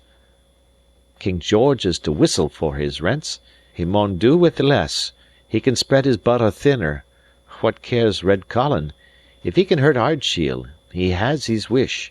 If he can pluck the meat from my chieftain's table, and the bit toys out of his children's hands, he will gang home singing to Glenure." "Let me have a word," said I. "Be sure, if they take less rents, be sure government has a finger in the pie. It's not this Campbell's fault, man. It's his orders. And if you killed this Colin tomorrow, what better would ye be? There would be another factor in his shoes, as fast as spur can drive." "You're a good lad in a fight," said Alan. "But, man, ye have Whig blood in ye." He spoke kindly enough, but there was so much anger under his contempt that I thought it was wise to change the conversation. I expressed my wonder how, with the Highlands covered with troops, and guarded like a city in a siege, a man in his situation could come and go without arrest. "It's easier than you would think," said Alan. "A bare hillside, ye see, is like all one road. If there's a sentry at one place, ye just go by another. And then the heather's a great help. And everywhere there are friends' houses and friends' byres and haystacks. And besides, when folk talk of a country covered with troops, it's but a kind of a byword at the best. A soldier covers nae more of it than his boot soles. I have fished the water with a sentry on the other side of the brae, and killed a fine trout, and I have sat in a heather bush within 6 feet of another, and learned a real bonny tune from his whistling. This was it," said he, and whistled me the air. "And then, besides," he continued, "it's no sae bad now as it was in '46. The Highlands are what they call pacified. Small wonder, with never a gun or a sword left from Cantyre to Cape Wrath, but what tenty folk have hidden in the thatch. But what I would like to ken, David, is just how long. Not long, ye would think, with men like Ardshiel in exile, and men like the Red Fox sitting birling the wine and oppressing the poor at home. But it's a kittle thing to decide what folks'll bear, and what they will not. And why would Red Colin be riding his horse all over my poor country of Appin, and never a pretty lad to put a bullet in him?" And with this Alan fell into a muse, and for a long time sat very sad and silent. I will add the rest of what I have to say about my friend, that he was skilled in all kinds of music, but principally pipe music, was a well-considered poet in his own tongue, had read several books both in French and English, was a dead shot, a good angler, and an excellent fencer with the small sword as well as with his own particular weapon. For his faults they were on his face, and I now knew them all. But the worst of them, his childish propensity to take offence and to pick quarrels, he greatly laid aside in my case, out of regard for the Battle of the Round House. But whether it was because I had done well myself, or because I had been a witness of his own much greater prowess, is more than I can tell. For though he had a great taste for courage in other men, yet he admired it most in Alan Breck. Chapter 13. The Loss of the Brig. It was already late at night, and as dark as ever would be at that season of the year, and that is to say, it was still pretty bright, when Hoseason clapped his head into the roundhouse door. "Here," said he, "come out and see if ye can pilot." "Is this one of your tricks?" asked Alan. "Do I look like tricks?" cries the captain. "I have other things to think of. My brig's in danger." By the concerned look of his face, and above all by the sharp tones in which he spoke of his brig, it was plain to both of us he was in deadly earnest, and so Alan and I, with no great fear of treachery, stepped on deck. The sky was clear, it blew hard, and it was bitter cold. A great deal of daylight lingered, and the moon, which was nearly full, shone brightly. The brig was close hauled, so as to round the southwest corner of the island of Mull, the hills of which, and Ben More above them all, with a wisp of mist upon the top of it, lay full upon the larboard bow. Though it was no good point of sailing for the Covenant, she tore through the seas at a great rate, pitching and straining, and pursued by the westerly swell. Altogether, it was no such ill night to keep the seas in, and I had begun to wonder what it was that sat so heavily upon the captain, when the brig, rising suddenly on the top of a high swell, he pointed and cried to us to look. Away on the lee bow, a thing like a fountain rose out of the moonlit sea, and immediately after we heard a low sound of roaring. "What do you call that?" asked the captain gloomily. "The sea breaking on a reef," said Alan, "and now ye ken where it is, and what better would ye have?" "Ay," said Hoseason, "if it was the only one." And sure enough, just as he spoke, there came a second fountain farther to the south. "There," said Hoseason, "ye see for yourself. If I had kent of these reefs, if I had had a chart, or if Shuan had been spared, it's not 60 guineas, no, nor 600, would have made me risk my brig in such a stone-yard, and you, sir, that was to pilot us, have ye never a word." "I'm thinking," said Alan, "that these'll be what they call the Torrin Rocks." "Are there many of them?" says the captain.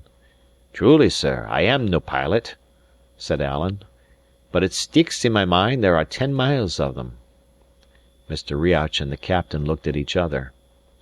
"There's a way through them, I suppose," said the captain. "Doubtless," said Alan, "but where? But it somehow runs in my mind once more that it is clearer under the land." "So?" said Hoseason. "We'll have to haul our wind then, Mr. Riach. We'll have to come as near in about the end of Mull as we can take her, sir, and even then we'll have the land to keep the wind off us, and that stone-yard on our lee. Well, we're in for it now, and may as well crack on." With that he gave an order to the steersman, and sent Riach to the foretop.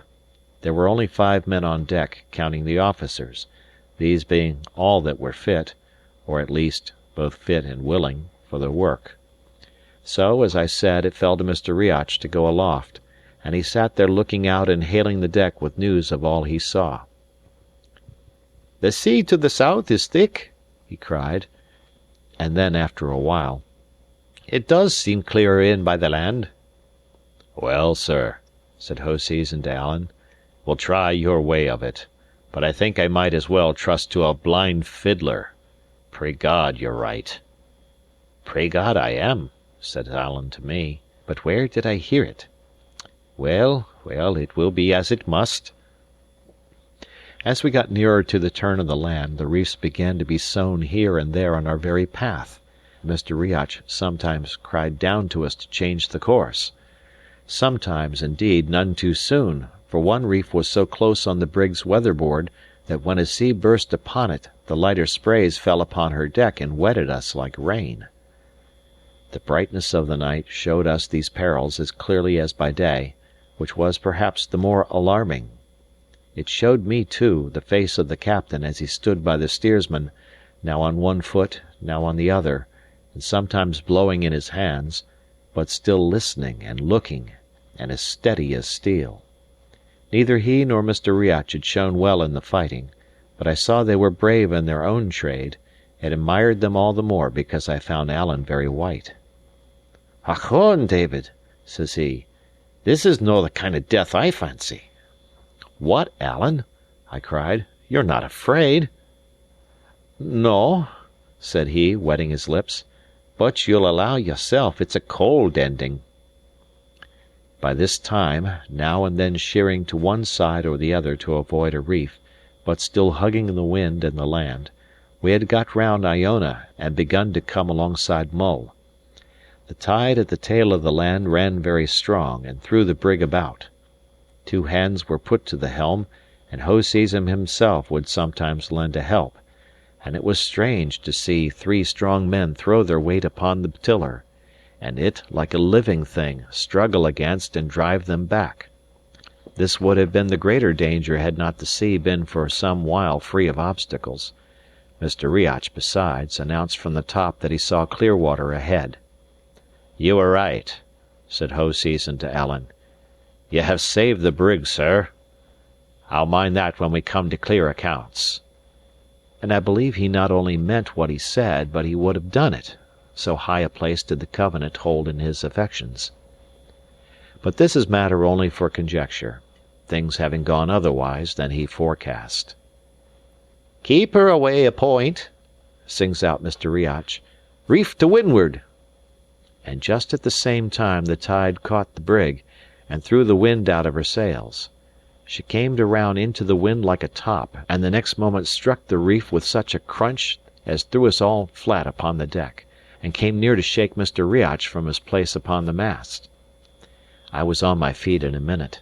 The reef on which we had struck was close in under the southwest end of Mull, off a little isle they call Erraid, which lay low and black upon the larboard.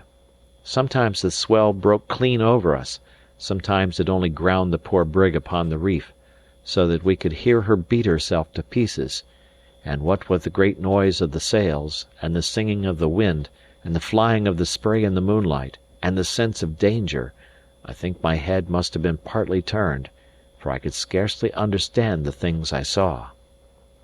Presently I observed Mr. Riach and the seamen busy round the skiff, and, still in the same blank, ran over to assist them, and as soon as I set my hand to work, my mind came clear again.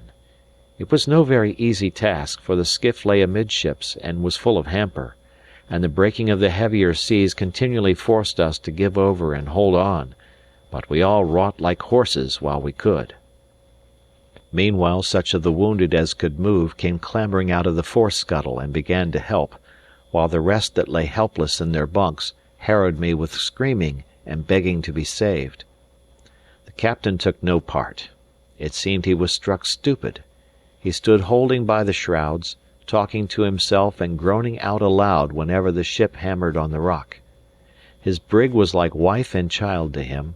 He had looked on day by day at the mishandling of poor Ransom, but when it came to the brig, he seemed to suffer along with her. All the time of our working at the boat, I remember only one other thing that I asked Alan, looking across at the shore, what country it was, and he answered, it was the worst possible for him, it was a land of the Campbells.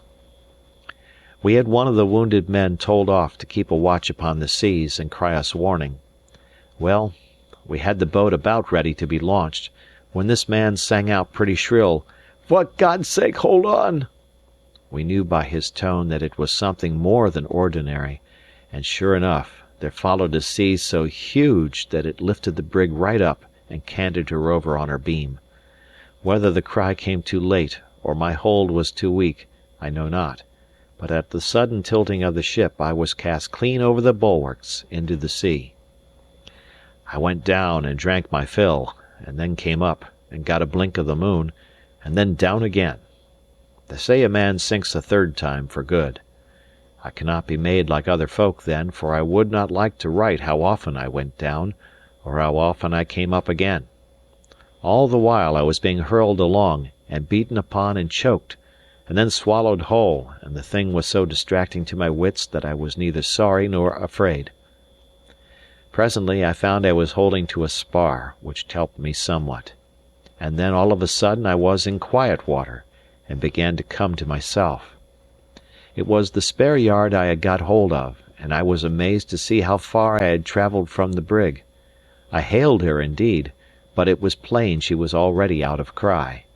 She was still holding together, but whether or not they had yet launched the boat, it was too far off and too low down to see. While I was hailing the brig, I spied a tract of water lying between us where no great waves came, but which yet boiled white all over and bristled in the moon with rings and bubbles. Sometimes the whole tract swung to one side like the tail of a live serpent. Sometimes for a glimpse it would all disappear and then boil up again. What it was I had no guess, which for the time increased my fear of it, but I now know it must have been the roost or tide race, which had carried me away so fast and tumbled me about so cruelly, and at last, as if tired of that play, had flung out me and the spare yard upon its landward margin. I now lay quite becalmed, and began to feel that a man can die of cold as well as of drowning. The shores of Erraid were close in. I could see in the moonlight the dots of heather and the sparkling of the mica in the rocks. Well, thought I to myself, If I cannot get as far as that, it's strange. I had no skill of swimming, Essen water being small in our neighbourhood, but when I laid hold upon the yard with both arms, and kicked out with both feet, I soon begun to find that I was moving. Hard work it was, and mortally slow, but in about an hour of kicking and splashing, I had got well in between the points of a sandy bay surrounded by low hills. The sea was here quite quiet, there was no sound of any surf, the moon shone clear, and I thought in my heart I had never seen a place so desert and desolate. But it was dry land, and when at last it grew so shallow that I could leave the yard and wade ashore upon my feet, I cannot tell if I was more tired or more grateful. Both, at least, I was. Tired as I never was before that night, and grateful to God as I trust I have been often, though never with more cause. Chapter 14 The Islet. With my stepping ashore, I began the most unhappy part of my adventures. It was 12:30 in the morning, and though the wind was broken by the land, it was a cold night. I dared not sit down, for I thought I should have frozen, but I took off my shoes and walked to and fro upon the sand, barefoot, and beating my breast with infinite weariness. There was no sound of man or cattle, not a cock crew, though it was about the hour of their first waking. Only the surf broke outside in the distance, which put me in mind of my perils and those of my friend. To walk by the sea at that hour of the morning, and in a place so desert-like and lonesome, struck me with a kind of fear. As soon as the day began to break, I put on my shoes and climbed a hill, the ruggedest scramble I ever undertook, falling the whole way between big blocks of granite, or leaping from one to another. When I got to the top, the dawn was come. There was no sign of the brig, which must have lifted from the reef and sunk. The boat, too, was nowhere to be seen. There was never a sail upon the ocean, and in what I could see of the land was neither house nor man. I was afraid to think what had befallen my shipmates, and afraid to look longer at so empty a scene. What with my wet clothes and weariness, and my belly that now began to ache with hunger, I had enough to trouble me without that. So I set off eastward along the south coast, hoping to find a house where I might warm myself, and perhaps get news of those I had lost. And at the worst I considered the sun would soon rise and dry my clothes. After a little, my way was stopped by a creek or inlet of the sea, which seemed to run pretty deep into the land, and as I had no means to get across, I must needs change my direction to go around the end of it. It was still the roughest kind of walking; indeed the whole, not only of Erraid, but of the neighbouring part of Mull, which they call the Ross, is nothing but a jumble of granite rocks with heather in among. At first the creek kept narrowing, as I had looked to see, but presently to my surprise it began to widen out again. At this I scratched my head, but had still no notion of the truth, until at last I came to a rising ground, and it burst upon me all in a moment that I was cast upon a little barren isle, and cut off on every side by the salt seas. Indeed, as instead of the sun rising to dry me, it came on to rain, with a thick mist, so that my case was lamentable. I stood in the rain and shivered, and wondered what to do, till it occurred to me that perhaps the creek was fordable. Back I went to the narrowest point, and waded in. But not 3 yards from shore, I plumped in head over ears, and if ever I was heard of more, it was rather by God's grace than my own prudence. I was no wetter, for that could hardly be, but I was all the colder for this mishap, and having lost another hope, was the more unhappy. And now, all at once, the yard came in my head. What had carried me through the roost would surely serve me to cross this little quiet creek in safety. With that I set off undaunted across the top of the isle, to fetch and carry it back. It was a weary tramp in all ways, and if hope had not buoyed me up, I must have cast myself down and given up. Whether with the sea salt or because I was growing fevered, I was distressed with thirst, and had to stop as I went and drink the peaty water out of the hags. I came to the bay at last, more dead than alive, and at the first glance I thought the yard was something farther out than when I left it. In I went for the third time into the sea. The sand was smooth and firm, and shelved gradually down, so that I could wade out till the water was almost to my neck and little waves splashed into my face. But at that depth my feet began to leave me, and I durst venture in no farther. As for the yard, I saw it bobbing very quietly some 20 feet beyond. I had borne up well until this last disappointment, but at that I came ashore and flung myself down upon the sands and wept.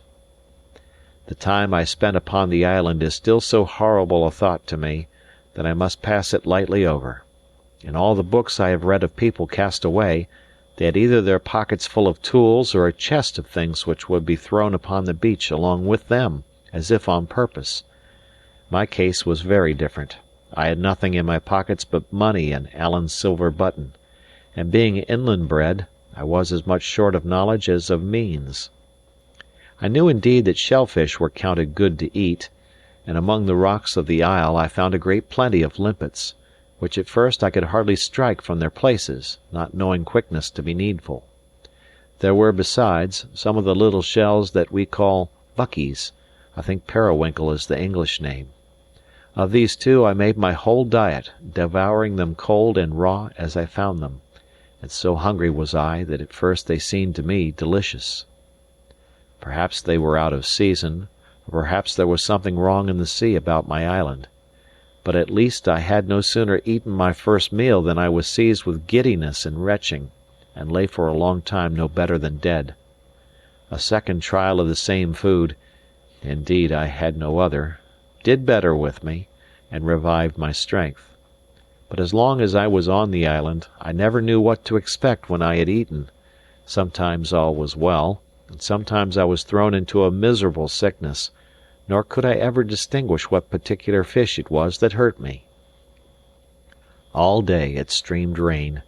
The island ran like a sop, there was no dry spot to be found, and when I lay down that night, between two boulders that made a kind of roof, my feet were in a bog. The second day I crossed the island to all sides. There was no one part of it better than another.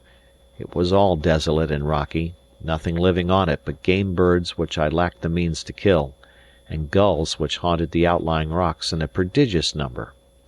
But the creek, or strait, that cut off the isle from the mainland of the Ross, opened out on the north into a bay, and the bay again opened into the sound of Iona, and it was the neighbourhood of this place that I chose to be my home, though if I had thought upon the very name of home in such a spot, I must have burst out weeping. I had good reasons for my choice. There was in this part of the isle a little hut of a house like a pig's hut, where fishers used to sleep when they came there upon their business, but the turf roof of it had fallen entirely in, so that the hut was of no use to me, and gave me less shelter than my rocks. What was more important, the shellfish on which I lived grew there in great plenty. When the tide was out I could gather a peck at a time, and this was doubtless a convenience. But the other reason went deeper. I had become in no way used to the horrid solitude of the isle, but still looked round me on all sides, like a man that was hunted, between fear and hope that I might see some human creature coming. Now, from a little up the hillside over the bay, I could catch a sight of the great, ancient church and the roofs of the people's houses in Iona.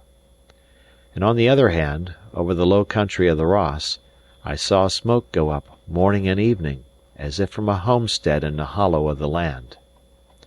I used to watch this smoke, when I was wet and cold, and had my head half turned with loneliness, and I think of the fireside and the company, till my heart burned. It was the same with the roofs of Iona.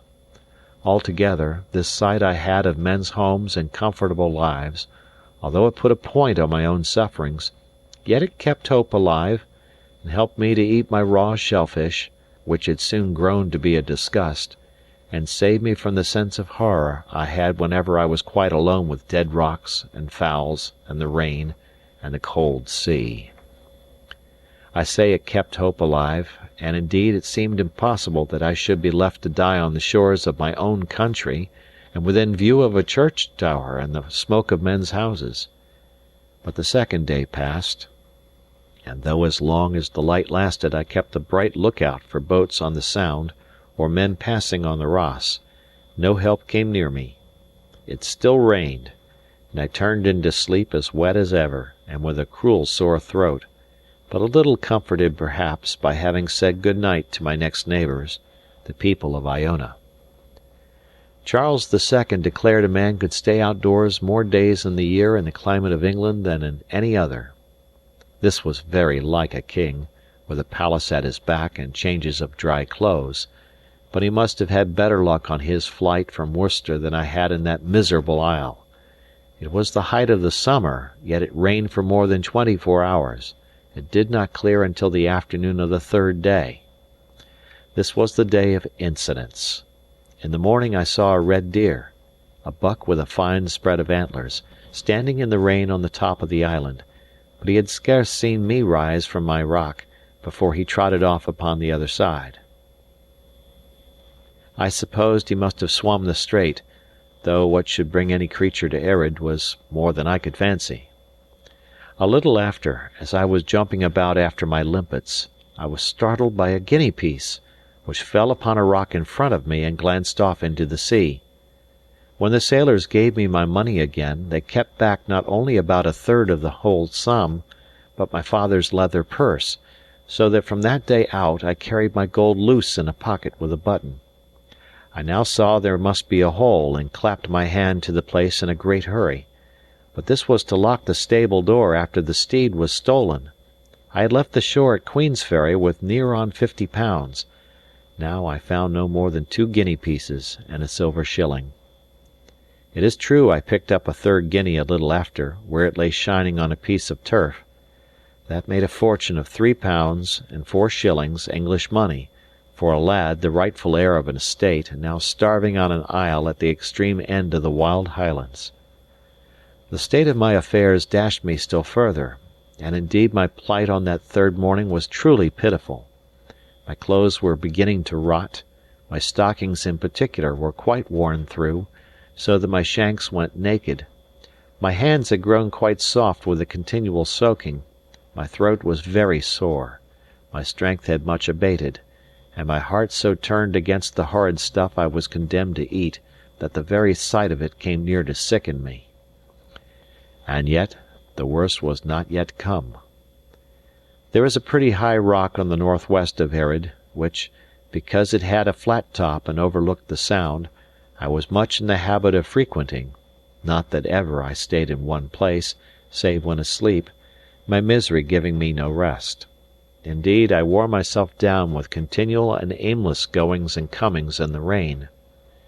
As soon, however, as the sun came out, I lay down on the top of that rock to dry myself. The comfort of the sunshine is a thing I cannot tell. It set me thinking hopefully of my deliverance, of which I had begun to despair, and I scanned the sea and the Ross with a fresh interest. On the south of my rock, a part of the island jutted out and hid the open ocean, so that a boat could thus come quite near me upon that side, and I be none the wiser. Well, all of a sudden, a cobble with a brown sail and a pair of fishers aboard of it came flying round that corner of the isle, bound for Iona.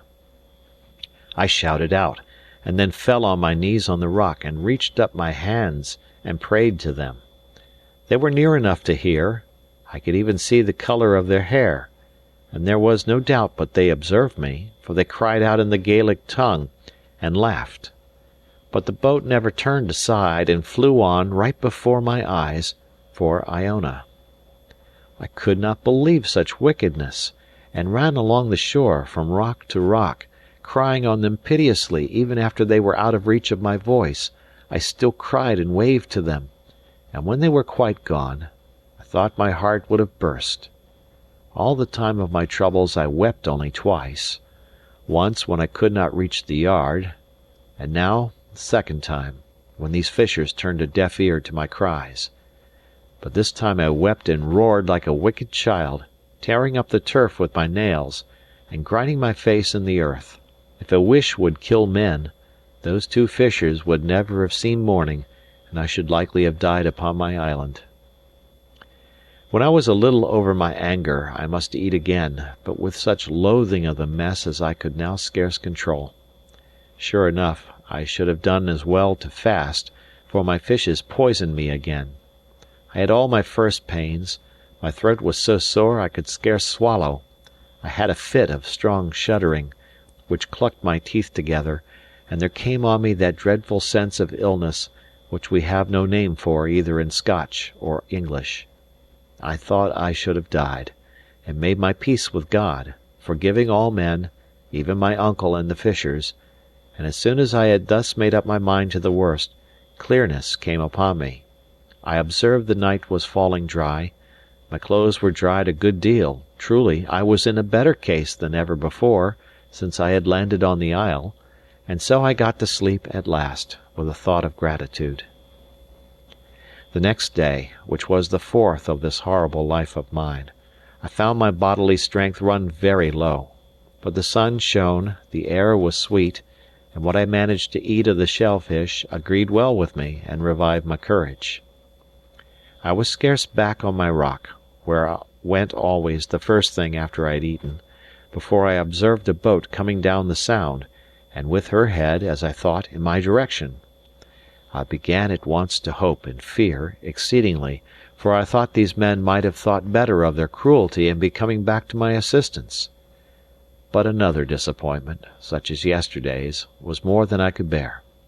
I turned my back accordingly upon the sea, and did not look again till I had counted many hundreds. The boat was still heading for the island. The next time I counted the full 1,000, as slowly as I could, my heart beating so as to hurt me, and then it was out of all question, she was coming straight to Erraid. I could no longer hold myself back, but ran to the seaside and out, from one rock to another, as far as I could go. It is a marvel I was not drowned, for when I was brought to a stand at last, my legs shook under me, and my mouth was so dry, I must wet it with the sea water before I was able to shout. All this time the boat was coming on, and now I was able to perceive it was the same boat and the same two men as yesterday. This I knew by their hair, which the one had of a bright yellow and the other black. But now there was a third man along with them, who looked to be of a better class. As soon as they were come within easy speech, they let down their sail and lay quiet. In spite of my supplications, they drew no nearer in, and what frightened me most of all, the new man tee-heed with laughter as he talked and looked at me. Then he stood up in the boat and addressed me a long while, speaking fast and with many wavings of his hand. I told him I had no Gaelic, and at this he became very angry, and I began to suspect he thought he was talking English. Listening very close, I caught the word "what heifer" several times, but all the rest was Gaelic and might have been Greek and Hebrew for me. "Whatever," said I, to show him I had caught a word. Yes, yes, says he, and then he looked at the other men, as much as to say, "I told you I spoke English," and began again as hard as ever in the Gaelic.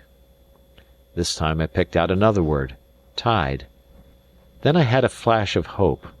I remembered he was always waving his hand towards the mainland of the Ross. "Do you mean when the tide is out?" I cried, and could not finish. "Yes, yes," said he, "tide." At that I turned tail upon their boat, where my adviser had once more begun to tee-hee with laughter, leaped back the way I had come, from one stone to another, and set off running across the isle as I had never run before. In about half an hour I came out upon the shores of the creek, and sure enough it was shrunk into a little trickle of water, through which I dashed, not above my knees, and landed with a shout on the main island. A sea-bred boy would not have stayed a day on Erraid, which is only what they call a tidal islet, and except in the bottom of the neaps, can be entered and left twice in every 24 hours, either dry shod or at the most by wading.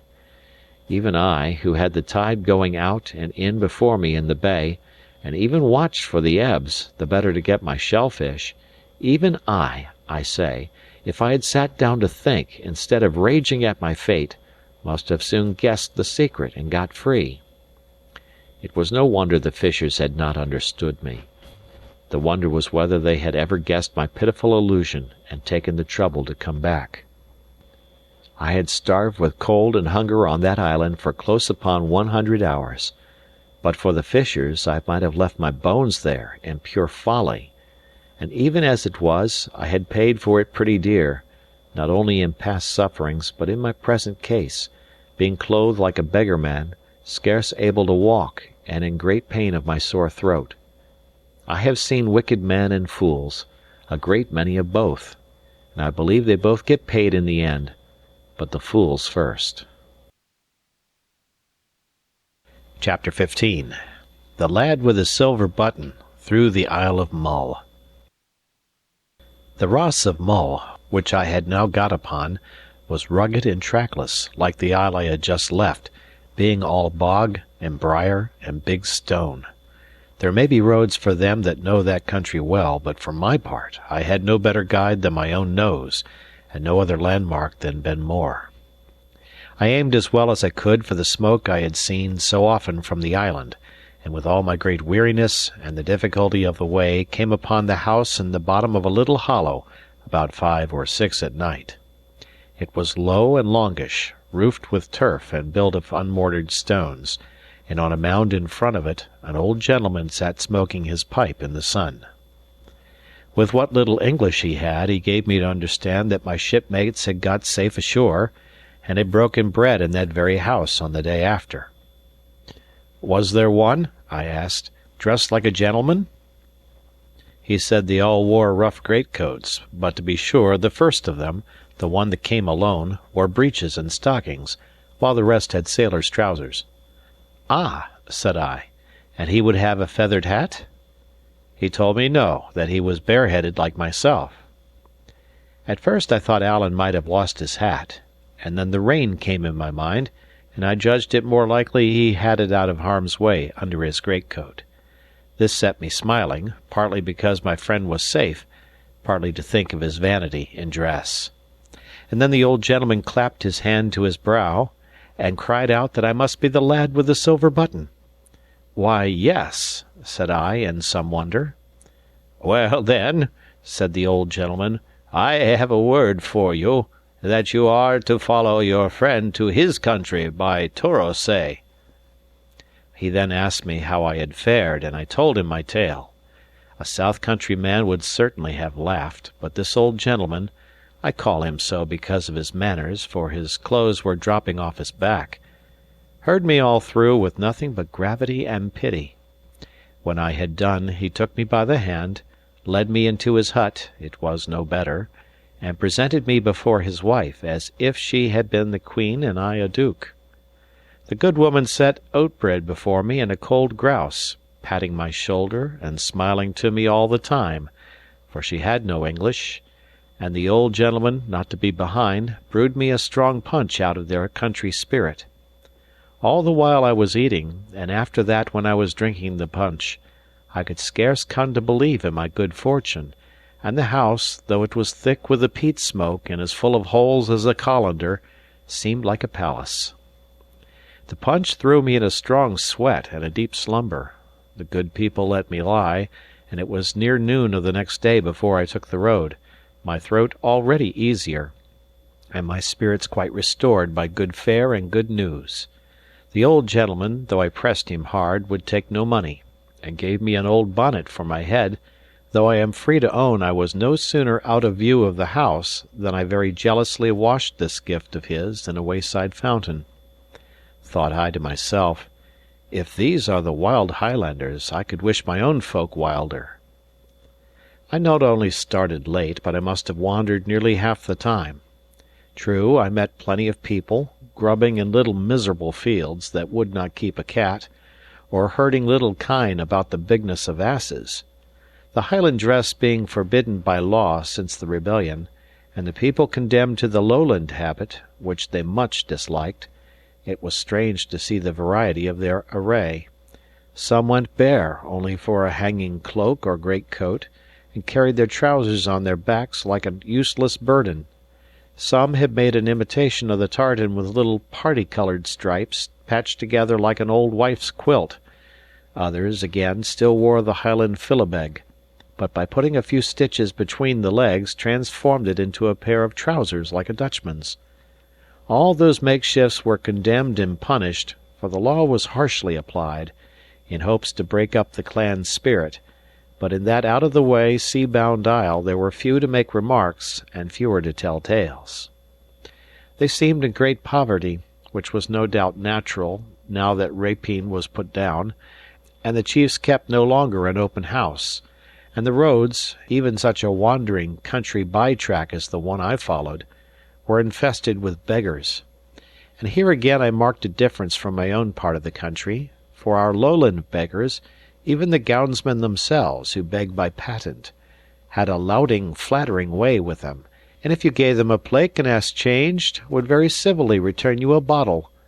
But these Highland beggars stood on their dignity, asked alms only to buy snuff, by their account, and would give no change. To be sure, this was no concern of mine, except in so far as it entertained me by the way. What was much more to the purpose, few had any English, and these few, unless they were of the brotherhood of beggars, not very anxious to place it at my service. I knew Torosay to be my destination, and repeated the name to them and pointed. But instead of simply pointing in reply, they would give me a screed of the Gaelic that set me foolish, so it was small wonder if I went out of my road as often as I stayed in it. At last, about 8 at night, and already very weary, I came to a lone house, where I asked admittance and was refused, until I bethought me of the power of money in so poor a country, and held up one of my guineas in my finger and thumb. Thereupon the man of the house, who had hitherto pretended to have no English, and driven me from his door by signals, suddenly began to speak as clearly as was needful, and agreed for 5 shillings to give me a night's lodging, and guide me the next day to Torosay. I slept uneasily that night, fearing I should be robbed, but I might have spared myself the pain, for my host was no robber, only miserably poor and a great cheat.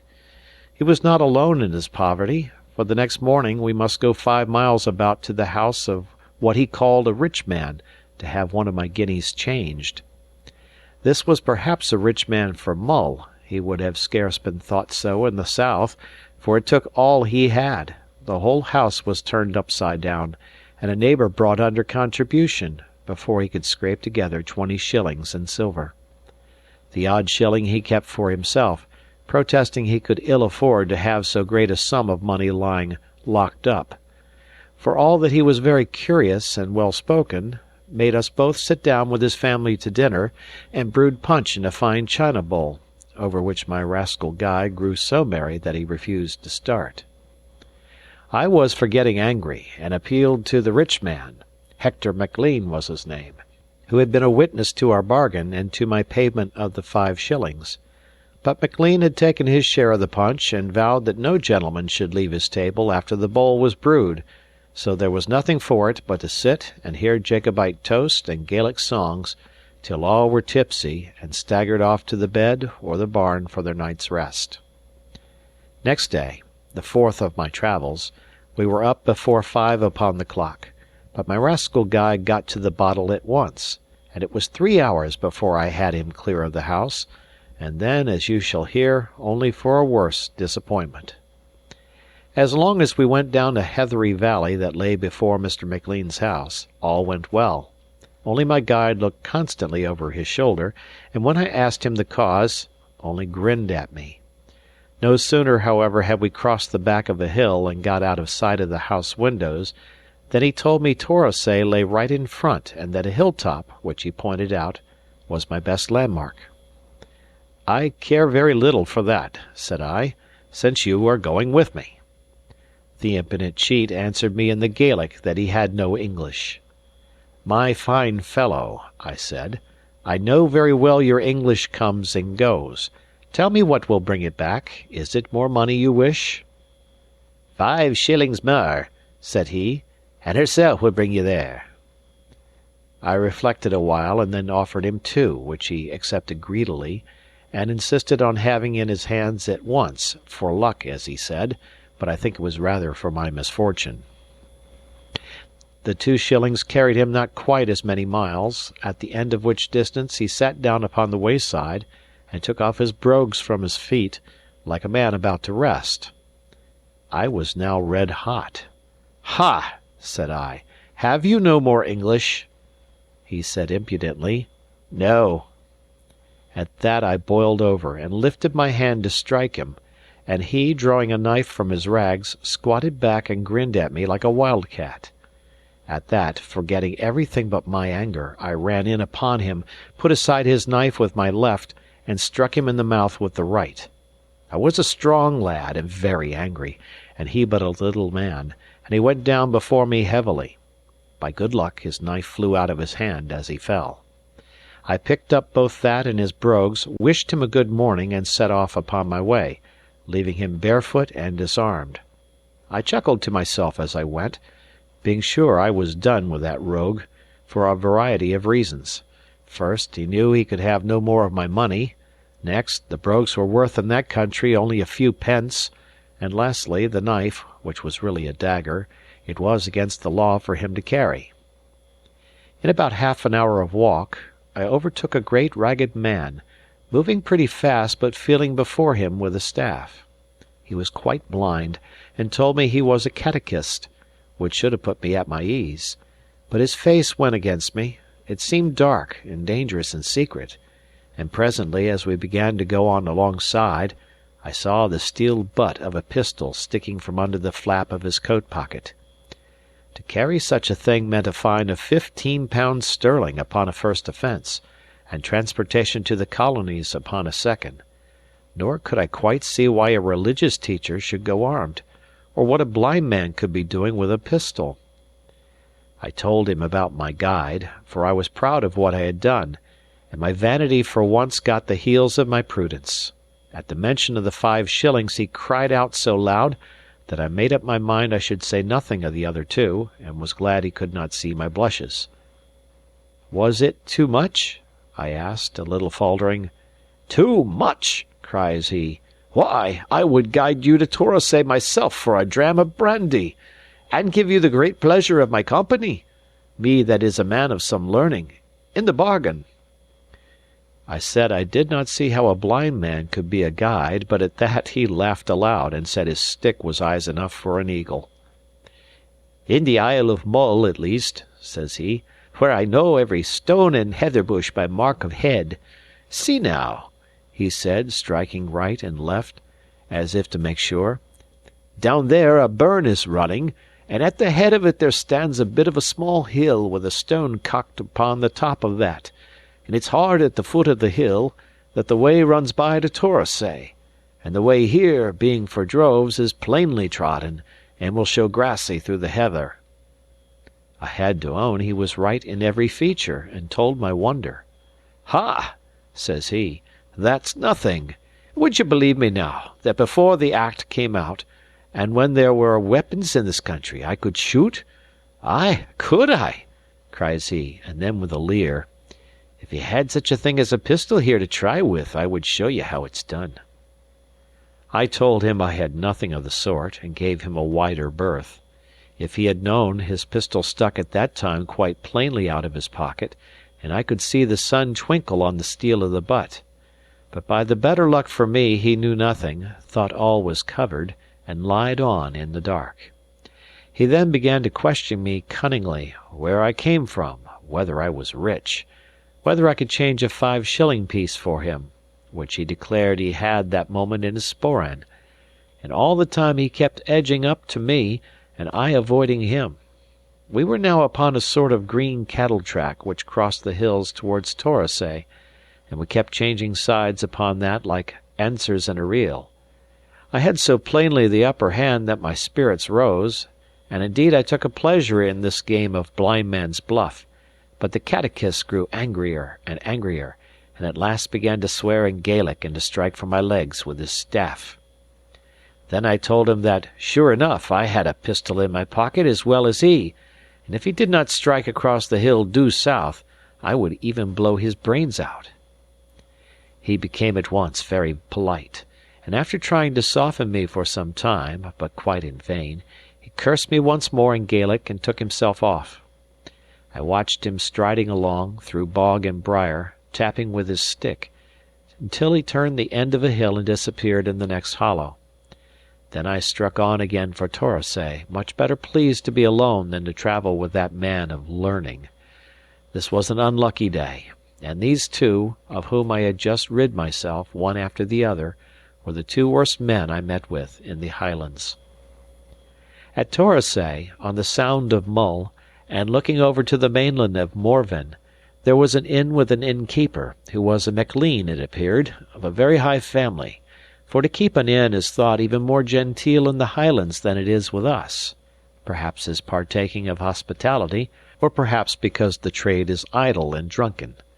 He spoke good English, and finding me to be something of a scholar, tried me first in French, where he easily beat me, and then in the Latin, in which I don't know which of us did best.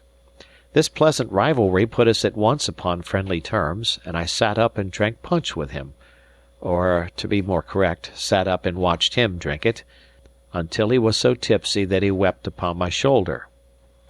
I tried him, as if by accident, with the sight of Alan's button, but it was plain he had never seen or heard of it.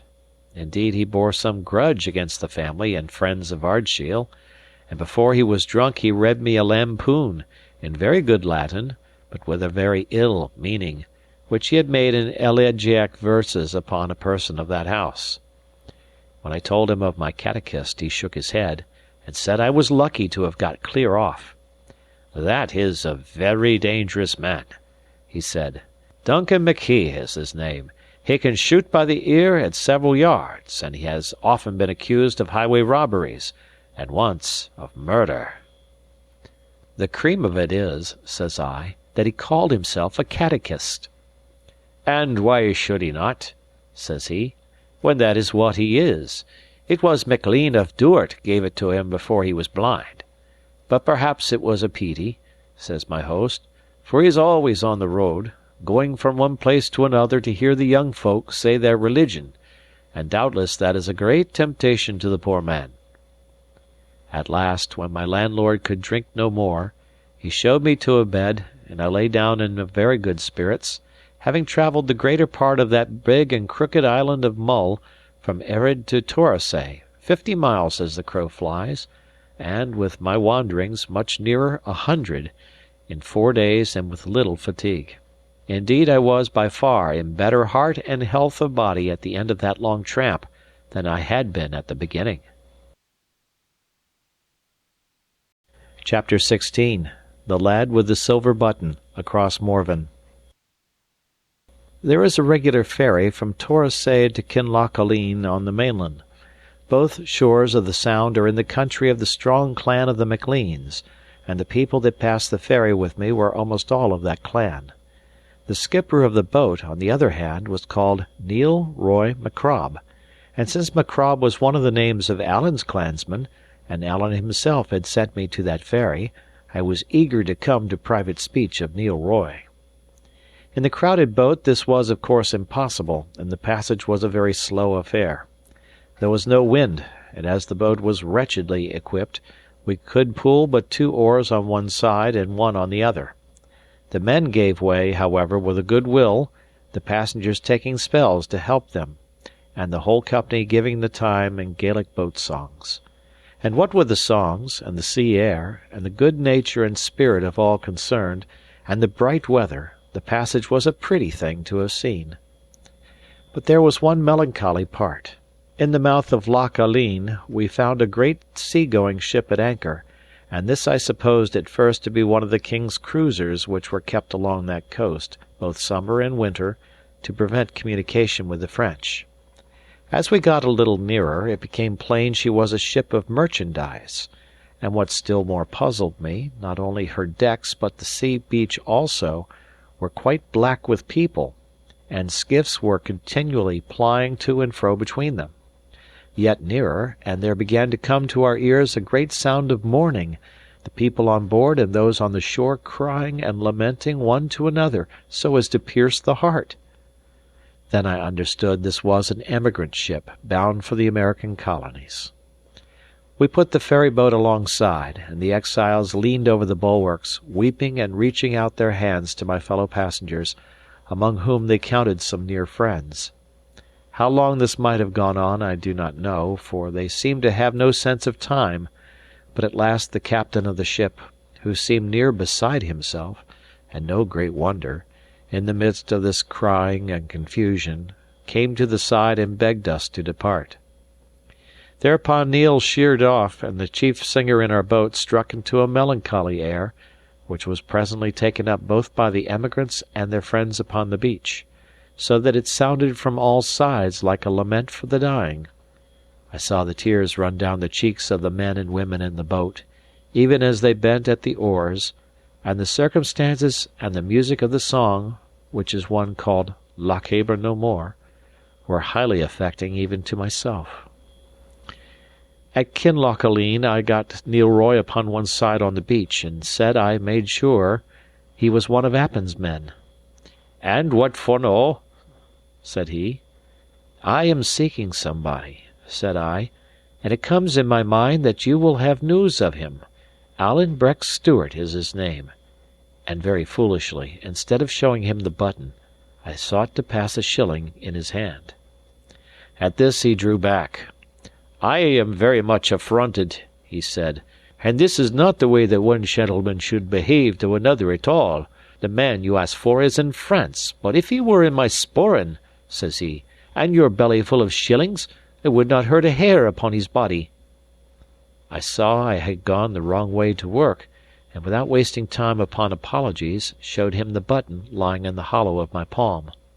"Aweel, aweel," said Neil, "and I think ye might have begun with that end of the stick, whatever. But if ye are the lad with the silver button, all is well, and I have the word to see that ye come safe. But if ye will pardon me to speak plainly," says he, "there is a name that you should never take into your mouth, and that is the name of Alan Breck. And there is a thing that ye would never do, and that is to offer your dirty money to a Highland gentleman." It was not very easy to apologize, for I could scarce tell him, what was the truth, that I had never dreamed he would set up to be a gentleman until he told me so. Neil, on his part, had no wish to prolong his dealings with me, only to fulfil his orders and be done with it, and he made haste to give me my route. This was to lie the night in Kinlochaline in the public inn, to cross Morven the next day to Ardgour, and lie the night in the house of one John of the Claymore, who was warned that I might come.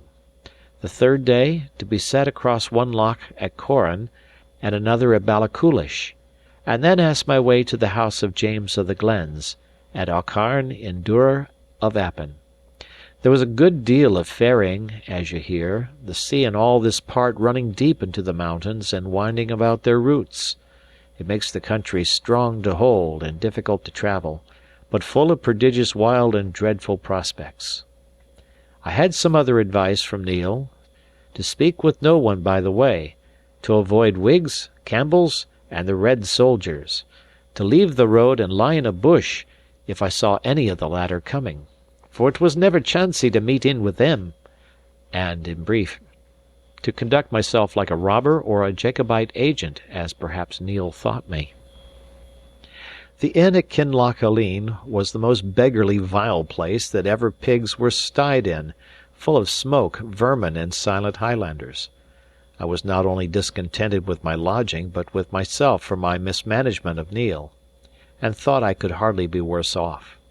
But very wrongly, as I was soon to see, for I had not been half an hour at the inn, standing in the door most of the time to ease my eyes from the peat smoke, when a thunderstorm came close by. The springs broke in a little hill on which the inn stood, and one end of the house became a running water. Places of public entertainment were bad enough all over Scotland in those days, yet it was a wonder to myself, when I had to go from the fireside to the bed in which I slept, wading over the shoes. Early in my next day's journey I overtook a little, stout, solemn man, walking very slowly with his toes turned out, sometimes reading in a book, and sometimes marking the place with his finger, and dressed decently and plainly in something of a clerical style. This I found to be another catechist, but of a different order from the blind man of Mull, being indeed one of those sent out by the Edinburgh Society for propagating Christian knowledge, to evangelize the more savage places of the Highlands. His name was Henderland. He spoke with a broad south country tongue, which I was beginning to weary for the sound of, and besides common countryship, we soon found we had a more particular bond of interest. For my good friend, the minister of Essendine, had translated into the Gaelic in his by-time a number of hymns and pious books which Henderland used in his work, and held in great esteem. Indeed, it was one of these he was carrying and reading when we met. We fell in company at once, our ways lying together as far as to Kingairloch. As we went, he stopped and spoke with all the wayfarers and workers that we met or passed, and though of course I could not tell what they discoursed about, yet I judged Mr. Henderland must be well liked in the countryside, for I observed many of them to bring out their mulls and share a pinch of snuff with him. I told him as far in my affairs as I judged wise. As far, that is, as they were none of Alan's, and gave Ballachulish as the place I was travelling to meet a friend, for I thought Aucharn or even Duror would be too particular, and might put him on the scent. On his part, he told me much of his work, and the people he worked among, the hiding priests and Jacobites, the disarming act, the dress, and many other curiosities of the time and place. He seemed moderate, blaming Parliament in several points, and especially because they had framed the act more severely against those who wore the dress than against those who carried weapons. This moderation put it in my mind to question him of the red fox and the Appin tenants, questions which, I thought, would seem natural enough in the mouth of one travelling to that country. He said it was a bad business. "It's wonderful," said he, "where the tenants find the money, for their life is mere starvation. You don't carry such a thing as snuff, do you, Mr. Balfour? No. Well, I'm better wanting it. But these tenants, as I was saying, are doubtless partly driven to it. James Stewart in Duror, that's him they call James of the Glens, is half-brother to Ardshiel, the captain of the clan, and he is a man much looked up to, and drives very hard. And then there's one they call Alan Breck." "Ah!" I cried. "What of him?" "What of the wind that bloweth where it listeth?" said Henderland. "He's here and away, here to-day and gone to-morrow, a fair heather-cat. He might be glowering at the two of us out of yon whin-bush, and I wouldna wonder. Ye'll no carry such a thing as snuff, will ye?" I told him no, and that he had asked the same thing more than once. "It's highly possible," said he, sighing, "but it seems strange you shouldn't carry it. However, I was saying, this Alan Breck is a bold, desperate customer, and well kent to be James's right hand. His life is forfeit already. He would boggle at naething, and maybe, if a tenant body were to hang back, he would get a dirk in his wame." "You make a poor story of it all, Mr. Henderland," said I. "If it is all fear upon both sides, I care to hear no more of it." "Na," said Mr. Henderland, "but there's love, too, and self-denial that should put the like of you and me to shame. There's something fine about it. No, perhaps Christian, but humanly fine. Even Alan Breck, by all that I hear, is a chield to be respected. There's many a lying sneck-draw sits close in kirk in our own part of the country, and stands well in the world's eye, and maybe is a far worse man, Mr. Balfour, than yon misguided shedder of man's blood. Ay, ay, we might take a lesson by them. You'll perhaps think I've been too long in the Highlands," he added, smiling to me. I told him not at all, that I had seen much to admire among the Highlanders, and if he came to that, Mr. Campbell himself was a Highlander. "Ay," said he, "that's true. It's a fine blood." "And what is the king's agent about?" I asked. "Colin Campbell," says Henderland, "putting his head in a bee's byke." "He is to turn the tenants out by force, I hear?" said I. "Yes," says he, "but the business is gone, back and forth, as folk say. First, James of the Glens rode to Edinburgh, and got some lawyer, a Stewart, nae doubt, they all hang together like bats in a steeple, and had the proceedings stayed. And then Colin Campbell came in again, and had the upper hand before the barons of Exchequer. And now they tell me the first of the tenants are to flit tomorrow. It's to begin at Duror, under James's very windows, which doesna seem wise by my humble way of it." "Do you think they'll fight?" I asked. "Well," says Henderland, "they're disarmed, or supposed to be, for there's still a good deal of cold iron lying by in quiet places. And then Colin Campbell has the soldiers coming. But for all that, if I was his lady wife, I wouldn't be well pleased till I got him home again. They're queer customers, the Appin Stewarts." I asked if they were worse than their neighbours. "No they," said he, "and that's the worst part of it. For if Colin Roy can get his business done in Appin, he has it all to begin again in the next country, which they call Mamore, and which is one of the countries of the Camerons. He's king's factor upon both, and from both he has to drive out the tenants. And indeed, Mr. Balfour, to be open with you, it's my belief that if he escapes the one lot, he'll get his death by the other." So we continued talking and walking the great part of the day, until at last Mr. Henderland, after expressing his delight in my company, and satisfaction at meeting with a friend of Mr. Campbell's, "whom," says he, "I would make the bold to call that sweet singer of our covenanted Zion," proposed that I should make a short stage and lie the night in his house, a little beyond Kingairloch. To say truth, I was overjoyed, for I had no great desire for John of the Claymore, and since my double misadventure, first with the guide and next with the gentleman's skipper, I stood in some fear of any Highland stranger. Accordingly we shook hands upon the bargain, and came in the afternoon to a small house, standing alone by the shore of the Linnhe Loch. The sun was already gone from the desert mountains of Ardgour upon the hither side, but shone on those of Appin on the farther. The loch lay as still as a lake, only the gulls were crying round the sides of it, and the whole place seemed solemn and uncouth. We had no sooner come to the door of Mr. Henderland's dwelling than, to my great surprise, for I was now used to the politeness of Highlanders, he burst rudely past me, dashed into the room, caught up a jar and a small horn spoon, and began ladling snuff into his nose in most excessive quantities. Then he had a hearty fit of sneezing, and looked round upon me with a rather silly smile. "It's a vow I took," says he. "I took a vow upon me that I wouldna carry it. Doubtless it's a great privation, but when I think upon the martyrs, not only to the Scottish Covenant, but to other points of Christianity, I think shame to mind it."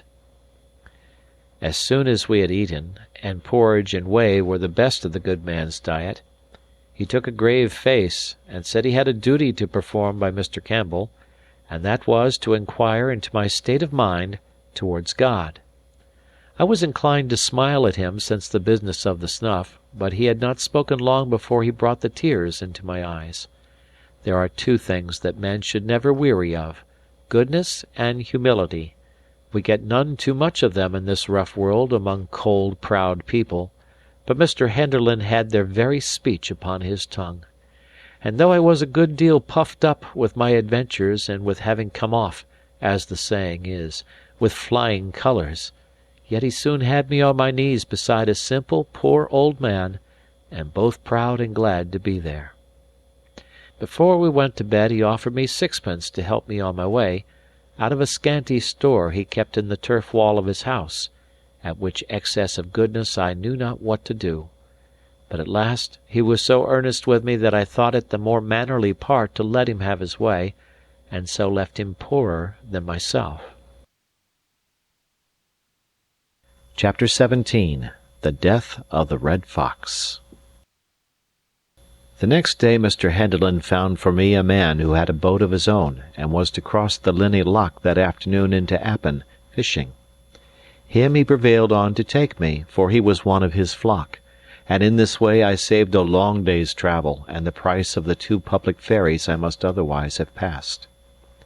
It was near noon before we set out, a dark day with clouds, and the sun shining upon little patches. The sea was here very deep and still, and had scarce a wave upon it, so that I must put the water to my lips before I could believe it to be truly salt. The mountains on either side were high, rough, and barren, very black and gloomy in the shadow of the clouds, but all silver-laced with little watercourses where the sun shone upon them. It seemed a hard country, this of Appin, for people to care as much about as Alan did. There was but one thing to mention. A little after we had started, the sun shone upon a little moving clump of scarlet close in along the waterside to the north. It was much of the same red as soldiers' coats.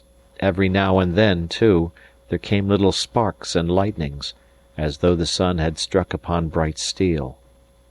I asked my boatman what it should be, and he answered he supposed it was some of the red soldiers coming from Fort William into Appin, against the poor tenantry of the country. Well, it was a sad sight to me, and whether it was because of my thoughts of Alan, or from something prophetic in my bosom, although this was but the second time I had seen King George's troops, I had no good will to them. At last we came so near the point of land at the entering in of Loch Leven that I begged to be set on shore.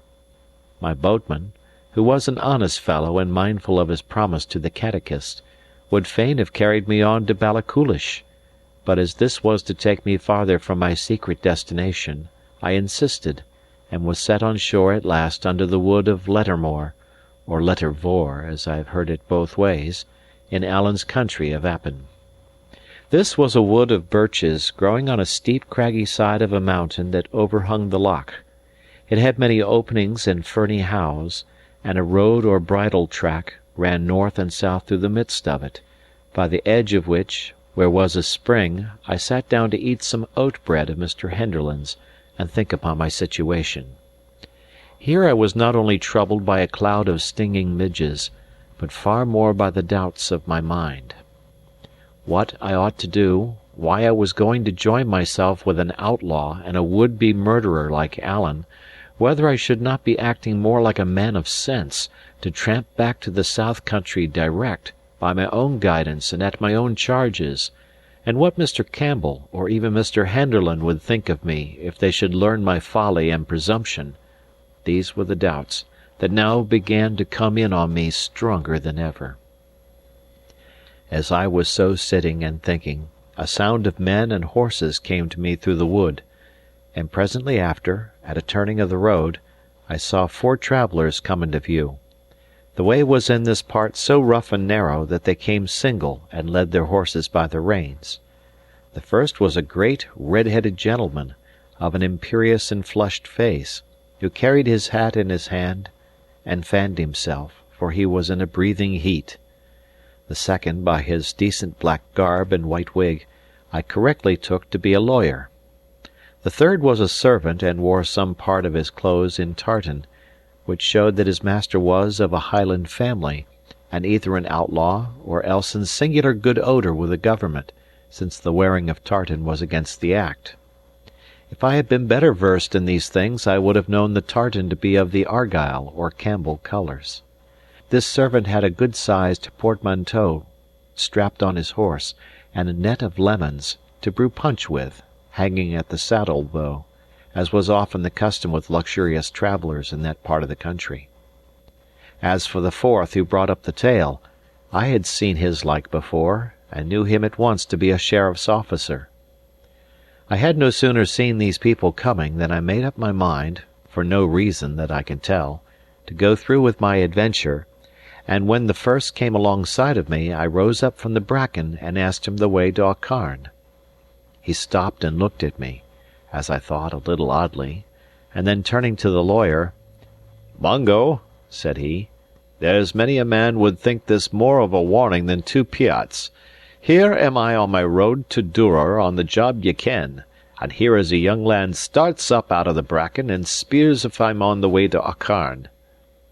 "Glenure," said the other, "this is an ill subject for jesting." These two had now drawn close up and were gazing at me, while the two followers had halted about a stone cast in the rear. "And what seek ye in Aucharn?" said Colin Roy Campbell of Glenure. Him they called the Red Fox, for it was he that I had stopped. "The man that lives there," said I. "James of the Glens," says Glenure, musingly, and then to the lawyer, "Is he gathering his people, think ye?" "Anyway," says the lawyer, "we shall do better to bide where we are and let the soldiers rally us." "If you are concerned for me," said I am neither of his people nor yours, but an honest subject of King George, owing no man and fearing no man." "Why, very well said," replies the factor. "But if I may make so bold as ask, what does this honest man so far from his country? And why does he come seeking the brother of Ardshiel? I have power here, I must tell you. I am king's factor upon several of these estates, and have 12 files of soldiers at my back." "I have heard a waif word in the country," said I, a little nettled, "that you were a hard man to drive." He still kept looking at me, as if in doubt. "Well," said he at last, "your tongue is bold, but I am no unfriend to plainness. If ye had asked me the way to the door of James Stewart on any other day but this, I would have set ye right and bidden ye God speed. But today, Mungo!" And he turned again to look at the lawyer. But just as he turned there came the shot of a firelock from higher up the hill, and with the very sound of it, Glenure fell upon the road. "Oh, I'm dead!" he cried, several times over. The lawyer had caught him up and held him in his arms, the servant standing over and clasping his hands, and now the wounded man looked from one to another with scared eyes, and there was a change in his voice that went to the heart. "Take care of yourselves," said he. "I'm dead." He tried to open his clothes as if to look for the wound, but his fingers slipped on the buttons. With that he gave a great sigh, his head rolled on his shoulder, and he passed away. The lawyer said never a word, but his face was as sharp as a pen and as white as the dead man's. The servant broke out into a great noise of crying and weeping, like a child, and I, on my side, stood staring at them in a kind of horror. The sheriff's officer had run back at the first sound of the shot, to hasten the coming of the soldiers. At last the lawyer laid down the dead man in his blood upon the road, and got to his own feet with a kind of stagger. I believe it was his movement that brought me to my senses, for he had no sooner done so than I began to scramble up the hill, crying out, "The murderer! The murderer!" So little a time had elapsed that when I got to the top of the first steepness, and could see some part of the open mountain, the murderer was still moving away at no great distance. He was a big man in a black coat, with metal buttons, and carried a long fowling piece. "Here!" I cried. "I see him!" At that the murderer gave a little quick look over his shoulder, and began to run. The next moment he was lost in a fringe of birches. Then he came out again on the upper side, where I could see him climbing like a jackanapes, for that part was again very steep, and then he dipped behind a shoulder, and I saw him no more. All this time I had been running on my side, and had got a good way up, when a voice cried upon me to stand. I was at the edge of the upper wood, and so now, when I halted and looked back, I saw all the open part of the hill below me.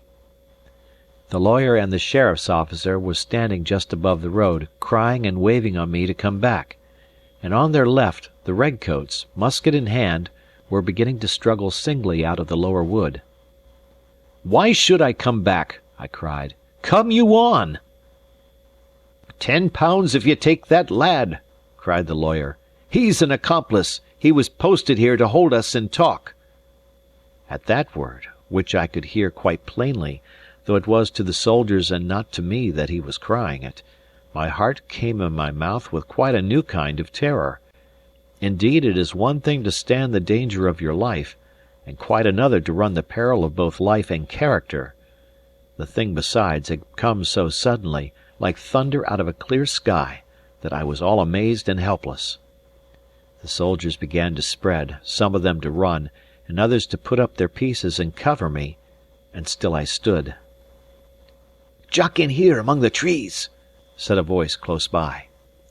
Indeed, I scarce know what I was doing, but I obeyed, and as I did so I heard the firelocks bang and the balls whistle in the birches. Just inside the shelter of the trees I found Alan Breck standing, with a fishing rod. He gave me no salutation. Indeed, it was no time for civilities, only "Come," says he, and set off running along the side of the mountain towards Balachulish, and I, like a sheep, to follow him. Now we ran among the birches, now stooping behind low humps upon the mountain side, now crawling on all fours among the heather. The pace was deadly, my heart seemed bursting against my ribs, and I had neither time to think nor breath to speak with.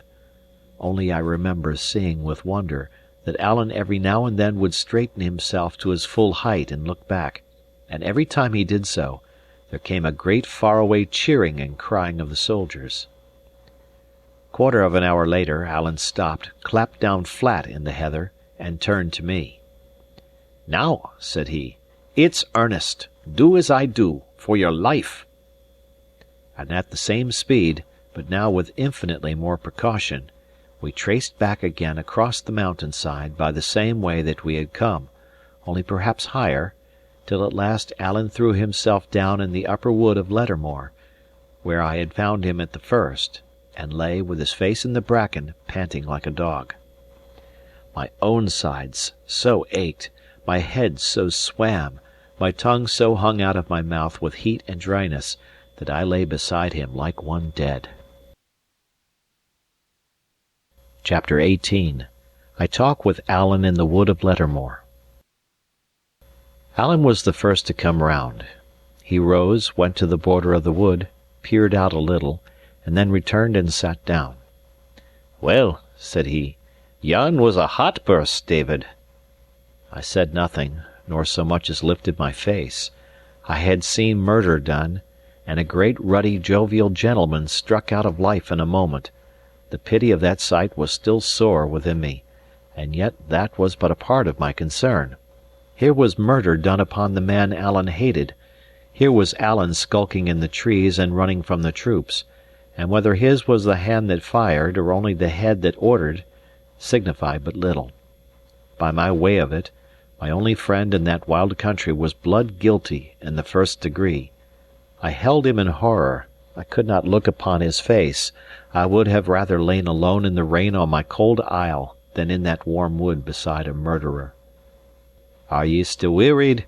he asked again. "No," said I, still with my face in the bracken. "No, I'm not wearied now, and I can speak. You and me must twine," I said. "I liked you very well, Alan, but your ways are not mine, and they're not God's, and the short and the long of it is just that we must twine." "I will hardly twine from ye, David, without some kind of reason for the same," said Alan, mighty gravely.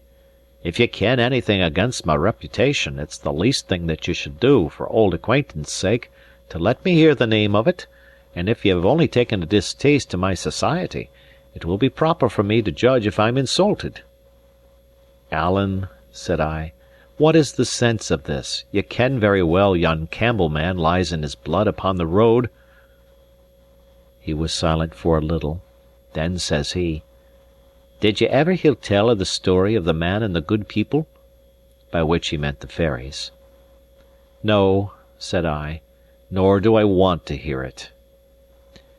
"With your permission, Mr. Balfour, I will tell it you whatever," says Alan. "The man, ye should ken, was cast upon a rock in the sea, where it appears the good people were in use to come and rest as they went through to Ireland. The name of this rock is called the Skerryvore, and it's not far from where we suffered shipwreck.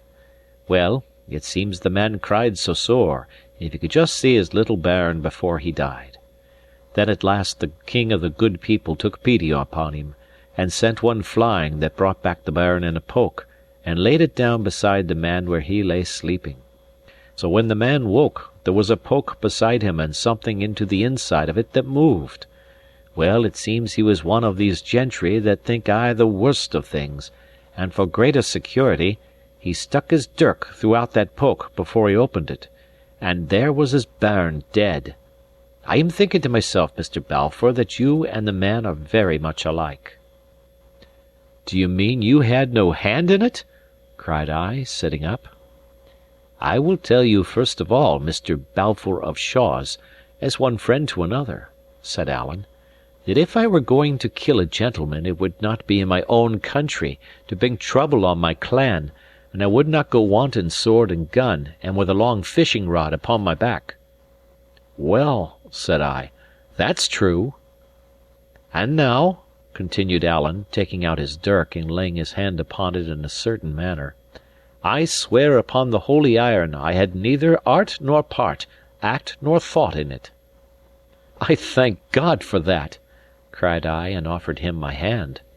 He did not appear to see it. "And here is a great deal of work about a Campbell," said he.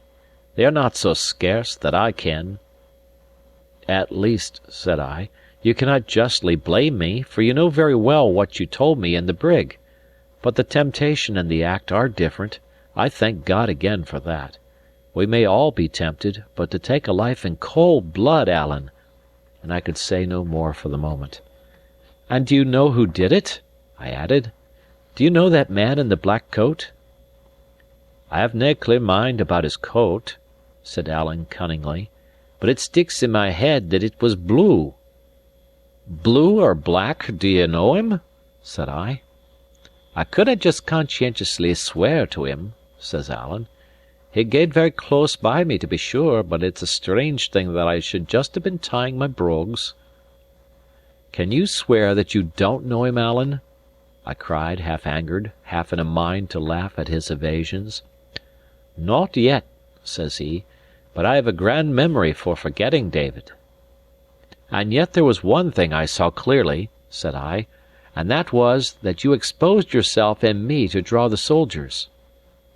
"It's very likely," said Alan, "and so would any gentleman. You and me were innocent of that transaction." "The better reason, since we were falsely suspected, that we should get clear," I cried. "The innocent should surely come before the guilty." "Why, David," said he, "the innocent have aye a chance to get assoiled in court; but for the lad that shot the bullet, I think the best place for him will be the heather. Them that havena dipped their hands in any little difficulty should be very mindful of the case of them that have, and that is the good Christianity. For if it was the other way round about, and the lad whom I couldna just clearly see had been in our shoes, and we in his, as might very well have been, I think we would be a good deal obliged to him ourselves if he would draw the soldiers." When it came to this, I gave Alan up. But he looked so innocent all the time, and was in such clear good faith in what he said, and so ready to sacrifice himself for what he deemed his duty, that my mouth was closed. Mr. Henderland's words came back to me, that we ourselves might take a lesson by these wild Highlanders. Well, here I had taken mine. Alan's morals were all tale first, but he was ready to give his life for them, such as they were. "Alan," said I, "I'll not say it's the good Christianity as I understand it, but it's good enough, and here I offer you my hand for the second time." Whereupon he gave me both of his, saying surely I had cast a spell upon him, for he could forgive me anything. Then he grew very grave, and said we had not much time to throw away, but must both flee that country, he because he was a deserter, and the whole of Appin would now be searched like a chamber, and every one obliged to give a good account of himself, and I, because I was certainly involved in the murder. "Oh," says I, willing to give him a little lesson, "I have no fear of the justice of my country." "As if this was your country," said he, "or as if you would be tried here, in a country of Stewarts." "It's all Scotland," said I. "Man, I whiles wonder at ye," said Alan. "This is a Campbell that's been killed. Well, it'll be tried in Inverara, the Campbell's head place, with 15 Campbells in the jury box, and the biggest Campbell of all, and that's the Duke, sitting cocking on the bench. Justice, David! The same justice by all the world as Glenure found a while ago at the roadside." This frightened me a little, I confess, and would have frightened me more if I had known how nearly exact were Alan's predictions. Indeed, it was but in one point that he exaggerated, there being but 11 Campbells on the jury, though as the other 4 were equally in the Duke's dependence, it mattered less than might appear. Still, I cried out that he was unjust to the Duke of Argyle, who, for all he was a Whig, was yet a wise and honest nobleman. "Hoot!" said Alan, "the man's a Whig, no doubt, but I would never deny he was a good chieftain to his clan. And what would the clan think if there was a Campbell shot, and nobody hanged, and their own chief the Justice General? But I have often observed," said Alan, "that you low country bodies have no clear idea of what's right and wrong." At this I did at last laugh out aloud, when to my surprise Alan joined in, and laughed as merrily as myself. "Na, na," said he, "we in the Highlands, David, and when I tell you to run, take my word, and run. No doubt it's a hard thing to skulk and starve in the heather, but it's harder yet to lie shackled in a redcoat prison." I asked him whither we should flee, and as he told me to the Lowlands, I was a little better inclined to go with him, for indeed I was growing impatient to get back and have the upper hand of my uncle. Besides, Alan made so sure there would be no question of justice in the matter, that I began to be afraid he might be right. Of all deaths, I would truly like least to die by the gallows, and the picture of that uncanny instrument came into my head with extraordinary clearness, as I had once seen it engraved at the top of a pedlar's ballad, and took away my appetite for courts of justice. "I'll chance it, Alan," said I. "I'll go with you." "But mind ye," said Alan, "it's no small thing. Ye maun lie bare and hard, and brook many an empty belly. Your bed shall be the moorcocks, and your life shall be like the haunted deer's, and ye shall sleep with your hand upon your weapons. Ay, man, ye shall taggle many a weary foot, or we get clear. I tell you this at the start, for it's a life that I ken well. But if ye ask what other chance ye have, I answer, none. Either take to the heather with me, or else hang." "And that's a choice very easily made," said I, and we shook hands upon it. "And now let's take another keek at the redcoats," says Alan, and he led me to the northeastern fringe of the wood. Looking out between the trees, we could see a great side of mountain, running down exceeding steep into the waters of the loch. It was a rough part, all hanging stone, and heather, and big scrogs of birchwood, and away at the far end towards Ballachulish, little wee red soldiers were dipping up and down over hill and howe, and growing smaller every minute. There was no cheering now, for I think they had other uses for what breath was left them, but they still stuck to the trail, and doubtless thought that we were close in front of them. Alan watched them, smiling to himself. "Ay," said he, "they'll be gey weary before they've got to the end of that employ. And so you and me, David, can sit down and eat a bite, and breathe a bit longer, and take a dram from my bottle. Then we'll strike for Aucharn, the house of my kinsman, James of the Glens, where I must get my clothes and my arms, and money to carry us along, and then, David, we'll cry 'Forth, fortune!' and take a cast among the heather." So we sat again and ate and drank, in a place whence we could see the sun going down into a field of great, wild, and houseless mountains, such as I was now condemned to wander in with my companion. Partly as we so sat, and partly afterwards, on the way to Aucharn, each of us narrated his adventures, and I shall here set down so much of Alan's as seems either curious or needful. It appears he ran to the bulwarks as soon as the wave was past, saw me, and lost me, and saw me again as I tumbled in the roost, and at last had one glimpse of me clinging on the yard. It was this that put him in some hope I would maybe get to land after all, and made him leave those clues and messages which had brought me, for my sins, to that unlucky country of Appin. In the meanwhile, those still on the brig had got the skiff launched, and one or two were on board of her already. when there came a second wave greater than the first, and heaved the brig out of her place, and would certainly have sent her to the bottom, had she not struck and caught on some projection of the reef. When she had struck first, it had been bows on, so that the stern had hitherto been lowest. But now her stern was thrown in the air, and the bows plunged under the sea, and with that the water began to pour into the fore-scuttle like the pouring of a mill-dam. It took the colour out of Alan's face even to tell what followed.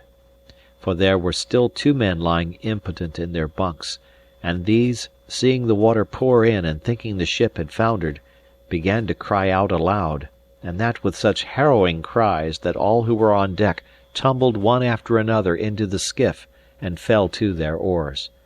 They were not 200 yards away when there came a third great sea, and at that the brig lifted clean over the reef, her canvas filled for a moment, and she seemed to sail in chase of them, but settling all the while, and presently she drew down and down, as if a hand were drawing her, and the sea closed over the Covenant of Dysart. Never a word they spoke as they pulled ashore, being stunned with the horror of that screaming, but they had scarce set foot upon the beach when Hoseason woke up, as if out of a muse, and bade them lay hands upon Alan. They hung back indeed, having little taste for the employment, but Hoseason was like a fiend, crying that Alan was alone, that he had a great sum about him, that he had been the means of losing the brig and drowning all their comrades, and that here was both revenge and wealth upon a single cast. It was 7 against 1. In that part of the shore there was no rock that Alan could set his back to, and the sailors began to spread out and come behind him. "And then," said Alan, "the little man with the red head, I have no mind of the name that he is called." "Riach," I said. "Ay," said Alan, "Riach. Well, it was him that took up the clubs for me, asked the men if they were'na feared of a judgment, and says he, 'Dod, I'll put my back to the Highlandmans myself.' There's none such an entirely bad little man, yon little man with the red head," said Alan. "He has some spunks of decency." "Well," said I, "he was kind to me in his way." "And so was he to Alan," said he, "and by my troth, I found his way a very good one. But ye see, David, the loss of the ship and the cries of these poor lads set very ill upon the man, and I'm thinking that would be the cause of it." "Well, I would think so," says I, "for he was as keen as any of the rest at the beginning. But how did Hoseason take it?" "It sticks in my mind that he would take it very ill," says Alan. "But the little man cried to me to run, and indeed I thought it was a good observe, and ran. The last that I saw they were all in a knot upon the beach, like folk that were not agreeing very well together." "What do you mean by that?" said I. "Well, the fists were going," said Alan, "and I saw one man go down like a pair of breeks. But I thought it would be better not to wait. You see, there's a strip of Campbell's in that end of Mull, which is no good company for a gentleman like me. If it hadna been for that, I would have waited and looked for ye myself, let alone giving a hand to the little man." It was droll how Alan dwelt on Mr. Riach's stature, for to say the truth, the one was not much smaller than the other. "So," says he, continuing, "I set my best foot forward, and whenever I met in with any one I cried out there was a wreck ashore. Man, they didna stop to fash with me. You should have seen them linking for the beach. And when they got there they found they had the pleasure of a run, which is aye good for a Campbell. I'm thinking it was a judgment on the clan that the brig went down in the lump and didna break. But it was a very unlucky thing for you, that same, for if any wreck had come ashore they would have hunted high and low, and would soon have found ye." Chapter 19. The House of Fear. Night fell as we were walking, and the clouds, which had broken up in the afternoon, settled in and thickened, so that it fell, for the season of the year, extremely dark. The way we went was over rough mountain-sides, and though Alan pushed on with an assured manner, I could by no means see how he directed himself.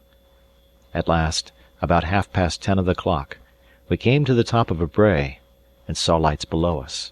It seemed a house door stood open and let out a beam of fire and candlelight, and all round the house and steading 5 or 6 persons were moving hurriedly about, each carrying a lighted brand. "James must have tint his wits," said Alan. "If this was the soldiers instead of you and me, he would be in a bonny mess. But I dare say he'll have a sentry on the road, and he would ken well enough no soldiers would find the way that we came." Hereupon he whistled 3 times in a particular manner.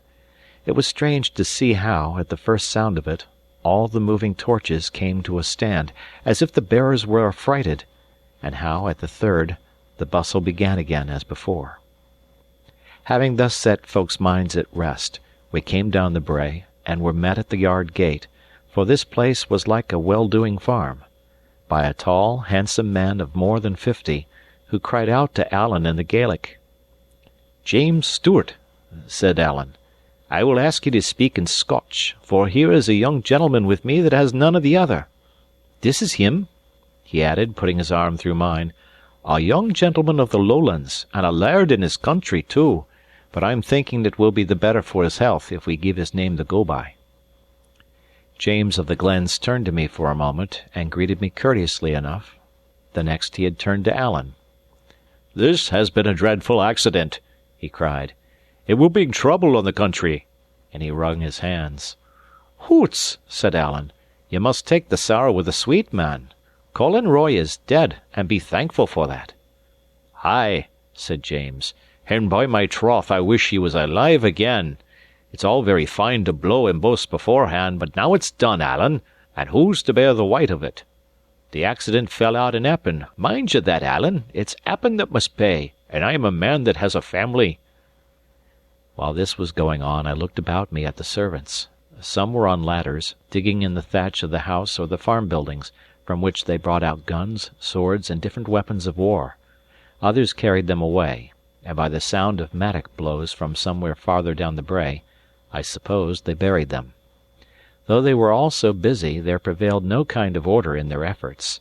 Men struggled together for the same gun and ran into each other with their burning torches, and James was continually turning about from his talk with Alan to cry out orders which were apparently never understood.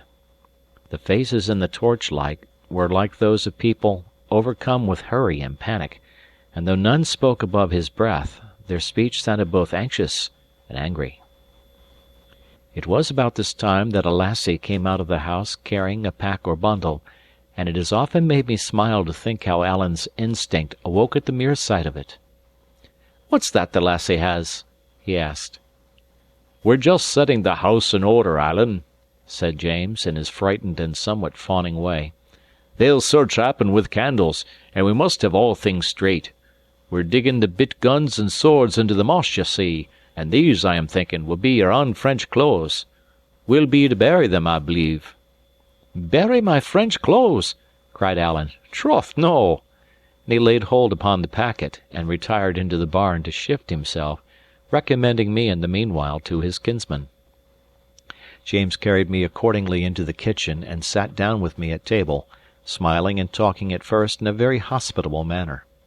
But presently the gloom returned upon him. He sat frowning and biting his fingers, only remembered me from time to time, and then gave me but a word or two and a poor smile, and back into his private terrors. His wife sat by the fire and wept, with her face in her hands.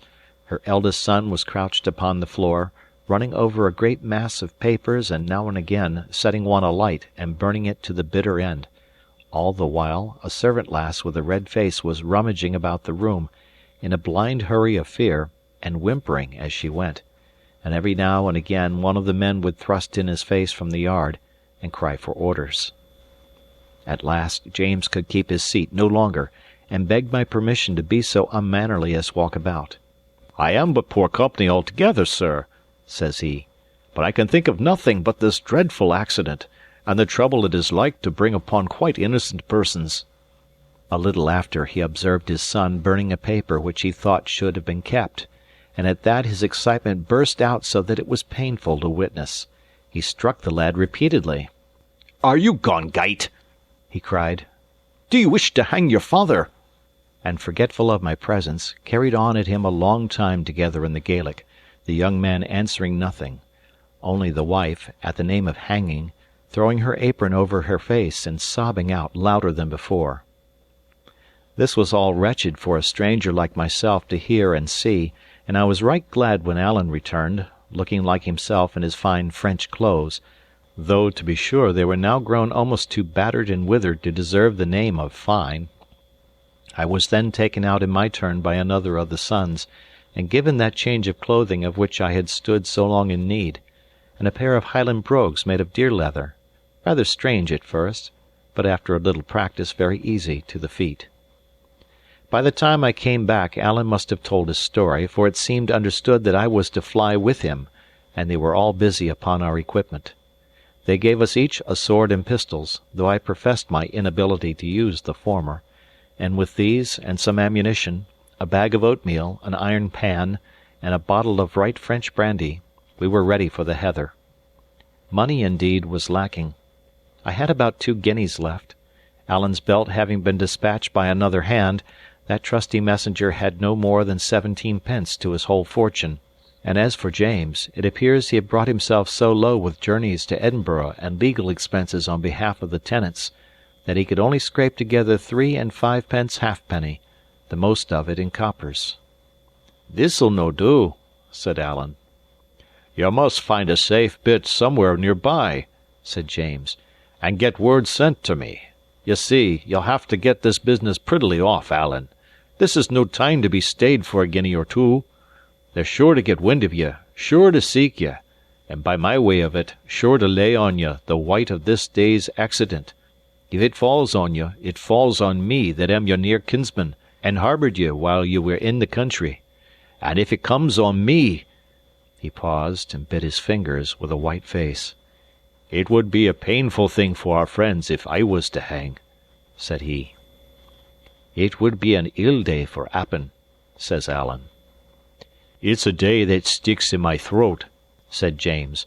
"Oh, man, Alan, you and me have spoken like 2 fools," he cried, striking his hand upon the wall so that the house rang again. "Well, and that's true, too," said Alan, "and my friend from the Lowlands here," nodding at me, "gave me a good word upon that head, if I would have only listened to him." "But see here," said James, returning to his former manner, "if they lay me by the heels, Alan, it's then that you'll be needing the money. For with all that I have said, and that you have said, it will look very black against the 2 of us, do ye mark that? Well, follow me out, and I'll see that I'll have to get a paper out against ye myself, have to offer a reward for ye. Aye, will I. It's a sore thing to do between such near friends, but if I get the dirtim of this dreadful accident, I'll have to fend for myself, man. Do you see that?" He spoke with a pleading earnestness, taking Alan by the breast of the coat. "Aye," said Alan, "I see that." "And you'll have to be clear of the country, Alan. Aye, and clear of Scotland. You and your friend from the Lowlands, too. For I'll have to paper your friend from the Lowlands. You see that, Alan? Say that you see that." I thought Alan flushed a bit. "This is unco hard on me that brought him here, James," said he, throwing his head back. "It's like making me a traitor." "No, Alan, man," cried James. "Look things in the face. He'll be papered anyway. Mungo Campbell'll be sure to paper him. What matters if I paper him too? And then, Alan, I'm a man that has a family." And then, after a little pause on both sides, "And, Alan, it'll be a jury of Campbells," said he. "There's one thing," said Alan, musingly, "that nobody kens his name." "Nor yet they shallna, Alan. There's my hand on that," cried James, for all the world as if he had really known my name and was foregoing some advantage. "But just the habit he was in and what he looked like, and his age and the like, I couldna well do less." "I wonder at your father's son," cried Alan sternly. "Would ye sell the lad with a gift? Would ye change his clothes and then betray him?" "No, no, Alan," said James. "No, the habit he took off, the habit Mungo saw him in." But I thought he seemed crestfallen, indeed. He was clutching at every straw. And all the time, I dare say, saw the faces of his hereditary foes on the bench, and in the jury box, and the gallows in the background. "Well, sir," says Alan, turning to me, "what say ye to that? Ye're here under the safeguard of my honour, and it's my part to see nothing done but what shall please you." "I have but one word to say," said I, "for to all this dispute I am a perfect stranger. But the plain common sense is to set the blame where it belongs, and that is on the man who fired the shot. Paper him, as you call it, set the hunt on him, and let honest, innocent folk show their faces in safety." But at this both Alan and James cried out in horror, bidding me hold my tongue, for that was not to be thought of, and asking me what the Camerons would think, which confirmed me it must have been a Cameron from Mamore that did the act, and if I did not see that the lad might be caught. "Ye havena surely thought of that?" said they with such innocent earnestness that my hands dropped at my side and I despaired of argument. "Very well, then," said I. "Paper me, if you please. Paper Alan. Paper King George! We're all three innocent, and that seems to be what's wanted. But at least, sir," said I to James, recovering from my little fit of annoyance, "I am Alan's friend, and if I can be helpful to friends of his, I will not stumble at the risk." I thought it best to put a fair face on my consent, for I saw Alan troubled, and besides, thinks I to myself, as soon as my back is turned, they will paper me, as they call it, whether I consent or not. But in this I saw I was wrong, for I had no sooner said the words than Mrs. Stewart leaped out of her chair, came running over to us, and wept first upon my neck and then on Alan's, blessing God for our goodness to her family. "As for you, Alan, it was no more than your bounden duty," she said. "But for this lad that has come here, and seen us at our worst, and seen the good man fleeching like a suitor, him that by right should give his commands like any king. As for you, my lad," she says, "my heart is where not to have your name, but I have your face, and as long as my heart beats under my bosom, I will keep it, and think of it, and bless it." And with that she kissed me, and burst once more into such sobbing that I stood abashed. "Hoot, hoot," said Alan, looking mighty silly. "The day comes unco soon in this month of July, and tomorrow there'll be a fine to do in Appin, a fine riding of dragoons, and crying of 'Cracan!' and running of redcoats, and it behoves you and me to the sooner be gone." Thereupon we said farewell, and set out again, bending somewhat eastwards, in a fine, mild, dark night, and over much the same broken country as before. Chapter 20. The Flight in the Heather, the Rocks. Sometimes we walked, sometimes ran, and as it drew on to morning, walked ever the less and ran the more.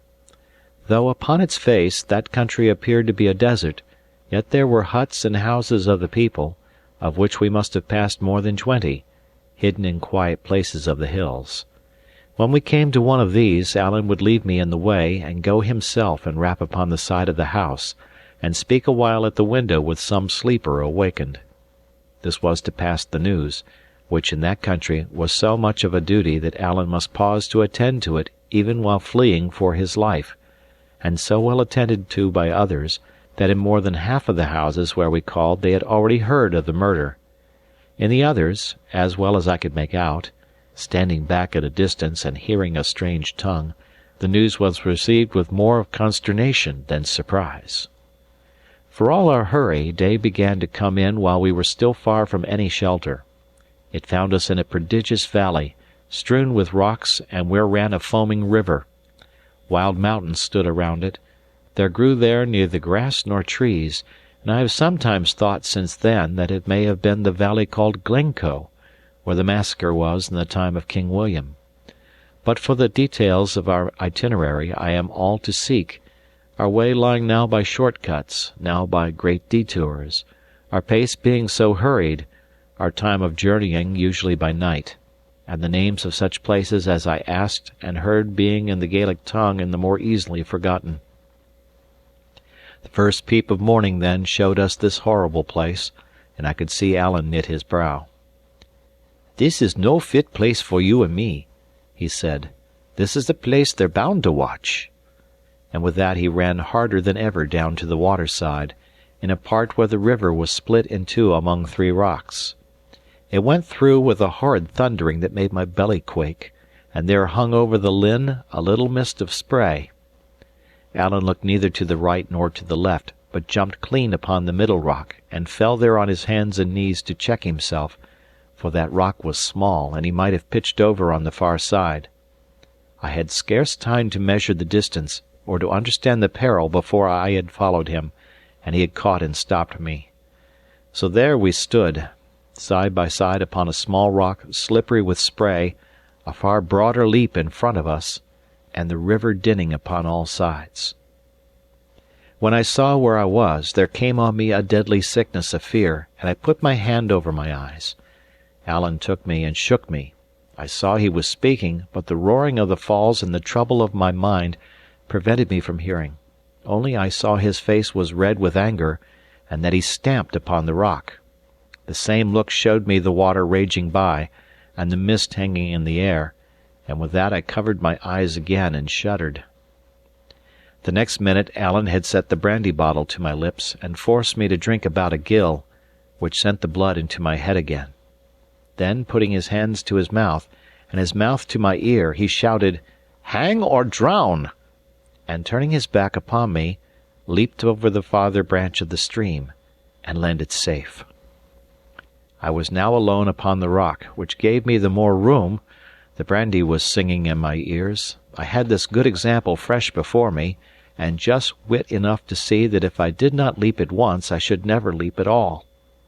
I bent low on my knees, and flung myself forth, with that kind of anger of despair that has sometimes stood me instead of courage. Sure enough, it was but my hands that reached the full length. These slipped, caught again, slipped again, and I was slittering back into the linn, when Alan seized me, first by the hair, then by the collar, and with a great strain dragged me into safety.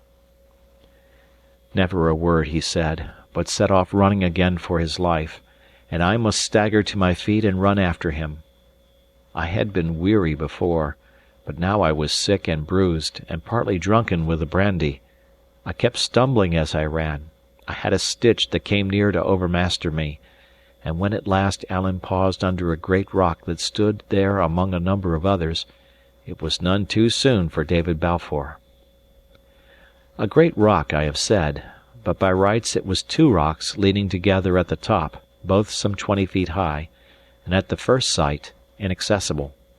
Even Alan, though you may say he had as good as 4 hands, failed twice in an attempt to climb them, and it was only at the 3rd trial, and then by standing on my shoulders and leaping up with such force as I thought must have broken my collarbone, that he secured a lodgment.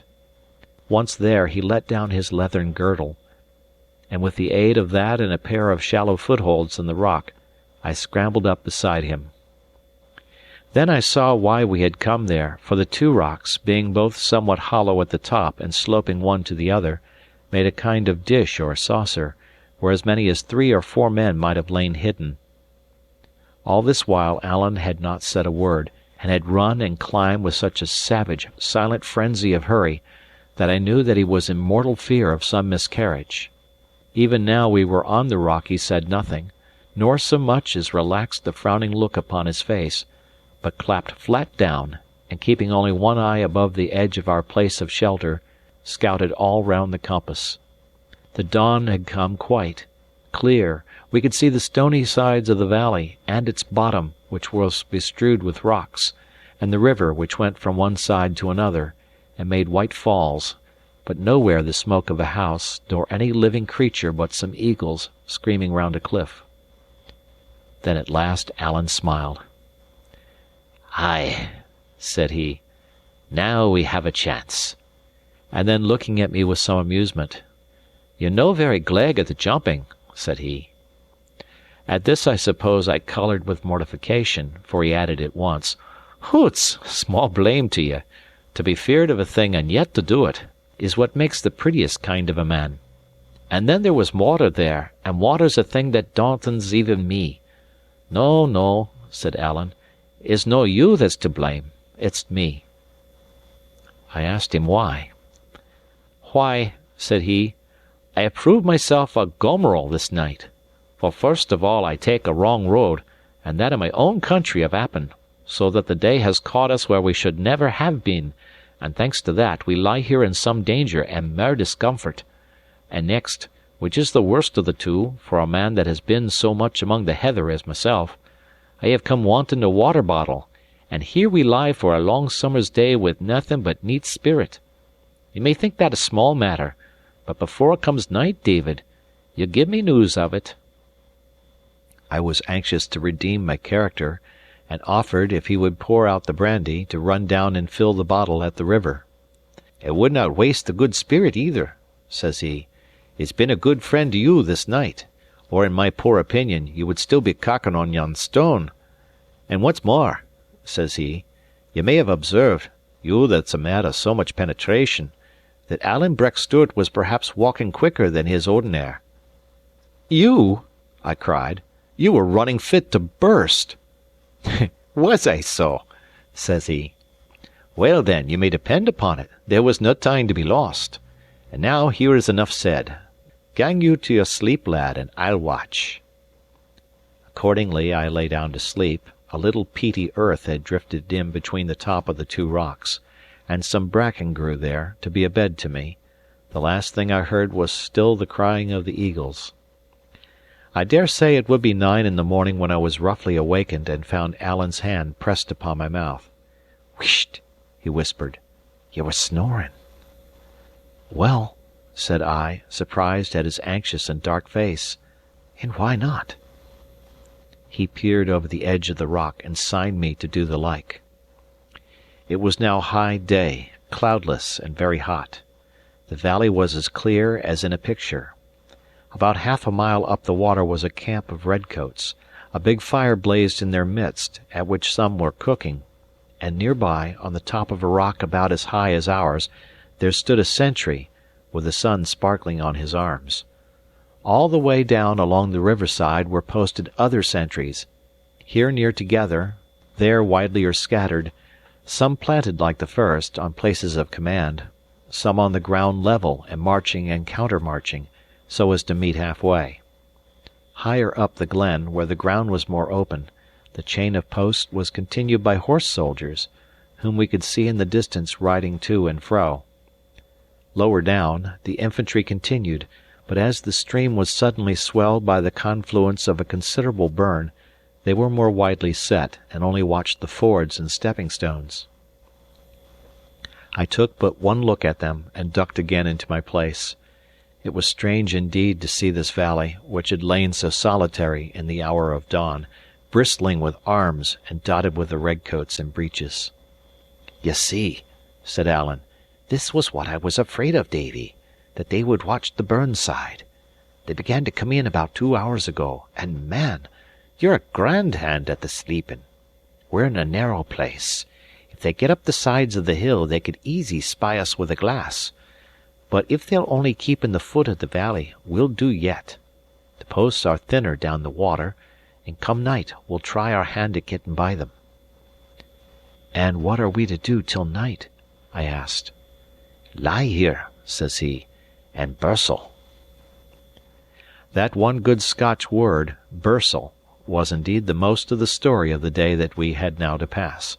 You are to remember that we lay on the bare top of a rock, like scones upon a girdle. The sun beat upon us cruelly, the rock grew so heated a man could scarce endure the touch of it, and the little patch of earth and fern, which kept cooler, was only large enough for one at a time. We took turn about to lie on the naked rock, which was indeed like the position of that saint that was martyred on a gridiron, and it ran in my mind how strange it was that in the same climate, and at only a few days' distance, I should have suffered so cruelly, first from cold upon my island, and now from heat upon this rock. All the while we had no water, only raw brandy for a drink, which was worse than nothing, but we kept the bottle as cool as we could, burying it in the earth, and got some relief by bathing our breasts and temples. The soldiers kept stirring all day in the bottom of the valley, now changing guard, now in patrolling parties hunting among the rocks. These lay around in so great a number that to look for men among them was like looking for a needle in a bottle of hay, and being so hopeless a task, it was gone about with the less care. Yet we could see the soldiers poke their bayonets among the heather, which sent a cold thrill into my vitals, and they would sometimes hang about our rock, so that we scarce dared to breathe. It was in this way that I first heard the right English speech, one fellow as he went by actually clapping his hand upon the sunny face of the rock on which we lay, and plucking it off again with an oath. "I tell you it's hot," says he, and I was amazed at the clipping tones and the odd sing-song in which he spoke, and no less at that strange trick of dropping out the letter H. To be sure, I had heard Ransom, but he had taken his ways from all sorts of people, and spoke so imperfectly at the best, that I set down the most of it to childishness. My surprise was all the greater to hear that manner of speaking in the mouth of a grown man, and indeed I have never grown used to it, nor yet altogether with the English grammar, as perhaps a very critical eye might here and there spy out even in these memoirs. The tediousness and pain of these hours upon the rock grew only the greater as the day went on, the rock getting still the hotter and the sun fiercer. There were giddiness and sickness and sharp pangs like rheumatism to be supported. I minded then, and have often minded since, on the lines in our Scotch psalm, "The moon by night thee shall not smite, nor yet the sun by day." And indeed it was only by God's blessing that we were neither of us sun-smitten. At last, about 2, it was beyond men's bearing, and there was now temptation to resist, as well as pain to thole.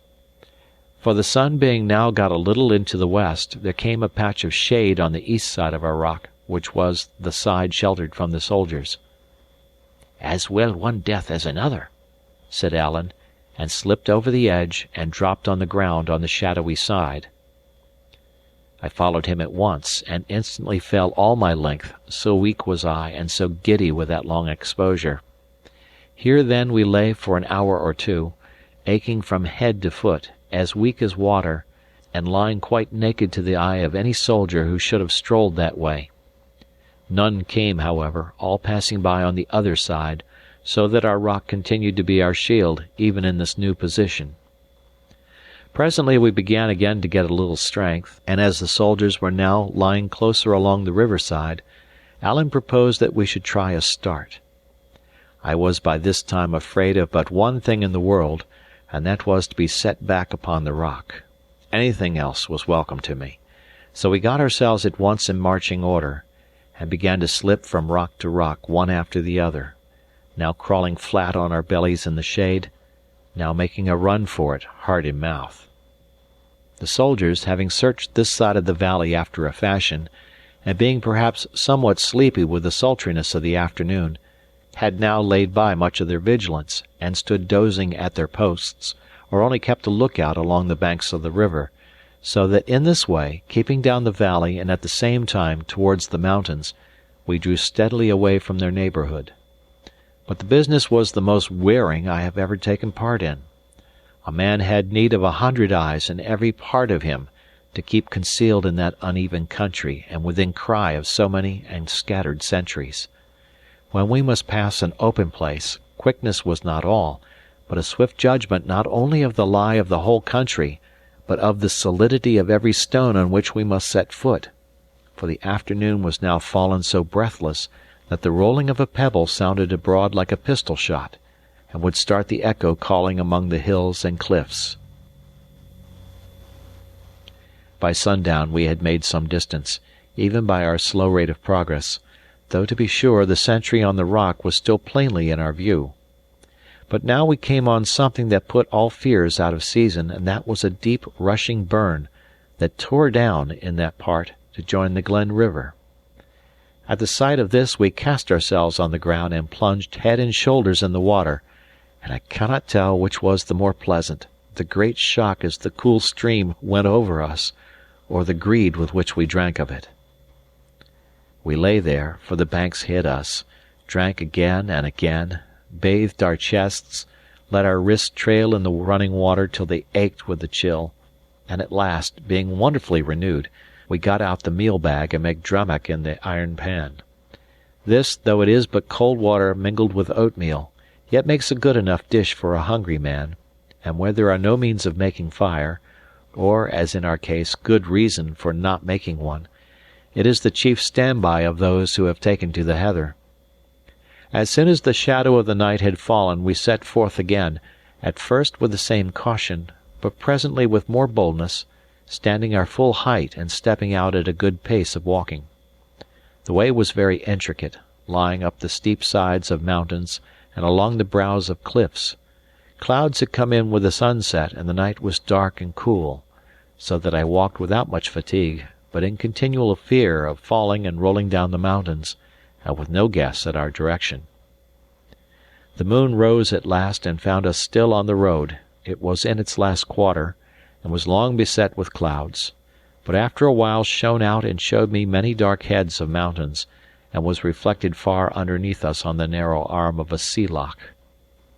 At this sight we both paused, I struck with wonder to find myself so high, and walking, as it seemed to me, upon clouds, Alan to make sure of his direction.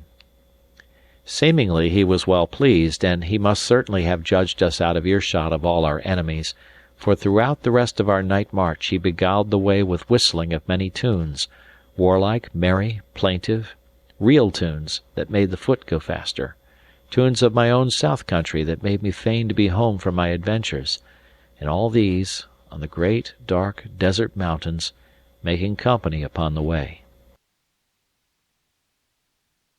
Chapter 21 The Flight in the Heather, the Hugh of Corrinachich. Early as day comes in the beginning of July, it was still dark when we reached our destination, a cleft in the head of a great mountain, with a water running through the midst, and upon the one hand a shallow cave in a rock. Birches grew there in a thin, pretty wood, which a little farther on was changed into a wood of pines. The burn was full of trout, the wood of cushat doves. On the open side of the mountain beyond, whaups would be always whistling, and cuckoos were plentiful. From the mouth of the cleft we looked down upon a part of Mamore, and on the sea loch that divides that country from Appin, and this from so great a height as made it my continual wonder and pleasure to sit and behold them. The name of the cleft was the Hugh of Corrinachich, and although from its height and being so near upon the sea it was often beset with clouds, yet it was on the whole a pleasant place, and the 5 days we lived in it went happily. We slept in the cave, making our bed of heather bushes which we cut for that purpose, and covering ourselves with Alan's greatcoat. There was a low concealed place, in a turning of the glen, where we were so bold as to make fire, so that we could warm ourselves when the clouds set in, and cook hot porridge, and grill the little trouts that we caught with our hands under the stones and overhanging banks of the burn.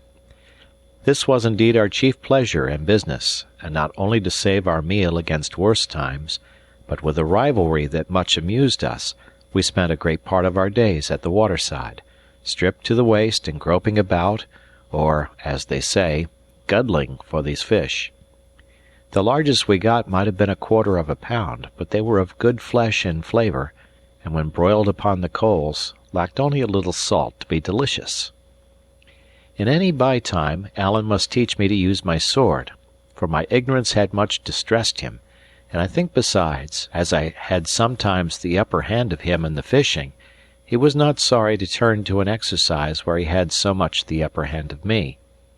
He made it somewhat more of a pain than need have been, for he stormed at me all through the lessons in a very violent manner of scolding, and would push me so close that I made sure he must run me through the body.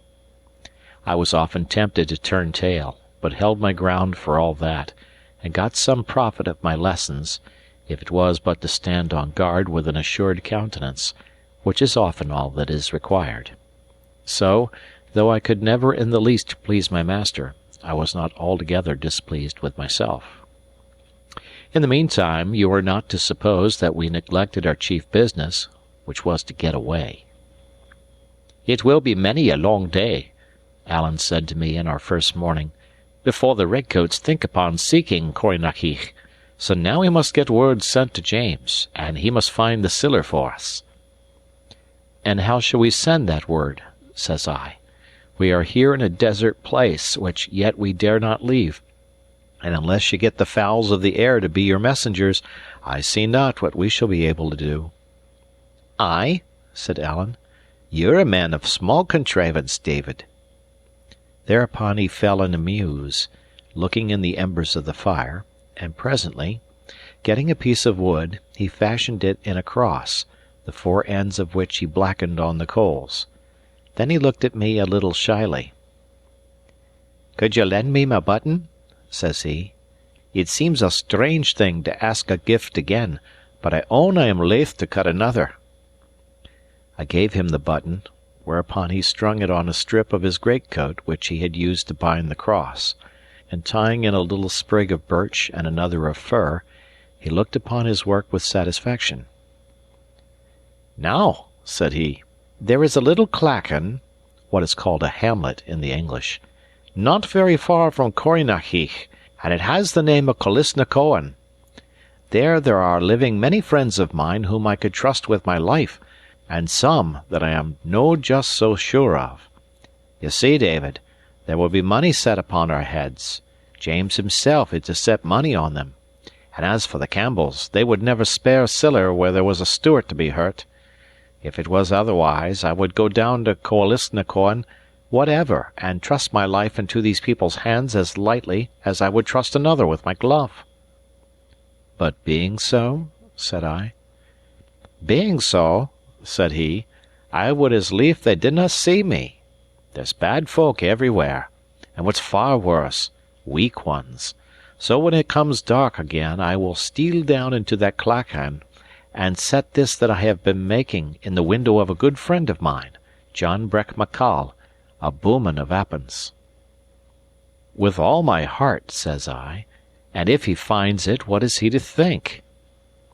"Well," says Alan, "I wish he was a man of more penetration, for by my troth I'm afraid he will make little enough of it. But this is what I have in mind. This cross is something in the nature of the cross tarry, or fiery cross, which is the signal of gathering in our clans, yet he will know well enough the clan is not to rise, for there it is standing in his window, and no word with it. So he will say to himself, 'The clan is not to rise, but there is something.' Then he will see my button, and that was Duncan Stewart's, and then he will say to himself, 'The son of Duncan is in the heather, and has need of me.'" "Well," said I, "it may be, but even supposing so, there is a good deal of heather between here and the Forth." "And that is a very true word," says Alan. "But then John Breck will see the sprig of birch and the sprig of pine, and he will say to himself, if he is a man of any penetration at all, which I misdoubt, 'Alan will be lying in a wood which is both of pines and birches.' Then he will think to himself, 'That is not so very rife hereabout.' And then he will come and give us a look up in Corrynaheach. And if he does not, David, the devil may fly away with him for what I care, for he will be no worth the salt to his porridge." "Eh, man," said I, drolling with him a little, "you're very ingenious. But would it not be simpler for you to write him a few words in black and white?" "And that is an excellent observe, Mr. Balfour of Shaws," said Alan, drolling with me. "And it would certainly be much simpler for me to write to him, but it would be a sore job for John Breck to read it. He would have to go to the school for 2-3 years, and it's possible we might be wearied waiting on him." So that night Alan carried down his fiery cross and set it in the bowman's window. He was troubled when he came back, for the dogs had barked, and the folk run out from their houses, and he thought he had heard a clatter of arms and seen a redcoat come to one of the doors. On all accounts, we lay the next day in the borders of the wood and kept a close look-out, so that if it was John Breck that came we might be ready to guide him, and if it was the redcoats we should have time to get away. About noon a man was to be spied, straggling up the open side of the mountain in the sun, and looking round him as he came, from under his hand. No sooner had Alan seen him than he whistled, The man turned and came a little towards us. Then Alan would give another peep, and the man would come still nearer, and so by the sound of whistling he was guided to the spot where we lay. He was a ragged, wild, bearded man, about 40, grossly disfigured with the smallpox, and looked both dull and savage. Although his English was very bad and broken, yet Alan, according to his very handsome use whenever I was by, would suffer him to speak no Gaelic. Perhaps the strange language made him appear more backward than he really was, but I thought he had little good will to serve us, and what he had was the child of terror. Alan would have had him carry a message to James, but the bowman would hear of no message. "She was forget it," he said in his screaming voice, and would either have a letter or wash his hands of us. I thought Alan would be gravelled at that, for we lacked the means of writing in that desert. But he was a man of more resources than I knew, searched the wood until he found the quill of a cushat dove, which he shaped into a pen, made himself a kind of ink with gunpowder from his horn and water from the running stream, and tearing a corner from his French military commission, which he carried in his pocket like a talisman to keep him from the gallows, he sat down and wrote as follows: "Dear kinsman, please send the money by the bearer to the place he kens of. Your affectionate cousin, A. S." This he entrusted to the bowman, who promised to make what manner of speed he best could, and carried it off with him down the hill. He was 3 full days gone, but about 5 in the evening of the 3rd we heard a whistling in the wood, which Alan answered, and presently the bowman came up the water side, looking for us right and left. He seemed less sulky than before, and indeed he was no doubt well pleased to have got to the end of such a dangerous commission. He gave us the news of the country, that it was alive with redcoats, that arms were being found, and poor folk brought in trouble daily, and that James and some of his servants were already clapped in prison at Fort William under strong suspicion of complicity. It seemed it was noised on all sides that Alan Breck had fired the shot, and there was a bill issued for both him and me, with £100 reward. This was all as bad as could be, and the little note the bowman had carried us from Mrs. Stewart was of a miserable sadness. In it she besought Alan not to let himself be captured, assuring him, if he fell in the hands of the troops, both he and James were no better than dead men. The money she had sent was all that she could beg or borrow, and she prayed heaven we could be doing with it. Lastly, she said, she enclosed us one of the bills in which we were described. This we looked upon with great curiosity and not a little fear, partly as a man may look in a mirror, partly as he might look into the barrel of an enemy's gun to judge if it be truly aimed. Alan was advertised as a small, pock-marked, active man of 35 or thereby, dressed in a feathered hat, a French side coat of blue with silver buttons, and lace a great deal tarnished, a red waistcoat and breeches of black shag, and I as a tall, strong lad of about 18, wearing an old blue coat, very ragged, an old Highland bonnet, a long homespun waistcoat, blue breeches, his legs bare, low country shoes wanting the toes, speaks like a lowlander, and has no beard. Alan was well enough pleased to see his finery so fully remembered and set down, only when he came to the word tarnish, he looked upon his lace like one a little mortified. As for myself, I thought I cut a miserable figure in the bill, and yet was well enough pleased too, for since I had changed these rags, the description had ceased to be a danger, and became a source of safety. "Alan," said I, "you should change your clothes." "Na troth," said Alan, "I have nae others. A fine sight I would be if I went back to France in a bonnet." This put a second reflection in my mind, that if I were to separate from Alan and his telltale clothes I should be safe against arrest, and might go openly about my business. Nor was this all, for suppose I was arrested when I was alone, there was little against me. But suppose I was taken in company with a reputed murderer, my case would begin to be grave. For generosity's sake I dare not speak my mind upon this head, but I thought of it none the less. I thought of it all the more, too, when the bowman brought out a green purse with 4 guineas in gold, and the best part of another in small change. True, it was more than I had, but then Alan, with less than 5 guineas, had to get as far as France. I, with my less than 2, not beyond Queensferry. So that taking things in their proportion, Alan's society was not only a peril to my life, but a burden on my purse. But there was no thought of the sort in the honest head of my companion. He believed he was serving, helping, and protecting me.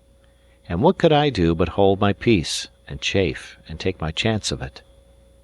"It's little enough," said Alan, putting the purse in his pocket. "But it'll do my business. And now, John Breck, if you will hand me over my button, this gentleman and me will be for taking the road." But the bowman, after feeling about in a hairy purse that hung in front of him in the Highland manner, though he wore otherwise the Lowland habit, with sea trousers, began to roll his eyes strangely, and at last said, "Her Nanso will lose it," meaning he thought he had lost it. "What!" cried Alan. "You will lose my button that was my father's before me? Now I will tell you what is in my mind, John Breck. It is in my mind this is the worst day's work that ever ye did since ye was born." And as Alan spoke, he set his hands on his knees, and looked at the bowman with a smiling mouth, and that dancing light in his eyes that meant mischief to his enemies.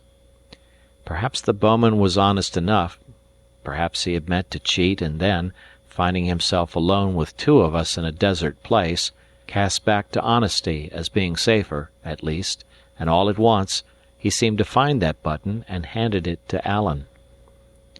"Well, and it is a good thing for the honour of the Macalls," said Alan, and then to me, "Here is my button back again, and I thank you for parting with it, which is of a piece with all your friendships to me." Then he took the warmest parting of the bowman.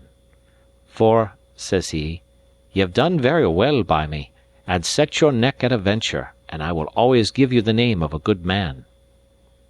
Lastly, the bowman took himself off by one way, and Alan and I, getting our chattels together, struck into another to resume our flight. Chapter 22. The Flight in the Heather, the Moor. Some 7 hours' incessant hard travelling brought us early in the morning to the end of a range of mountains. In front of us there lay a piece of low, broken desert land, which we must now cross. The sun was not long up, and shone straight in our eyes. A little thin mist went up from the face of the moorland like a smoke, so that, as Alan said, there might have been 20 squadrons of dragoons there, and we none the wiser. We sat down, therefore, in a howe of the hillside till the mist should have risen, and made ourselves a dish of drammach, and held a council of war. "David," said Alan, "this is a kittle bit. Shall we lie here till it comes night, or shall we risk it and stave on ahead?" "Well," said I am tired indeed, but I could walk as far again, if that was all. "Ay, but it isn't," said Alan, "nor yet the half. This is how we stand. Appin's fair death to us. To the south it's all Campbell's, and not to be thought of. To the north, well, there's no muckle to be gained by going north, neither for you that wants to get to Queensferry, nor yet for me that wants to get to France. Well then, we can strike east." "East be it," says I quite cheerily, but I was thinking in to myself, "Oh, man, if you would only take one point of the compass and let me take any other, it would be the best for both of us." "Well then, east, ye see, we have the muirs," said Alan. "Once there, David, it's mere pitch and toss.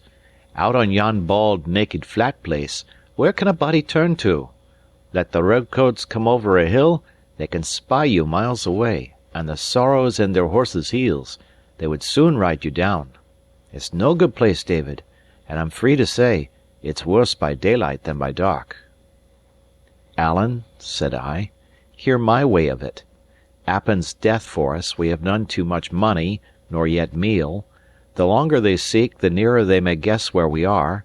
It's all a risk, and I give my word to go ahead until we drop." Alan was delighted.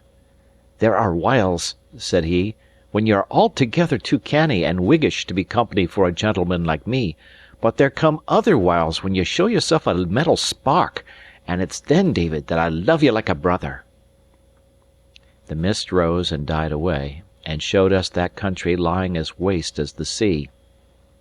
Only the moorfowl and the pewees crying upon it, and far over to the east a herd of deer moving like dots.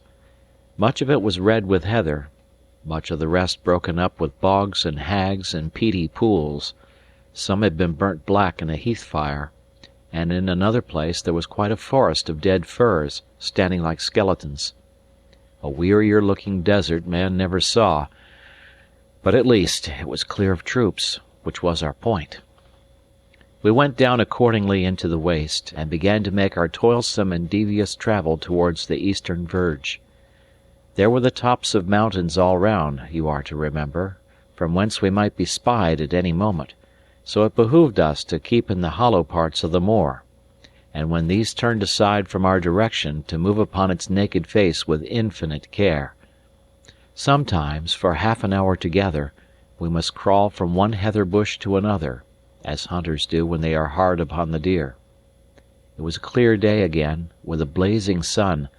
The water in the brandy bottle was soon gone, and altogether, if I had guessed what it would be to crawl half the time upon my belly, and to walk much of the rest stooping nearly to the knees, I should certainly have held back from such a killing enterprise. Toiling and resting, and toiling again, we wore away the morning, and about noon lay down in a thick bush of heather to sleep. Alan took the first watch, and it seemed to me I had scarce closed my eyes before I was shaken up to take the second. We had no clock to go by, and Alan stuck a sprig of heath in the ground to serve instead, so that as soon as the shadow of the bush should fall so far to the east, I might know to rouse him. But I was by this time so weary that I could have slept 12 hours at a stretch. I had the taste of sleep in my throat. My joints slept even when my mind was waking. The hot smell of the heather and the drone of the wild bees were like possets to me, and every now and again I would give a jump and find I had been dozing. The last time I awoke, I seemed to come back from farther away, and thought the sun had taken a great start in the heavens. I looked at the sprig of heath, and at that I could have cried aloud, for I saw I had betrayed my trust. My head was nearly burned with fear and shame, and at what I saw, when I looked out around me on the moor, my heart was like dying in my body. For sure enough, a body of horse soldiers had come down during my sleep, and were drawing near to us from the southeast, spread out in the shape of a fan and riding their horses to and fro in the deep parts of the heather. When I waked Alan, he glanced first at the soldiers, then at the mark and the position of the sun, and knitted his brows with a sudden quick look, both ugly and anxious, which was all the reproach I had of him. "What are we to do now?" I asked. "We'll have to play at being hares," said he. "Do ye see yon mountain?" pointing to one on the northeastern sky. "Ay," said I. "Well then," says he, "let us strike for that. Its name is Ben Alder. It is a wild desert mountain full of hills and hollows, and if we can win to it before the morn, we may do yet." "But, Alan," cried I, "that will take us across the very coming of the soldiers." "I ken that fine," said he, "but if we are driven back on Appin, we are 2 dead men. So now, David, man, be brisk." With that he began to run forward on his hands and knees with an incredible quickness, as though it was his natural way of going. All the time, too, he kept winding in and out in the lower parts of the moorland, where we were the best concealed. Some of these had been burned or at least scathed with fire, and there rose in our faces, which were close to the ground, a blinding, choking dust as fine as smoke. The water was long out, and this posture of running on the hands and knees brings an overmastering weakness and weariness, so that the joints ache and the wrists faint under your weight. Now and then, indeed, where there was a big bush of heather, we lay a while, and panted, and putting aside the leaves looked back at the dragoons. They had not spied us, for they held straight on, a half-troop, I think, covering about 2 miles of ground, and beating it mighty thoroughly as they went. I had awakened just in time. A little later, and we must have fled in front of them instead of escaping on one side. Even as it was, the least misfortune might betray us, and now and again, when a grouse rose out of the heather with a clap of wings, we lay as still as the dead and were afraid to breathe. The aching and faintness of my body, the labouring of my heart, the soreness of my hands, and the smarting of my throat and eyes in the continual smoke of dust and ashes, had soon grown to be so unbearable that I would gladly have given up. Nothing but the fear of Alan lent me enough of a false kind of courage to continue. As for himself, and you are to bear in mind that he was cumbered with a greatcoat, he had first turned crimson, but as time went on the redness began to be mingled with patches of white. His breath cried and whistled as it came, and his voice, when he whispered his observations in my ear during our halts, sounded like nothing human. Yet he seemed in no way dashed in spirits, nor did he at all abate in his activity, so that I was driven to marvel at the man's endurance. At length, in the first gloaming of the night, we heard a trumpet sound, and looking back from among the heather, saw the troop beginning to collect. A little after, they had built a fire and camped for the night, about the middle of the waste. At this I begged and besought that we might lie down and sleep. "There shall be no sleep the night," said Alan. "From now on, these weary dragoons of yours will keep the crown of the muirland, and none will get out of Appin but winged fowls. We got through in the nick of time, and shall we jeopard what we've gained? Na, na, when the day comes, it shall find you and me in a fast place on Ben Alder." "Alan," I said, "it's not the want of will, it's the strength that I want. If I could, I would, but as sure as I'm alive, I cannot." "Very well, then," said Alan, "I'll carry ye." I looked to see if he were jesting, but no, the little man was in dead earnest, and the sight of so much resolution shamed me. "Lead away," said I. "I'll follow." He gave me one look as much as to say, "Well done, David," and off he set again at his top speed. It grew cooler and even a little darker, but not much, with the coming of the night. The sky was cloudless. It was still early in July, and pretty far north. In the darkest part of that night you would have needed pretty good eyes to read, but for all that, I have often seen it darker in a winter midday. Heavy dew fell and drenched the moor like rain, and this refreshed me for a while. When we stopped to breathe, and I had time to see all about me, the clearness and sweetness of the night, the shapes of the hills like things asleep, and the fire dwindling away behind us, like a bright spot in the midst of the moor, anger would come upon me in a clap that I must still drag myself in agony and eat the dust like a worm. By what I have read in books, I think few that have held a pen were ever really wearied, or they would write of it more strongly. I had no care of my life, neither past nor future, and I scarce remembered there was such a lad as David Balfour. I did not think of myself, but just of each fresh step which I was sure would be my last, with despair, and of Alan, who was the cause of it, with hatred. Alan was in the right trade as a soldier. This is the officer's part, to make men continue to do things, they know not wherefore, and when, if the choice was offered, they would lie down where they were and be killed.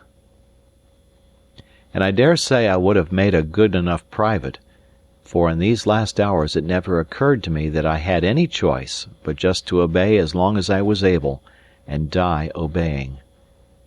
Day began to come in, after years, I thought, and by that time we were past the greatest danger, and could walk upon our feet like men, instead of crawling like brutes.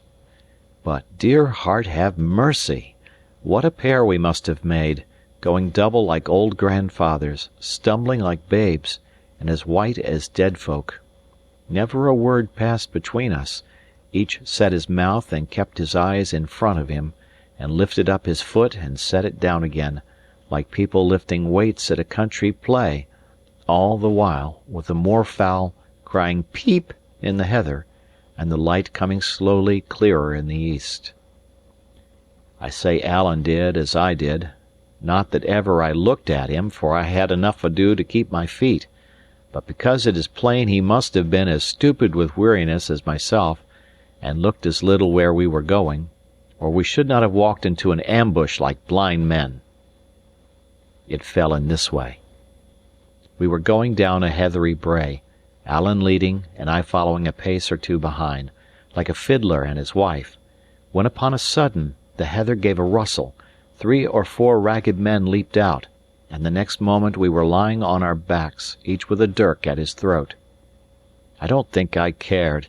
The pain of this rough handling was quite swallowed up by the pains of which I was already full, and I was too glad to have stopped walking to mind about a dirk. I lay looking up in the face of the man that held me, and I mind his face was black with the sun, and his eyes very light, but I was not afraid of him. I heard Alan and another whispering in the Gaelic, and what they said was all one to me. Then the dirks were put up, our weapons were taken away, and we were set face to face, sitting in the heather. "They are Cluny's men," said Alan. "We couldnae have fallen better. We're just to bide here with these, which are his out-sentries, till they can get word to the chief of my arrival." Now Cluny Macpherson, the chief of the clan Vourich, had been one of the leaders of the great rebellion 6 years before. There was a price on his life, and I had supposed him long ago in France, with the rest of the heads of that desperate party. Even tired as I was, the surprise of what I heard half wakened me. "What?" I cried. "Is Cluny still here?" "Ay, is he so?" said Alan. "Still in his own country and kept by his own clan. King George can do no more." I think I would have asked farther, but Alan gave me the put-off. "I am rather wearied," he said, "and I would like fine to get a sleep." And without more words, he rolled on his face in a deep heather bush, and seemed to sleep at once. There was no such thing possible for me. You have heard grasshoppers whirring in the grass in the summer time? Well, I had no sooner closed my eyes than my body, and above all my head, belly, and wrists, seemed to be filled with whirring grasshoppers, and I must open my eyes again at once, and tumble and toss, and sit up and lie down, and look at the sky which dazzled me, or at Cluny's wild and dirty sentries, peering out over the top of the brae and chattering to each other in the Gaelic. That was all the rest I had, until the messenger returned, when, as it appeared that Cluny would be glad to receive us, we must get once more upon our feet and set forward. Alan was in excellent good spirits, much refreshed by his sleep, very hungry, and looking pleasantly forward to a dram and a dish of hot collops, of which, it seems, the messenger had brought him word. For my part, it made me sick to hear of eating. I had been dead heavy before, and now I felt a kind of dreadful lightness, which would not suffer me to walk. I drifted like a gossamer. The ground seemed to me a cloud, the hills a featherweight, the air to have a current like a running burn, which carried me to and fro. With all that, a sort of horror of despair sat on my mind, so that I could have wept at my own helplessness. I saw Alan knitting his brows at me, and supposed it was in anger, and that gave me a pang of light-headed fear, like what a child may have. I remember, too, that I was smiling, and could not stop smiling, hard as I tried, for I thought it was out of place at such a time. But my good companion had nothing in his mind but kindness, and the next moment 2 of the gillies had me by the arms, and I began to be carried forward with great swiftness, or so it appeared to me, although I dare say it was slowly enough in truth, through a labyrinth of dreary glens and hollows, and into the heart of that dismal mountain of Ben Alder. Chapter 23 Cluny's Cage. We came at last to the foot of an exceeding steep wood, which scrambled up a craggy hillside and was crowned by a naked precipice. "It's here," said one of the guides, and we struck uphill. The trees clung upon the slope, like sailors on the shrouds of a ship, and their trunks were like the rounds of the ladder, by which we mounted. Quite at the top, and just before the rocky face of the cliff sprang above the foliage, we found that strange house which was known in the country as Cluny's Cage. The trunks of several trees had been wattled across, the intervals strengthened with stakes, and the ground behind this barricade levelled up with earth to make the floor. A tree, which grew out from the hillside, was the living centre beam of the roof. The walls were of wattle and covered with moss. The whole house had something of an egg shape, and it half hung, half stood in that steep hillside thicket, like a wasp's nest in a green hawthorn. Within, it was large enough to shelter 5 or 6 persons with some comfort. A projection of the cliff had been cunningly employed to be the fireplace, and the smoke rising against the face of the rock, and being not dissimilar in colour, readily escaped notice from below. This was but one of Cluny's hiding places. He had caves besides, and underground chambers in several parts of his country, and following the reports of his scouts, he moved from one to another as the soldiers drew near or moved away. By this manner of living, and thanks to the affection of his clan, he had not only stayed all this time in safety while so many others had fled or been taken and slain, but stayed 4 or 5 years longer, and only went to France at last by the express command of his master. There he soon died, and it is strange to reflect that he may have regretted his cage upon Ben Alder. When we came to the door he was seated by his rock chimney, watching a gillie about some cookery. He was mighty plainly habited, with a knitted nightcap drawn over his ears, and smoked a foul cutty pipe.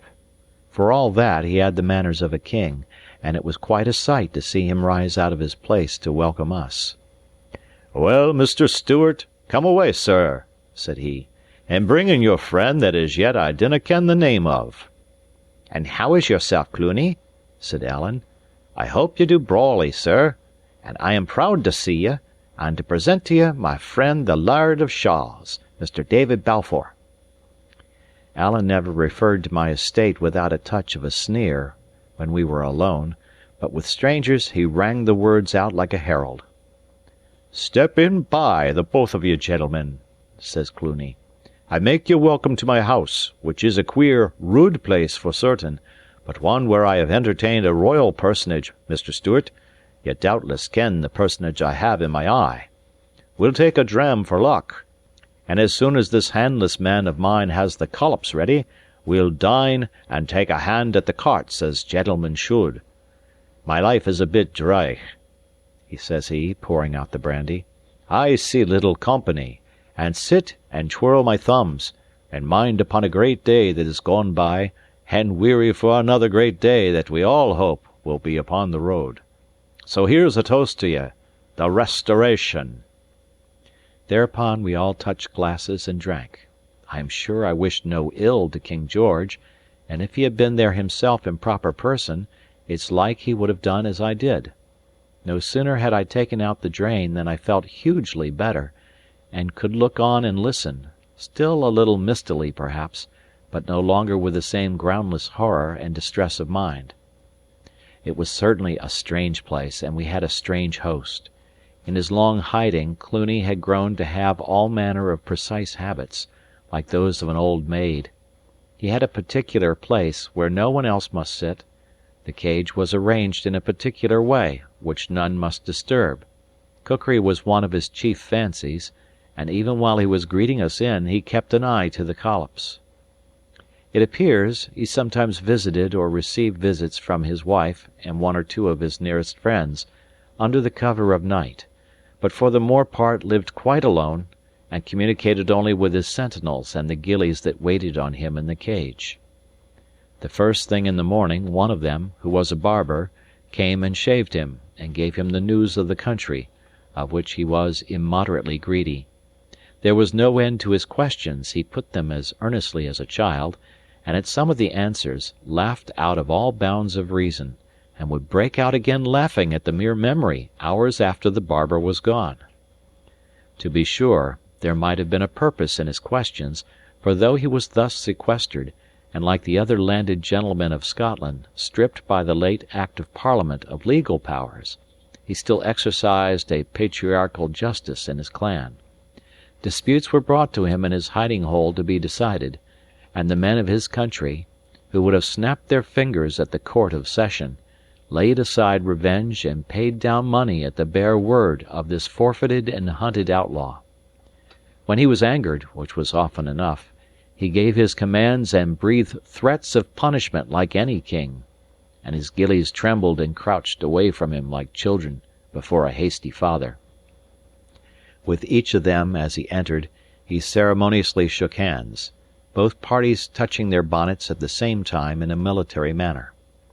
Altogether, I had a fair chance to see some of the inner workings of a Highland clan, and this with a proscribed, fugitive chief, his country conquered, the troops riding upon all sides in quest of him, sometimes within a mile of where he lay, and when the least of the ragged fellows whom he raided and threatened could have made a fortune by betraying him. On that first day, as soon as the collops were ready, Cluny gave them with his own hand a squeeze of a lemon, for he was well supplied with luxuries, and bade us draw in to our meal. "They," said he, meaning the collops, "are such as I give his Royal Highness in this very house, bating the lemon juice, for at that time we were glad to get the meat and never fashed for kitchen.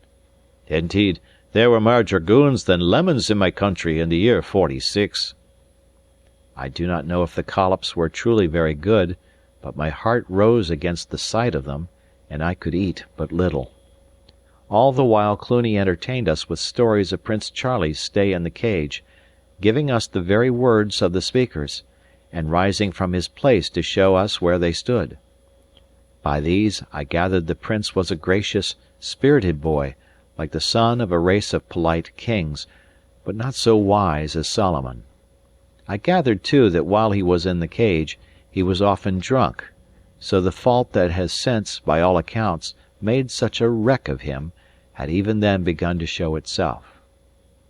We were no sooner done eating than Cluny brought out an old, thumbed, greasy pack of cards, such as you may find in a mean inn, and his eyes brightened in his face as he proposed that we should fall to playing.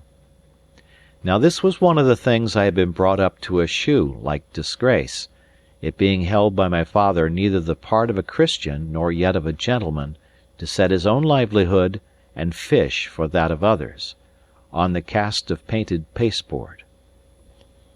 To be sure, I might have pleaded my fatigue, which was excuse enough, but I thought it behoved that I should bear a testimony.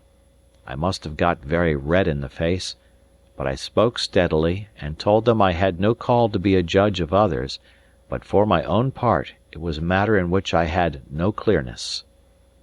Cluny stopped mingling the cards. "What in devil's name is this?" says he. "What kind of Whiggish canting talk is this for the house of Cluny Macpherson?" "I will put my hand in the fire for Mr. Balfour," says Alan. "He is an honest and a mettled gentleman, and I would have ye bear in mind who says it. I bear a king's name," says he, cocking his hat, "and I and any that I call friend are company for the best. But the gentleman is tired, and should sleep. If he has no mind to the cartes, it will never hinder you and me. And I'm fit and willing, sir, to play ye any game that ye can name."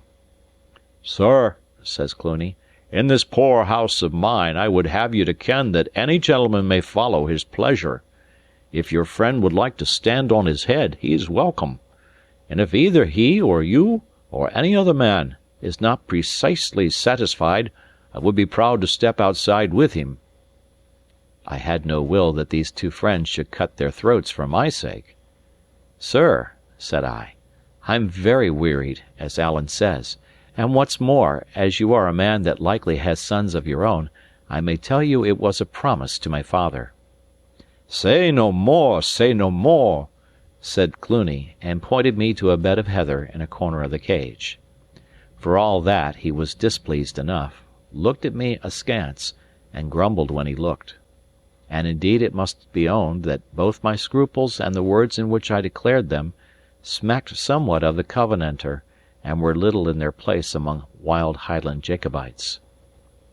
What with the brandy and the venison, a strange heaviness had come over me, and I had scarce lain down upon the bed before I fell into a kind of trance, in which I continued almost the whole time of our stay in the cage. Sometimes I was broad awake and understood what passed; sometimes I only heard voices, or men snoring like the voice of a silly river, and the plaids upon the wall dwindled down and swelled out again, like firelight shadows on the roof. I must sometimes have spoken or cried out, for I remember I was now and then amazed at being answered, yet I was conscious of no particular nightmare, only of a general, black, abiding horror, a horror of the place I was in, and the bed I lay in, and the plaids on the wall, and the voices, and the fire, and myself. The barber gillie, who was a doctor too, was called in to prescribe for me, but as he spoke in the Gaelic, I understood not a word of his opinion, and was too sick even to ask for a translation. I knew well enough I was ill, and that was all I cared about. I paid little heed while I lay in this poor pass, but Alan and Cluny were most of the time at the cards, and I am clear that Alan must have begun by winning, for I remember sitting up and seeing them hard at it, and a great glittering pile of as much as 60 or 100 guineas on the table. It looked strange enough to see all this wealth in a nest upon a cliffside, wattled about growing trees, and even then I thought it seemed deep water for Alan to be riding, who had no better battle horse than a green purse and a matter of £5. The luck, it seems, changed on the second day. About noon I was wakened as usual for dinner, and as usual refused to eat, and was given a dram with some bitter infusion which the barber had prescribed. The sun was shining in at the open door of the cage, and this dazzled and offended me. Cluny sat at the table, biting the pack of cards. Alan had stooped over the bed and had his face close to my eyes, to which, troubled as they were with the fever, it seemed of the most shocking bigness. He asked me for a loan of my money. "What for?" said I. "Oh, just for a loan," said he. "But why?" I repeated. "I don't see." "Hoot, David," said Alan, "you wouldnae grudge me a loan?" I would, though, if I had had my senses, but all I thought of then was to get his face away, and I handed him my money. On the morning of the third day, when we had been 48 hours in the cage, I awoke with a great relief of spirits, very weak and weary indeed, but seeing things of the right size and with their honest everyday appearance. I had a mind to eat, moreover, rose from bed of my own movement, and as soon as we had breakfasted, stepped to the entry of the cage and sat down outside in the top of the wood. It was a grey day, with a cool, mild air, and I sat in a dream all morning, only disturbed by the passing by of Cluny's scouts and servants, coming with provisions and reports; for as the coast was at that time clear, you might almost say he held court openly. When I returned, he and Alan had laid the cards aside, and were questioning a gillie, and the chief turned about and spoke to me in the Gaelic. "I have no Gaelic, sir," said I. Now since the card question, everything I said or did had the power of annoying Cluny. "Your name has more sense than yourself, then," said he angrily, "for it's good Gaelic. But the point is this. My scout reports all clear in the south, and the question is, have you got the strength to go?" I saw cards on the table, but no gold, only a heap of little written papers, and these all on Cluny's side. Alan, besides, had an odd look, like a man not very well content, and I began to have a strong misgiving. "I do not know if I'm as well as I should be," said I, looking at Alan, "but the little money we have has a long way to carry us." Alan took his underlip into his mouth and looked upon the ground. "David," says he at last. "I've lost it, there's the naked truth." "My money too?" said I. "Your money too," says Alan, with a groan. "Ye shouldna ha' given it me. I'm daft when I get to the carts." "Hoot toot, hoot toot," said Cluny. "It was all daffing, it's all nonsense. Of course you'll have your money back again, and the double of it, if you'll make so free with me. It would be a singular thing for me to keep it. It's not to be supposed that I would be any hindrance to gentlemen in your situation. That would be a singular thing," cries he, and began to pull gold out of his pocket with a mighty red face. Alan said nothing, only looked on the ground. "Will you step to the door with me, sir?" said I. Cluny said he would be very glad, and followed me readily enough, but he looked flustered and put out. "And now, sir," says I must first acknowledge your generosity." "Nonsensical nonsense!" cries Cluny. "Where's the generosity? This is just a most unfortunate affair, but what would ye have me do? Boxed up in this bee-skip of a cage of mine, but just set my friends to the carts. When can I get them? And if they lose, of course it's not to be supposed—" And here he came to a pause.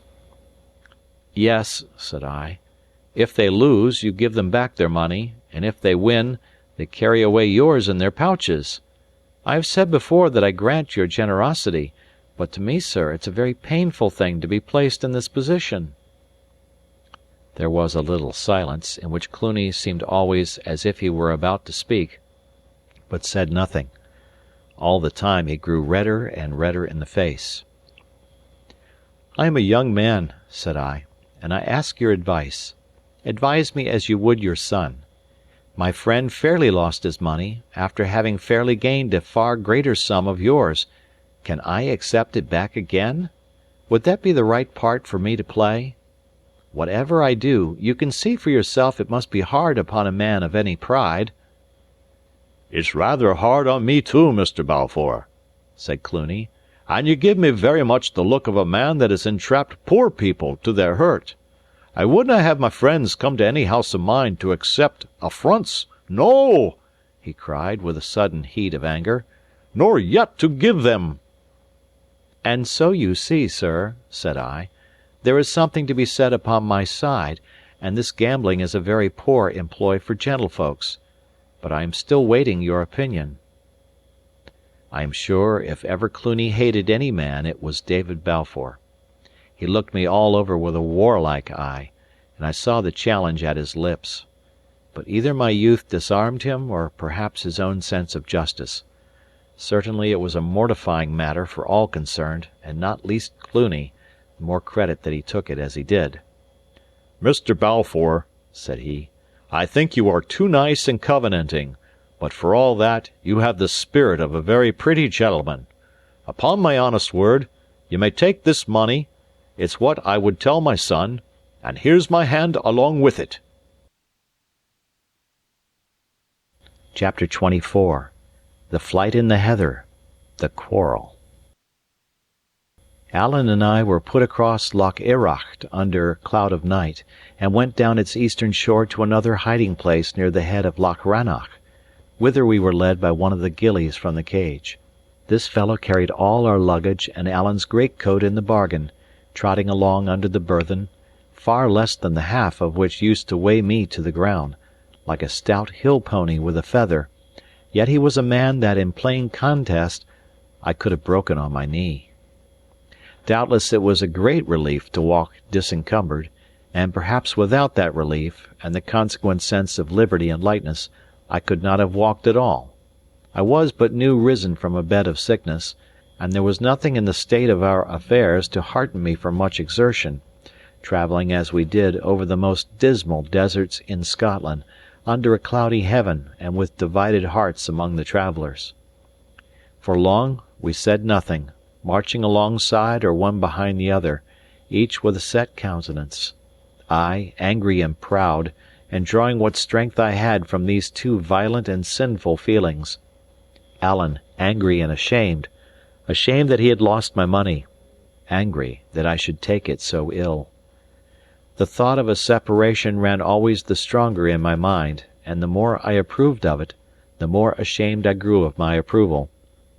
It would be a fine, handsome, generous thing indeed for Alan to turn round and say to me, "Go, I am in the most danger, and my company only increases yours."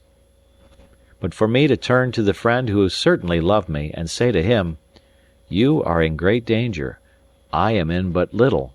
Your friendship is a burden. Go, take your risks and bear your hardships alone."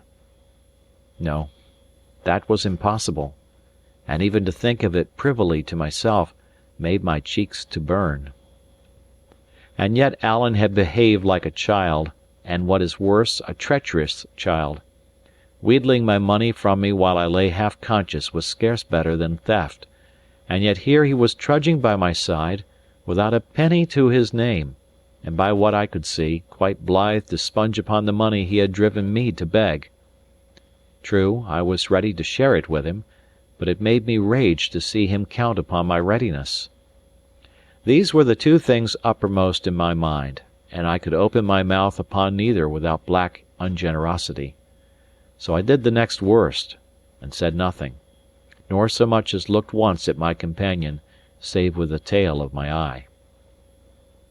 At last, upon the other side of Loch Erraid, going over a smooth, rushy place, where the walking was easy, he could bear it no longer, and came close to me. "David," says he, "this is no way for two friends to take a small accident. I have to say that I'm sorry, and so that's said. And now if you have anything, you better say it." "Oh," says I have nothing." He seemed disconcerted, at which I was meanly pleased. "No," said he, with rather a trembling voice, "but when I say I was to blame—" "Why, of course you were to blame," said I, coolly, "and you will bear me out that I have never reproached you." "Never," says he, "but you ken very well that you've done worse. Are we to part? You said so once before. Are ye to say it again? There's hills and heather enough between here and the two seas, David, and I will own I'm no very keen to stay where I'm no wanted." This pierced me like a sword, and seemed to lay bare my private disloyalty. "Alan Breck!" I cried, and then, "Do you think I am one to turn my back on you in your chief need? You dursn't say it to my face. My whole conduct's there to give the lie to it. It's true, I fell asleep upon the muir, but that was from weariness, and you do wrong to cast it up to me." "Which is what I never did," said Alan. "But aside from that," I continued, "what have I done that you should even me to dogs by such a supposition? I never yet failed a friend, and it's not likely I'll begin with you. There are things between us that I can never forget, even if you can." "I will only say this to you, David," said Alan very quietly, "that I have long been owing you my life, and now I owe you money. You should try to make that burden light for me." This ought to have touched me, and in a manner it did, but the wrong manner. I felt I was behaving badly, and was now not only angry with Alan, but angry with myself in the bargain, and it made me the more cruel. "You asked me to speak," said I. "Well then, I will. You own yourself that you have done me a disservice. I have had to swallow an affront. I have never reproached you. I never named the thing till you did. And now you blame me," cried I, "because I cannot laugh and sing as if I were glad to be affronted. The next thing will be that I'm to go down upon my knees and thank you for it.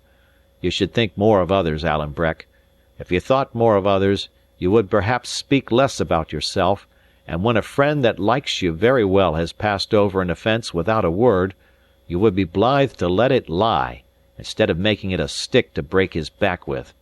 By your own way of it, it was you that was to blame, then it shouldna be you to seek the quarrel." "Aweel," said Alan, "say no mair." And we fell back into our former silence, and came to our journey's end, and supped, and lay down to sleep, without another word. The gillie put us across Loch Rannoch in the dusk of the next day, and gave us his opinion as to our best route. This was to get us up at once into the tops of the mountains to go round by a circuit, turning the heads of Glen Lyon, Glen Loche, and Glen Dochart, and come down upon the lowlands by Kippen and the upper waters of the Forth. Alan was little pleased with a route which led us through the country of his blood foes, the Glenorchy Campbells. He objected that by turning to the east we should come almost at once among the Athol Stewarts, a race of his own name and lineage, although following a different chief, and come besides by a far easier and swifter way to the place whither we were bound. But the gillie, who was indeed the chief man of Cluny's scouts, had good reasons to give him on all hands, naming the force of troops in every district, and alleging finally, as well as I could understand, that we should nowhere be so little troubled as in a country of the Campbells. Alan gave way at last, but with only half a heart. "It's one of the dowiest countries in Scotland," said he. "There's nothing there that I ken, but heath, and crows, and Campbells. But I see that you're a man of some penetration, and be it as you please." We set forth accordingly by this itinerary, and for the best part of 3 nights travelled on eerie mountains and among the wellheads of wild rivers, often buried in mist, almost continually blown and rained upon, and not once cheered by any glimpse of sunshine. By day, we lay and slept in the drenching heather; by night, incessantly clambered upon breakneck hills and among rude crags. We often wandered; we were often so involved in fog that we must lie quiet till it lightened. A fire was never to be thought of. Our only food was drammach and a portion of cold meat that we had carried from the cage, and as for drink, heaven knows we had no want of water. This was a dreadful time, rendered the more dreadful by the gloom of the weather and the country. I was never warm, my teeth chattered in my head, I was troubled with a very sore throat, such as I had on the isle, I had a painful stitch in my side which never left me, and when I slept in my wet bed, with the rain beating above and the mood oozing below me, it was to live over again in fancy the worst part of my adventures, to see the Tower of Shaws lit by lightning, Ransom carried below on the men's backs, Shuan dying on the round-house floor, or Colin Campbell grasping at the bosom of his coat. From such broken slumbers I would be aroused in the gloaming, to sit up in the same puddle where I had slept, and sup cold drammach, the rain driving sharp in my face, or running down my back in icy trickles, the mist enfolding us like as in a gloomy chamber, or perhaps, if the wind blew, falling suddenly apart and showing us the gulf of some dark valley where the streams were crying aloud. The sound of an infinite number of rivers came up from all around. In this steady rain the springs of the mountains were broken up. Every glen gushed water like a cistern, every stream was in high spate, and had filled and overflowed its channel. During our night tramps it was solemn to hear the voice of them below in the valleys, now booming like thunder, now with an angry cry. I could well understand the story of the water kelpie, that demon of the streams, who is fabled to keep wailing and roaring at the ford until the coming of the doomed traveller. Alan, I saw, believed it, or half believed it, and when the cry of the river rose more than usually sharp, I was little surprised, though of course I could still be shocked, to see him cross himself in the manner of the Catholics. During all these horrid wanderings we had no familiarity, scarcely even that of speech. The truth is that I was sickening for my grave, which is my best excuse. But besides that I was of an unforgiving disposition from my birth, slow to take offence, slower to forget it, and now incensed both against my companion and myself. For the best part of 2 days he was unweariedly kind, silent indeed, but always ready to help, and always hoping, as I could very well see, that my displeasure would blow by. For the same length of time I stayed in myself, nursing my anger, roughly refusing his services, and passing him over with my eyes as if he had been a bush or a stone.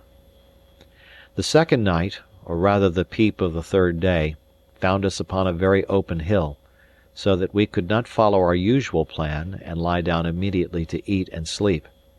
Before we had reached a place of shelter, the grey had come pretty clear, but though it still rained, the clouds ran higher, and Alan, looking in my face, showed some marks of concern. "Ye had better let me take your pack," said he, for perhaps the 9th time since we had parted from the scout beside Loch Rannoch. "I do very well, I thank you," said I, as cold as ice. Alan flushed darkly. "I'll not offer it again," he said. "I'm not a patient man, David." "I never said you were," said I, which was exactly the rude, silly speech of a boy of 10. Alan made no answer at the time, but his conduct answered for him. Henceforth, it is to be thought, he quite forgave himself for the affair at Cluny's, cocked his hat again, walked jauntily, whistled airs, and looked at me upon one side with a provoking smile. The third night we were to pass through the western end of the country of Balquhidder. It came clear and cold, with a touch in the air like frost, and a northerly wind that blew the clouds away and made the stars bright. The streams were full, of course, and still made a great noise among the hills, but I observed that Alan thought no more upon the Kelpie, and was in high good spirits.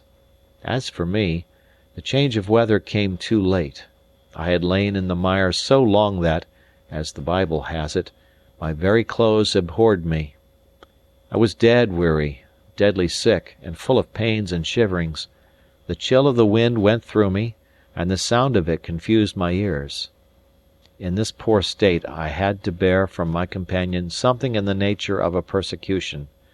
He spoke a good deal, and never without a taunt. "Whig" was the best name he had to give me. "Here," he would say, "here's a dub for you to jump, my Whiggy. I ken you're a fine jumper." And so on, all the time with a gibing voice and face. I knew it was my own doing and no one else's, but I was too miserable to repent. I felt I could drag myself but little farther.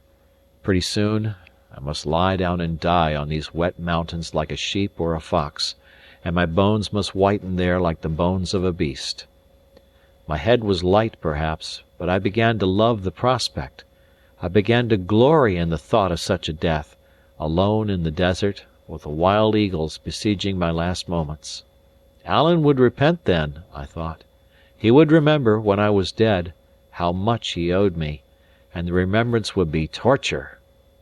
So I went like a sick, silly, and bad-hearted schoolboy, feeding my anger against a fellow man, when I would have been better on my knees, crying on God for mercy. And at each of Alan's taunts I hugged myself. "Ah," thinks I to myself, "I have a better taunt in readiness. When I lie down and die, you will feel it like a buffet in your face. Ah, what a revenge! Ah, how you will regret your ingratitude and cruelty!" All the while I was growing worse and worse. Once I had fallen, my legs simply doubling under me, and this had struck Alan for the moment, but I was afoot so briskly, and set off again with such a natural manner, that he soon forgot the incident. Flushes of heat went over me, and then spasms of shuddering. The stitch in my side was hardly bearable. At last I began to feel that I could trail myself no farther, and with that there came on me all at once the wish to have it out with Alan, let my anger blaze, and be done with my life in a more sudden manner. He had just called me Whig. I stopped. "Mr. Stewart," said I, in a voice that quivered like a fiddle string, "you are older than I am, and should know your manners. Do you think it either very wise or very witty to cast my politics in my teeth? I thought, where folk differed, it was the part of gentlemen to differ civilly, and if I did not, I may tell you I could find a better taunt than some of yours." Alan had stopped opposite to me, his hat cocked, his hands in his breeches pockets, his head a little on one side. He listened, smiling evilly, as I could see by the starlight, and when I had done, he began to whistle a Jacobite air. It was the air made in mockery of General Cope's defeat at Preston Pans. Hey, Johnny Cope, are you walking yet? And are your drums a-beating yet? And it came in my mind that Alan, on the day of that battle, had been engaged upon the royal side. "Why do you take that air, Mr. Stewart?" said I. "Is it to remind me you have been beaten on both sides?" The air stopped on Alan's lips. "David!" said he. "But it's time these manners ceased," I continued, "and I mean you shall henceforth speak civilly of my king and my good friends the Campbells." "I am a Stewart," began Alan.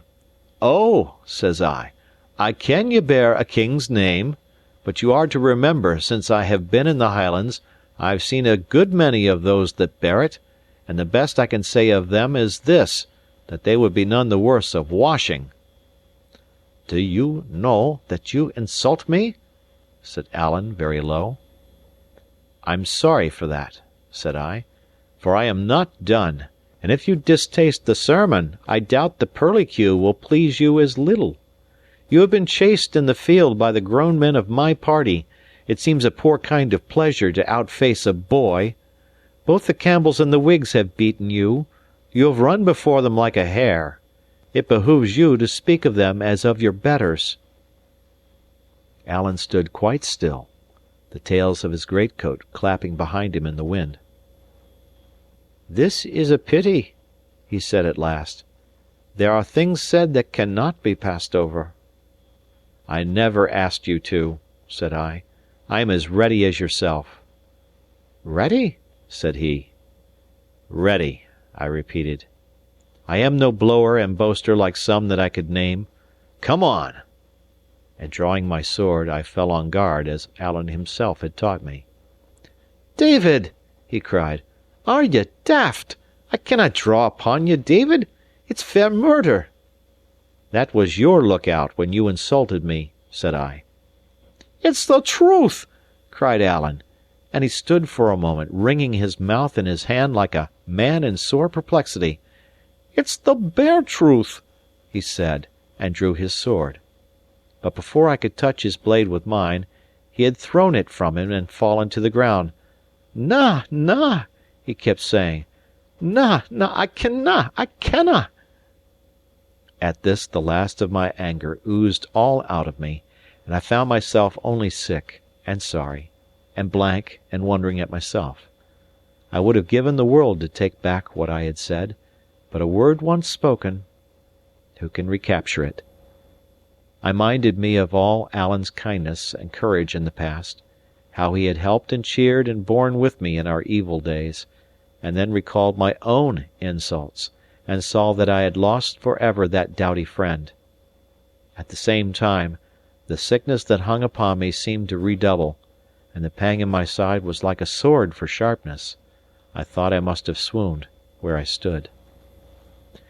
This it was that gave me a thought. No apology could blot out what I had said. It was needless to think of one. None could cover the offence. But where an apology was vain, a mere cry for help might bring Alan back to my side. I put my pride away from me. "Alan," I said, "if ye cannot help me, I must just die here." He started up sitting and looked at me. "It's true," said I. "I'm by with it. Oh, let me get into the build of a house. I can die there easier." I had no need to pretend, whether I chose or not. I spoke in a weeping voice that would have melted a heart of stone. "Can ye walk?" asked Alan. "No," said I, "not without help. This last hour my legs have been fainting under me. I've a stitch in my side like a red-hot iron. I cannot breathe right. If I die, ye can forgive me, Alan? In my heart, I liked ye fine, even when I was the angriest." "Wheesht, wheesht!" cried Alan. "Dinna say that! David, man, ye ken—" He shut his mouth upon a sob. "Let me get my arm about ye," he continued. "That's the way. Now lean upon me hard. Good kens where there's a house. We're in Balwhidder, too. There should be no want of houses, no, nor friends' houses here. Do you gang easier so, Davy?" "Aye," said I. "I can be doing this way." And I pressed his arm with my hand. Again he came near sobbing. "Davy," said he, "I'm no a right man at all. I have neither sense nor kindness. I couldna remember ye were just a bairn. I couldna see ye were dying on your feet, Davy. You have to try and forgive me." "Oh, man, let's say no more about it," said I. "We're neither one of us to mend the other, that's the truth. We must just bear and forbear, man Alan. Oh, but my stitch is sore. Is there no house?" "I'll find a house to ye, David," he said stoutly. "We'll follow down the burn, where there's bound to be houses. My poor man, will ye no be better on my back?" "Oh, Alan," says I, "and me a good 12 inches taller?" "Ye're no such thing!" cried Alan with a start. "There may be a trifling matter of an inch or two. I'm no saying I'm just exactly what you would call a tall man, whatever. And I dare say," he added, his voice tailing off in a laughable manner, "now when I come to think of it, I dare say you'll be just about right. Aye, it'll be a foot or near hand, or maybe even mair." It was sweet and laughable to hear Alan eat his words up in the fear of some fresh quarrel. I could have laughed, had not my stitch caught me so hard; but if I had laughed, I think I must have wept too. "Alan," cried I, "what makes ye so good to me? What makes ye care for such a thankless fellow?" "'Deed, and I don't know," said Alan. "For just precisely what I thought I liked about ye was that ye never quarrelled. And now I like you better." Chapter 25 in Balquhidder. At the door of the first house we came to, Alan knocked, which was of no very safe enterprise in such a part of the Highlands as the braes of Balquhidder. No great clan held rule there; it was filled and disputed by small septs and broken remnants, and what they call chiefless folk, driven into the wild country about the springs of Forth and Teith by the advance of the Campbells. Here were Stewarts and Maclarens, which came to the same thing, for the Maclarens followed Alan's chief in war, and made but one clan with Appin. Here, too, were many of that old, proscribed, nameless, red-handed clan of the MacGregors. They had always been ill-considered, and now worse than ever, having credit with no side or party in the whole country of Scotland. Their chief, MacGregor of MacGregor, was in exile. The more immediate leader of that part of them about Balquhidder, James More, Rob Roy's eldest son, lay waiting his trial in Edinburgh Castle. They were in ill blood with Highlander and Lowlander, with the Grahams, the Maclarens, and the Stewarts, and Alan, who took up the quarrel of any friend, however distant, was extremely wishful to avoid them. Chance served us very well, for it was a household of Maclarens that we found, where Alan was not only welcome for his namesake, but known by reputation. Here then I was got to bed without delay, and a doctor fetched, who found me in a sorry plight; but whether because he was a very good doctor, or I a very young strong man, I lay bedridden for no more than a week, and before a month I was able to take the road again with a good heart. All this time Alan would not leave me, though I often pressed him, and indeed his foolhardiness in staying was a common subject of outcry with the 2 or 3 friends that were let into the secret. He hid by day in a hole of the braes under a little wood, and at night, when the coast was clear, would come into the house to visit me. I need not say if I was pleased to see him. Mrs. Maclaren, our hostess, thought nothing good enough for such a guest, and as Duncan Dhu, which was the name of our host, had a pair of pipes in his house, and was much a lover of music, this time of my recovery was quite a festival, and we commonly turned night into day. The soldiers let us be, although once a party of 2 companies and some dragoons went by in the bottom of the valley, where I could see them through the window as I lay in bed. What was much more astonishing, no magistrate came near me, and there was no question put of whence I came or whither I was going, and in that time of excitement I was as free of all inquiry as though I had lain in a desert. Yet my presence was known before I left to all the people in Balquhidder and the adjacent parts, many coming about the house on visits, and these, after the custom of the country, spreading the news among their neighbours. The bills, too, had now been printed. There was one pinned near the foot of my bed, where I could read my own not very flattering portrait, and, in larger characters, the amount of the blood money that had been set upon my life. Duncan Dhu and the rest that knew that I had come there in Alan's company could have entertained no doubt of who I was, and many others must have had their guess. For though I had changed my clothes, I could not change my age or person, and Lowland boys of 18 were not so rife in these parts of the world, and above all about that time, that they could fail to put one thing with another and connect me with the bill. So it was, at least. Other folk keep a secret among 2 or 3 near friends, and somehow it leaks out, but among these clansmen it is told to a whole countryside, and they will keep it for a century. There was but one thing happening worth narrating, and that is the visit I had of Robin Oig, one of the sons of the notorious Rob Roy. He was sought upon all sides on a charge of carrying a young woman from Balfron and marrying her, as was alleged, by force, yet he stepped about Balquhidder like a gentleman in his own walled policy. It was he who had shot James Maclaren at the plough-stilts, a quarrel never satisfied, yet he walked into the house of his blood enemies as a rider might into a public inn. Duncan had time to pass me word of who it was, and we looked at one another in concern. You should understand, it was then close upon the time of Alan's coming. The 2 were little likely to agree, and yet if we sent word or sought to make a signal, it was sure to arouse suspicion in a man under so dark a cloud as the MacGregor. He came in with a great show of civility, but like a man among inferiors, took off his bonnet to Mrs. Maclaren, but clapped it on his head again to speak to Duncan, and leaving thus set himself, as he would have thought, in a proper light, came to my bedside and bowed. "I am given to know, sir," says he, "that your name is Balfour." "They call me David Balfour," said I, "at your service."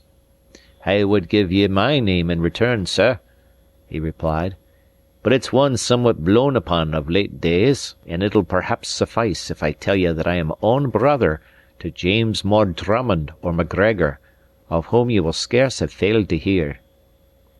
"No, sir," said I, a little alarmed, "nor yet of your father, MacGregor Campbell." And I sat up and bowed in bed, for I thought best to compliment him, in case he was proud of having had an outlaw to his father. He bowed in return. "But what I am about to say, sir," he went on, "is this. In the year 45, my brother raised a part of the Gregara and marched 6 companies to strike a stroke for the good side, and the surgeon that marched with our clan and cured my brother's leg when it was broken in the brush at Preston Pans was a gentleman of the same name precisely as yourself. He was brother to Balfour of Bath, and if you are in any reasonable degree of nearness one of that gentleman's kin, I have come to put myself and my people at your command." You are to remember that I knew no more of my descent than any cadger's dog. My uncle, to be sure, had prated of some of our high connections, but nothing to the present purpose, and there was nothing left me but that bitter disgrace of owning that I could not tell. Robin told me shortly he was sorry he had put himself about, turned his back upon me without a sign of salutation, and as he went towards the door I could hear him telling Duncan that I was "only some kinless loon that he didn't know his own father." Angry as I was at these words, and ashamed of my own ignorance, I could scarce keep from smiling that a man who was under the lash of the law, and was indeed hanged some 3 years later, should be so nice as to the descent of his acquaintances. Just in the door he met Alan coming in, and the 2 drew back and looked at each other like strange dogs. They were neither of them big men, but they seemed fairly to swell out with pride. Each wore a sword, and by a movement of his haunch thrust clear the hilt of it, so that it might be the more readily grasped and the blade drawn. "Mr. Stewart, I am thinking," says Robin. "Truth, Mr. MacGregor, it's not a name to be ashamed of," answered Alan. "I did not know you were in my country, sir," says Robin.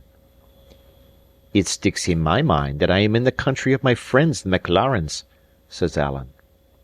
"That's a kittle point," returned the other. "There may be two words to say to that, but I think I will have heard that you are a man of your sword." "Unless you were born deaf, Mr. MacGregor, you would have heard a great deal more than that," says Alan. "I am not the only man that can draw steel in Appin, and when my kinsman and captain, Ardshiel, had a talk with a gentleman of your name, not so many years back, I could never hear that the MacGregor had the best of it." "Do ye mean my father, sir?" says Robin. "Well, I wouldnae wonder," said Alan. "The gentleman I have in mind had the ill taste to clap Campbell to his name." "My father was an old man," returned Robin. "The match was unequal. You and me would make a better pair, sir." "I was thinking that," said Alan. I was half out of bed, and Duncan had been hanging at the elbow of these fighting cocks, ready to intervene upon the least occasion. But when that word was uttered, it was a case of now or never, and Duncan, with something of a white face to be sure, thrust himself between. "Gentlemen," said he, "I will have been thinking of a very different matter whatever. Here are my pipes, and here are you two gentlemen who are both acclaimed pipers. It's an old dispute which one of you is the best. Here will be a broad chance to settle it." "Why, sir," said Alan, still addressing Robin, from whom indeed he had not so much as shifted his eyes, nor yet Robin from him. "Why, sir," says Alan, "I think I will have heard some soft of the sort. Have ye music, as folks say? Are ye a bit of a piper?" "I can pipe like a MacCrimmon," cries Robin. "And that is a very bold word," quoth Alan. "I have made bolder words good before now," returned Robin, "and that against better adversaries." "It is easy to try that," says Alan. Duncan Dhu made haste to bring out a pair of pipes that was his principal possession, and to set before his guests a mutton ham and a bottle of that drink which they call Athol Brose, which is made of old whisky, strained honey, and sweet cream, slowly beaten together in the right order and proportion. The two enemies were still on the very breach of a quarrel, but down they sat, one upon each side of the peat fire, with a mighty show of politeness. Maclaren pressed them to taste his mutton ham and the wife's brose, reminding them the wife was out of Athol and had a name far and wide for her skill in that confection. But Robin put aside these hospitalities as bad for the breath. "I would have ye to remark, sir," said Alan, "that I have not broken bread for near upon 10 hours, which will be worse for the breath than any brose in Scotland." "I will take no advantages, Mr. Stewart," replied Robin. "Eat and drink, I'll follow you." Each ate a small portion of the ham and drank a glass of the brose to Mrs. Maclaren, and then, after a great number of civilities, Robin took the pipes and played a little spring in a very ranting manner. "Ay, you can blow," said Alan, and taking the instrument from his rival, he first played the same spring in a manner identical with Robin's, and then wandered into variations, which, as he went on, he decorated with a perfect flight of grace notes, such as pipers love, and call the warblers. I had been pleased with Robin's playing. Alan's ravished me. "That's no so very bad, Mr. Stewart," said the rival. "But ye show a poor device in your warblers." "Me?" cried Alan, the blood starting to his face. "I give ye the lie." "Do ye own yourself beaten at the pipes, then?" said Robin. "That ye seek to change them for the sword?" "And that's very well said, Mr. MacGregor," returned Alan. "And in the meantime," laying a strong accent on the word, "I take back the lie. I appeal to Duncan." "Indeed, ye need appeal to nobody," said Robin. "You're far better judge than any Maclaren in Balquhidder, for it's a God's truth that you're a very creditable piper for a Stewart. Hand me the pipes." Alan did as he asked, and Robin proceeded to imitate and correct some part of Alan's variations, which it seemed that he remembered perfectly. "Ay, ye have music," said Alan gloomily. "And now be the judge yourself, Mr. Stewart," said Robin, and taking up the variations from the beginning, he worked them throughout to so new a purpose, with such ingenuity and sentiment, and with so odd a fancy and so quick a knack in the grace notes, that I was amazed to hear him.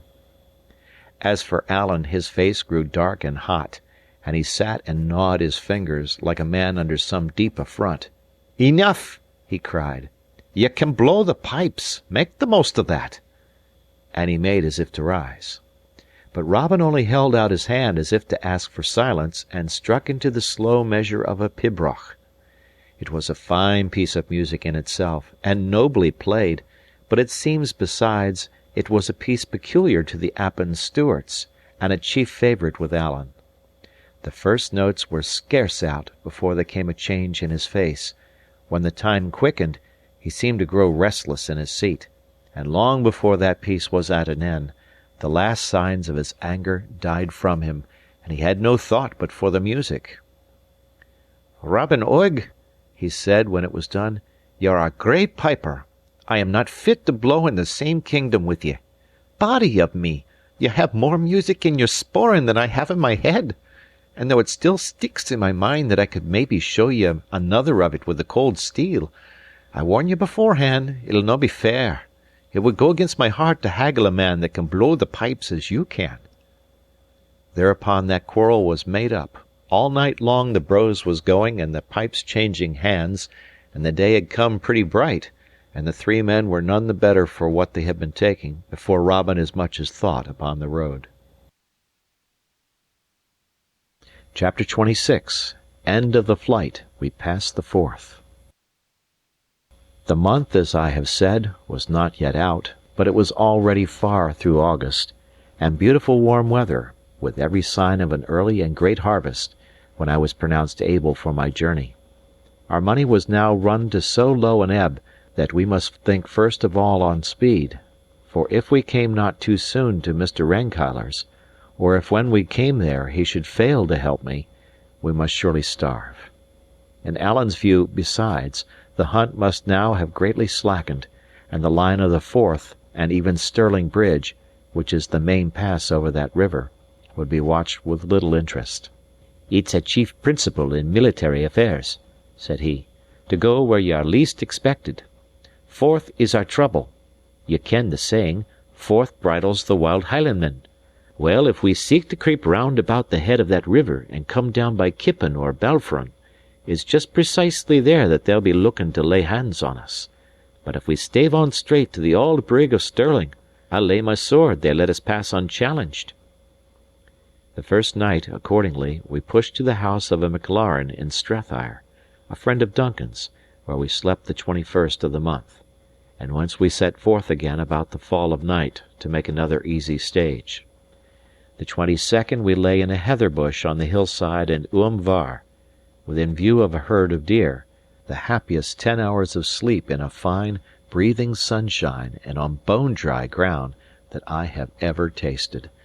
That night we struck Allan Water, and followed it down, and coming to the edge of the hills saw the whole Carse of Stirling underfoot, as flat as a pancake, with the town and castle on a hill in the midst of it, and the moon shining on the links of Forth. "Now," said Alan, "I kenna if ye care, but ye're on your own land again. We passed the Highland line in that first hour, and now if we could but pass yon crooked water, we might cast our bonnets in the air." In Allan Water, near by where it falls into the Forth, we found a little sandy islet, overgrown with burdock, butterbur, and the like low plants, that would just cover us if we lay flat. Here it was we made our camp, within plain view of Stirling Castle, whence we could hear the drums beat as some part of the garrison paraded. And we could hear the stones going on the hooks, and the voices, and even the words of the men talking. It behoved to lie close and keep silent.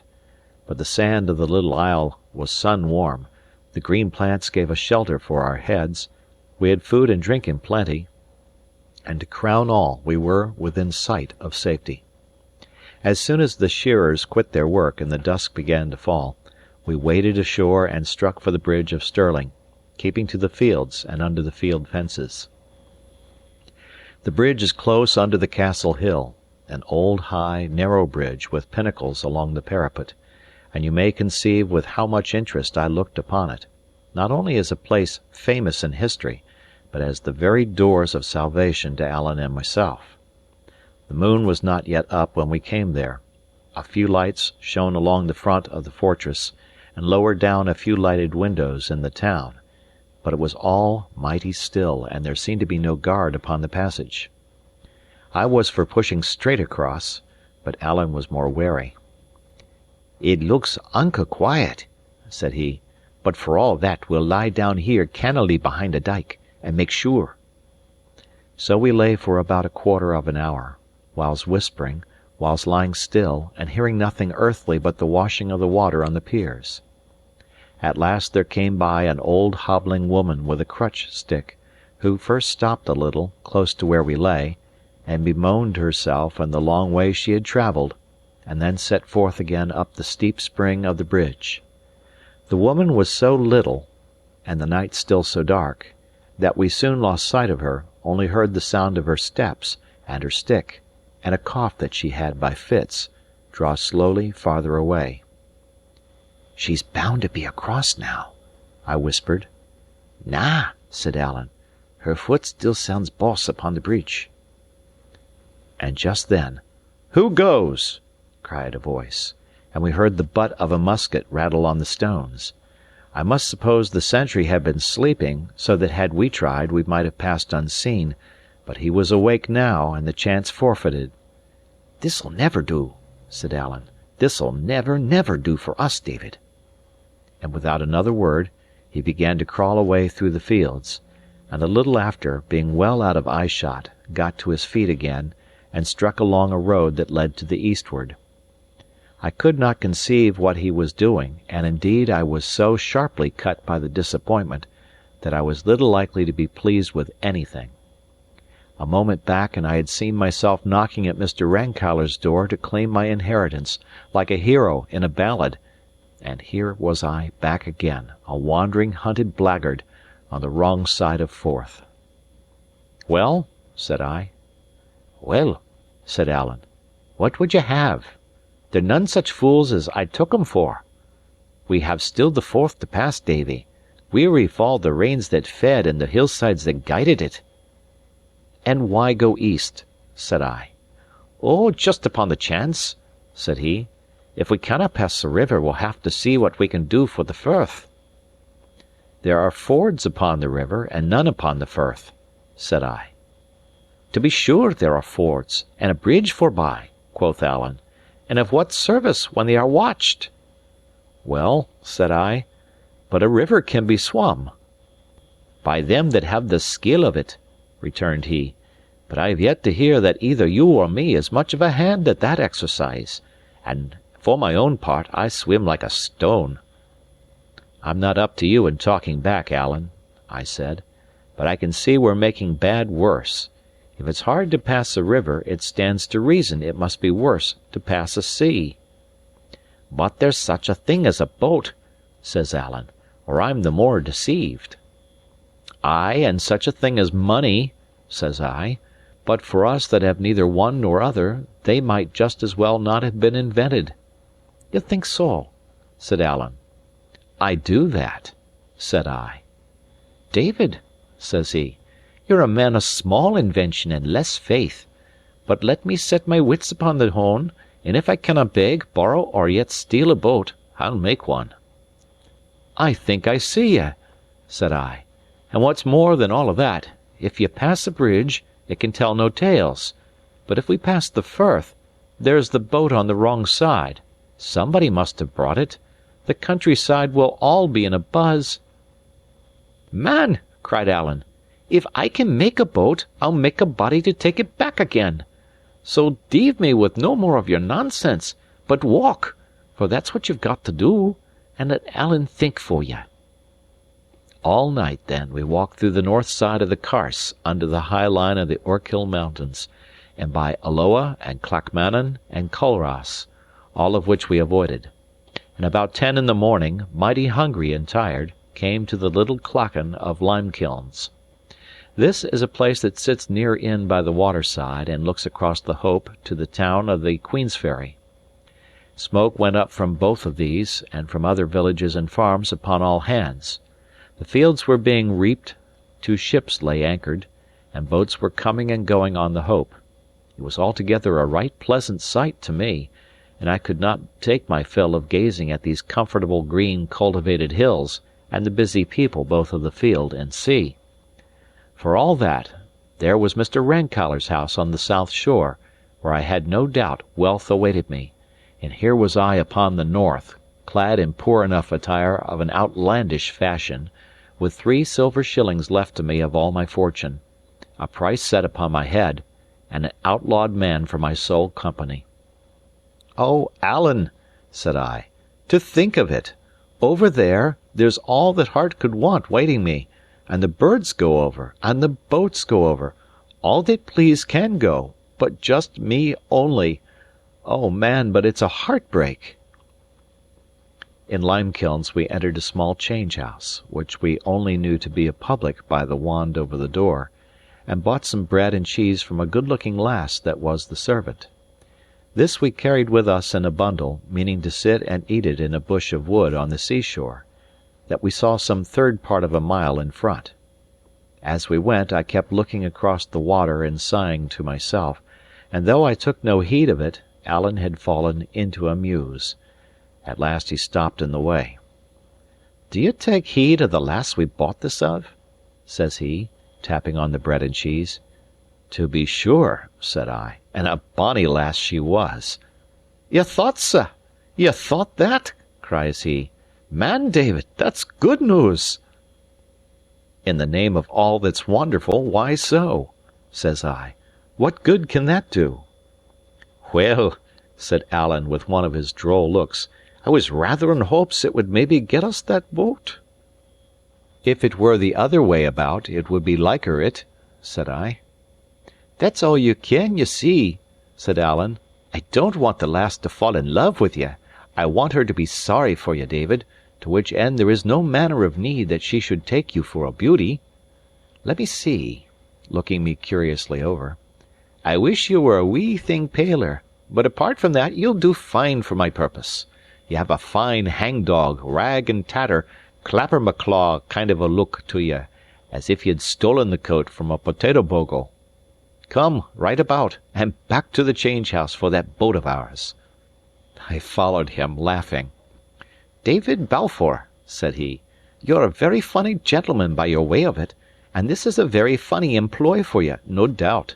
For all that, if you have any affection for my neck, to say nothing of your own, you will perhaps be kind enough to take this matter responsibly. I am going to do a bit of play-acting, the bottom ground of which is just exactly as serious as the gallows for the pair of us. So bear it, if you please, in mind, and conduct yourself according." "Well, well," said I, "have it as you will." As we got near the clachan, he made me take his arm and hang upon it like one almost helpless with weariness, and by the time he pushed open the change-house door, he seemed to be half carrying me. The maid appeared surprised, as well she might be, at our speedy return, but Alan had no words to spare for her in explanation, helped me to a chair, called for a tass of brandy with which he fed me in little sips, and then breaking up the bread and cheese helped me to eat it like a nursery lass, the whole with that grave, concerned, affectionate countenance that might have imposed upon a judge. It was small wonder if the maid were taken with the picture we presented, of a poor, sick, overwrought lad and his most tender comrade. She drew quite near, and stood leaning with her back on the next table. "What's like wrong with him?" said she at last. Alan turned upon her, to my great wonder, with a kind of fury. "Wrong!" cries he. "He's walked more hundreds of miles than he has hairs upon his chin, and slept oftener in wet heather than dry sheets. Wrong, quoth she! Wrong enough, I would think. Wrong indeed! and he kept grumbling to himself as he fed me, like a man ill-pleased. "He's young for the like of that," said the maid. "Ower young," said Alan, with his back to her. "He would be better riding," said she. "And where could I get a horse to him?" cried Alan, turning on her with the same appearance of fury. "Would ye have me steal?" I thought this roughness would have sent her off in dudgeon, as indeed it closed her mouth for the time; but my companion knew very well what he was doing, and for as simple as he was in some things of life, had a great fund of roguishness in such affairs as these. "Ye needna tell me," she said at last. "Ye're gentry." "Well," said Alan, softened a little, I believe against his will, by this artless comment, "and suppose we were. Did ever you hear the gentrice put money in folks' pockets?" She sighed at this, as if she were herself some disinherited great lady. "No," says she, "that's true indeed." I was all this while chafing at the part I played, and sitting tongue-tied between shame and merriment; but somehow at this I could hold in no longer, and bade Alan let me be, for I was better already. My voice stuck in my throat, for I ever hated to take part in lies; but my very embarrassment helped on the plot, for the lass no doubt set down my husky voice to sickness and fatigue. "Has he nae friends?" said she in a tearful voice. "That has he so!" cried Alan. "If we could but win to them! Friends and rich friends, beds to lie in, food to eat, doctors to see to him, and here he must tramp in the dubs, and sleep in the heather like a beggarman." "And why that?" says the lass. "My dear," said Alan, "I canna very safely say, but I'll tell you what I'll do instead," says he. "I'll whistle ye a bit tune."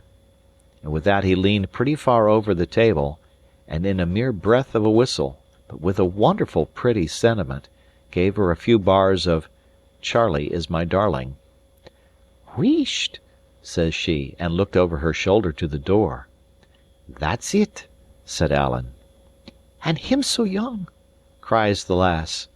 "He's old enough to—" and Alan stuck his forefinger on the back part of his neck, meaning that I was old enough to lose my head. "It would be a black shame!" she cried, flushing high. "It's what will be, though," said Alan, "unless we manage the better." At this the lass turned and ran out of that part of the house, leaving us alone together. Alan in high good humour at the furthering of his schemes, and I in bitter dudgeon at being called a Jacobite and treated like a child. "Alan," I cried, "I can stand no more of this." "Ye have to sit it then, Davy," said he, "for if ye upset the pot now, ye may scrape your own life out of the fire, but Alan Breck is a dead man." This was so true that I could only groan, and even my groan served Alan's purpose, for it was overheard by the lass as she came flying in again with a dish of white puddings and a bottle of strong ale. "Poor lamb!" says she, and had no sooner set the meat before us than she touched me on the shoulder with a little friendly touch, as much as to bid me cheer up. Then she told us to fall to, and there would be no more to pay, for the inn was her own, or at least her father's, and he was gone for the day to Pittencrieff. We waited for no second bidding, for bread and cheese is but cold comfort, and the puddings smelt excellently well. And while we sat and ate, she took up that same place by the next table, looking on and thinking, and frowning to herself, and drawing the string of her apron through her hand. "I'm thinking you have a rather long tongue," she said at last to Alan. "Ay," said Alan, "but ye see I ken the folk I speak to."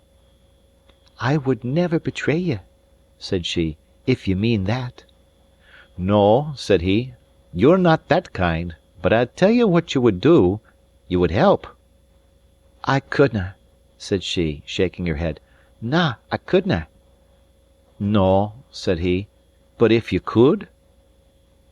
She answered him nothing. "Look here, my lass," said Alan. "There are boats in the kingdom of Fife, for I saw two, no less, upon the beach, as I came in by your town's end. Now, if we could have the use of a boat to pass under cloud of night into Lothian, and some secret, decent kind of a man to bring that boat back again and keep his counsel, there would be 2 souls saved, mine to all likelihood, his to a dead surety. If we lack that boat, we have but 3 shillings left in the wide world, and where to go, and how to do, and what other place there is for us except the chains of a gibbet. I give you my naked word, I kenna. Shall we go wanting, lassie? Are ye to lie in your warm bed and think upon us, when the wind gowls in the chimney and the rain tirls on the roof? Are ye to eat your meat by the cheeks of a red fire, and think upon this poor sick lad of mine, biting his finger ends on a blame muir for cold and hunger? Sick or sound, he must aye be moving. With the death grapple at his throat, he must aye be trailing in the rain on the long roads. And when he gets his last on a rickle of cold stones, there will be no friends near him but only me and God." At this appeal, I could see the lass was in a great trouble of mind, being tempted to help us, and yet in some fear she might be helping malefactors, and so now I determined to step in myself and to allay her scruples with a portion of the truth. "Do you ever hear," said I, "of Mr. Rankeillor of the Ferry?" "Rankeillor? Rankeillor the writer?" said she. "I daur say that." "Well," said I, "it's to his door that I am bound, so you may judge by that if I am an ill-doer, and I will tell you more, that though I am indeed, by a dreadful error, in some peril of my life, King George has no truer friend in all Scotland than myself." Her face cleared up mightily at this, although Alan's darkened. "That's more than I would ask," said she. "Mr. Rankeillor is a Kent man." And she bade us finish our meat, get clear of the clachan as soon as might be, and lie close in the bit wood on the sea beach. "And ye can trust me," says she. "I'll find some means to put you over." At this we waited for no more, but shook hands with her upon the bargain, made short work of the puddings, and set forth again from Limekilns as far as to the wood. It was a small piece of perhaps a score of elders and hawthorns and a few young ashes, not thick enough to veil us from passers-by upon the road or beach. Here we must lie, however, making the best of the brave warm weather and the good hopes we now had of a deliverance, and planning more particularly what remained for us to do. We had but one trouble all day, when a strolling piper came and sat in the same wood with us, a red-nosed, bleary-eyed, drunken dog, with a great bottle of whisky in his pocket, and a long story of wrongs that had been done him by all sorts of persons, from the Lord President of the Court of Session, who had denied him justice, down to the bailies of Inverkeithing, who had given him more of it than he desired. It was impossible but that he should conceive some suspicion of 2 men lying all day concealed in a thicket and having no business to allege. As long as he stayed there he kept us in hot water with prying questions, and after he was gone, as he was a man not very likely to hold his tongue, we were in the greater impatience to be gone ourselves. The day came to an end with the same brightness, the night fell quiet and clear. Lights came out in houses and hamlets, and then, one after another, began to be put out. But it was past 11, and we were long since strangely tortured with anxieties, before we heard the grinding of oars upon the rowing-pins. At that we looked out and saw the lass herself, coming rowing to us in a boat. She had trusted no one with our affairs, not even her sweetheart, if she had one, but as soon as her father was asleep, had left the house by a window, stolen a neighbour's boat, and come to our assistance single-handed. I was abashed how to find expression for my thanks, but she was no less abashed at the thought of hearing them, begged us to lose no time and to hold our peace, saying, very properly, that the heart of our matter was in haste and silence, and so, what with one thing and another, she had set us on the Lothian shore not far from Caradon, had shaken hands with us, and was out again at sea and rowing for Limekilns, before there was one word said either of her service or our gratitude. Even after she was gone we had nothing to say, as indeed nothing was enough for such a kindness. Only Alan stood a great while upon the shore, shaking his head. "It is a very fine lass," he said at last. "David, it is a very fine lass." And a matter of an hour later, as we were lying in a den on the seashore, and I had been already dozing, he broke out again in commendations of her character. For my part, I could say nothing. She was so simple a creature that my heart smote me, both with remorse and fear.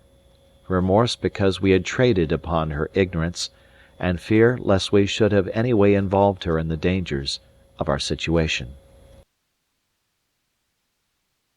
Chapter 27. I come to Mr. Rankeillor. The next day it was agreed that Alan should fend for himself till sunset, but as soon as it began to grow dark, he should lie in the fields by the roadside near to Newhalls, and stir for naught until he heard me whistling. At first I proposed I should give him for a signal the bonny house of Erraid, which was a favourite of mine, but he objected that as the piece was very commonly known, any ploughman might whistle it by accident, and taught me instead a little fragment of a Highland air, which has run in my head from that day to this, and will likely run in my head when I lie dying. Every time it comes to me it takes me off to that last day of my uncertainty, with Alan sitting up in the bottom of the den, whistling and beating the measure with a finger, and the grey of the dawn coming on his face. I was in the long street of Queensferry before the sun was up.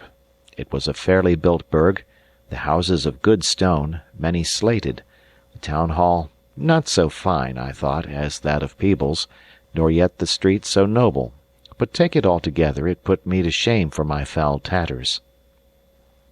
As the morning went on, and the fires began to be kindled, and the windows to open, and the people to appear out of the houses, my concern and despondency grew ever the blacker. I saw now that I had no grounds to stand upon, and no clear proof of my rights, nor so much as of my own identity. If it was all a bubble, I was indeed sorely cheated and left in a sore pass.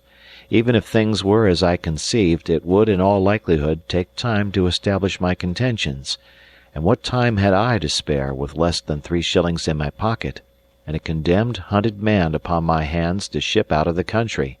Truly, if my hope broke with me, it might come to the gallows yet for both of us. And as I continued to walk up and down, and saw people looking askance at me upon the street or out of windows, and nudging or speaking one to another with smiles, I began to take a fresh apprehension that it might be no easy matter even to come to speech of the lawyer, far less to convince him of my story. For the life of me I could not muster up the courage to address any of these reputable burghers. I thought shame even to speak with them in such a pickle of rags and dirt, and if I had asked for the house of such a man as Mr. Rankeillor, I suppose they would have burst out laughing in my face. So I went up and down, and through the street, and down to the harbour side, like a dog that has lost its master, with a strange gnawing in my inwards, and every now and then a movement of despair. It grew to be high day at last, perhaps 9 in the forenoon, and I was worn with these wanderings, and chanced to have stopped in front of a very good house on the landward side, a house with beautiful clear glass windows, flowering knots upon the sills, the walls new harled, and a chase dog sitting yawning on the step like one that was at home.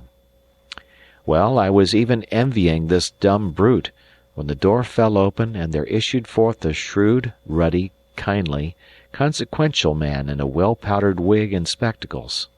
I was in such a plight that no one set eyes on me once, but he looked at me again. And this gentleman, as it proved, was so much struck with my poor appearance that he came straight up to me and asked me what I did. I told him I was come to the Queensferry on business, and taking heart of grace, asked him to direct me to the house of Mr. Rankeillor. "Why," said he, "that is his house that I have just come out of, and for a rather singular chance I am that very man." "Then, sir," said I have to beg the favour of an interview." "I do not know your name," said he, "nor yet your face." "My name is David Balfour," said I. "David Balfour," he repeated in rather a high tone, like one surprised. "And where have you come from, Mr. David Balfour?" he asked, looking me pretty dryly in the face. "I have come from a great many strange places, sir," said I, "but I think it would be as well to tell you where and how in a more private manner." He seemed to muse a while, holding his lip in his hand, and looking now at me and now upon the causeway of the street. "Yes," says he, "that will be the best, no doubt." And he led me back with him into his house, cried out to some one whom I could not see that he would be engaged all morning, and brought me into a little dusty chamber full of books and documents. Here he sat down, and bade me be seated, though I thought he looked a little ruefully from his clean chair to my muddy rags. "And now," says he, "if you have any business, pray be brief and come swiftly to the point. Nec gemino bellum Trojanum orditur ab vovu. Do you understand that?" says he, with a keen look. "I will even do as Horace says, sir," I answered, smiling, "and carry you in medias res." He nodded as if he was well pleased, and indeed his scrap of Latin had been set to test me. For all that, and though I was somewhat encouraged, the blood came in my face when I added, "I have reason to believe myself some rights on the estate of Shaws." He got a paper book out of a drawer and set it before him, open. "Well," said he. But I had shot my bolt, and sat speechless. "Come, come, Mr. Balfour," said he, "you must continue. Where were you born?" "In Essendine, sir," said I. "The year 1733, the 12th of March." He seemed to follow this statement in his paper book, but what that meant I knew not. "Your father and mother?" said he. "My father was Alexander Balfour, schoolmaster of that place," said I, "and my mother Grace Peterrow. I think her people were from Angus." "Have you any papers proving your identity?" asked Mr. Rankeillor. "No, sir," said I, "but they are in the hands of Mr. Campbell, the minister, and could be readily produced. Mr. Campbell, too, would give me his word, and for that matter I do not think my uncle would deny me." "Meaning Mr. Ebenezer Balfour?" says he. "The same," said I. "Whom have you seen?" he asked. "By whom I was received into his own house," I answered. "Did you ever meet a man of the name of Hoseason?" asked Mr. Rankeillor. "I did so, sir, for my sins," said I, "for it was by his means and the procurement of my uncle that I was kidnapped within sight of this town, carried to sea, suffered shipwreck and 100 other hardships, and stand before you today in this poor accoutrement." "You say you were shipwrecked," said Rankeillor. "Where was that?" "Off the south end of the Isle of Mull," said I. "The name of the isle on which I was cast up is the island Erraid." "Ah," says he, smiling, "you are deeper than me in the geography. But so far, I may tell you, this agrees pretty exactly with other informations that I hold. But you say you were kidnapped. In what sense?" "In the plain meaning of the word, sir," said I. "I was on my way to your house when I was trepanned on board the brig, cruelly struck down, thrown below, and knew no more of anything till we were far at sea. I was destined for the plantations, a fate that, in God's providence, I have escaped." "The brig was lost on June the 27th, says he, looking in his book, "and we are now at August the 24th. Here is a considerable hiatus, Mr. Balfour, of near upon 2 months. It has already caused a vast amount of trouble to your friends, and I own I shall not be very well contented until it is set right." "Indeed, sir," said I, "these months are very easily filled up, but yet before I told my story, I would be glad to know that I was talking to a friend." "This is to argue in a circle," said the lawyer. "I cannot be convinced till I have heard you. I cannot be your friend till I am properly informed. If you were more trustful, it would better befit your time of life. And you know, Mr. Balfour, we have a proverb in the country that evildoers are aye evil dreaders."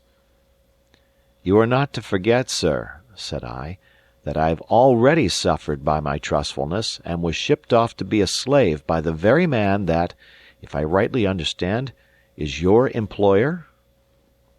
All this while I had been gaining ground with Mr. Rankeillor, and in proportion as I gained ground, gaining confidence. But at this sally, which I made with something of a smile myself, he fairly laughed aloud. "No, no," said he, "it is not so bad as that. Fui non sum. I was indeed your uncle's man of business, but while you, immerbis juvenis custode remoto, were gallivanting in the west, a good deal of water has run under the bridges, and if your ears did not sing, it was not for lack of being talked about. On the very day of your sea disaster, Mr. Campbell stalked into my office, demanding you from all the winds. I had never heard of your existence, but I had known your father, and from matters in my competence, to be touched upon hereafter, I was disposed to fear the worse. Mr. Ebenezer admitted having seen you, declared, what seemed improbable, that he had given you considerable sums, and that you had started for the continent of Europe, intending to fulfill your education, which was probable and praiseworthy. Interrogated how you had come to send no word to Mr. Campbell, he deponed that you had expressed a great desire to break with your past life. Further interrogated where you now were, protested ignorance, but believed you were in Leyden. That is a close sum of his replies. I am not exactly sure that anyone believed him," continued Mr. Rankeillor with a smile, "and in particular he so much disrelished me expressions of mine that, in a word, he showed me to the door. We were then at a full stand, for whatever shrewd suspicions we might entertain, we had no shadow of probation. In the very article comes Captain Hoseason with the story of your drowning, whereupon all fell through, with no consequences but concern to Mr. Campbell, injury to my pocket, and another blot upon your uncle's character, which could very ill afford it. And now, Mr. Balfour," said he, "you understand the whole process of these matters, and can judge for yourself to what extent I may be trusted." Indeed, he was more pedantic than I can represent him, and placed more scraps of Latin in his speech, but it was all uttered with a fine geniality of eye and manner which went far to conquer my distrust. Moreover, I could see he now treated me as if I was myself beyond a doubt, so that first part of my identity seemed fully granted. "Sir," said I, "if I tell you my story, I must commit a friend's life to your discretion. Pass me your word it shall be sacred, and for what touches myself I will ask no better guarantee than just your face." He passed me his word very seriously. "But," said he, "these are rather alarming prolocutions, and if there are in your story any little jostles to the law, I would beg you to bear in mind that I am a lawyer, and pass lightly." Thereupon I told him my story from the first, he listening with his spectacles thrust up and his eyes closed, so that I sometimes feared he was asleep. But no such matter. He heard every word, as I found afterward, with such quickness of hearing and precision of memory as often surprised me. Even strange outlandish Gaelic names, heard for that time only, he remembered and would remind me of years after. Yet when I called Alan Breck in full, we had an odd scene. The name of Alan had of course rung through Scotland, with the news of the Appin murder and the offer of the reward, and it had no sooner escaped me than the lawyer moved in his seat and opened his eyes.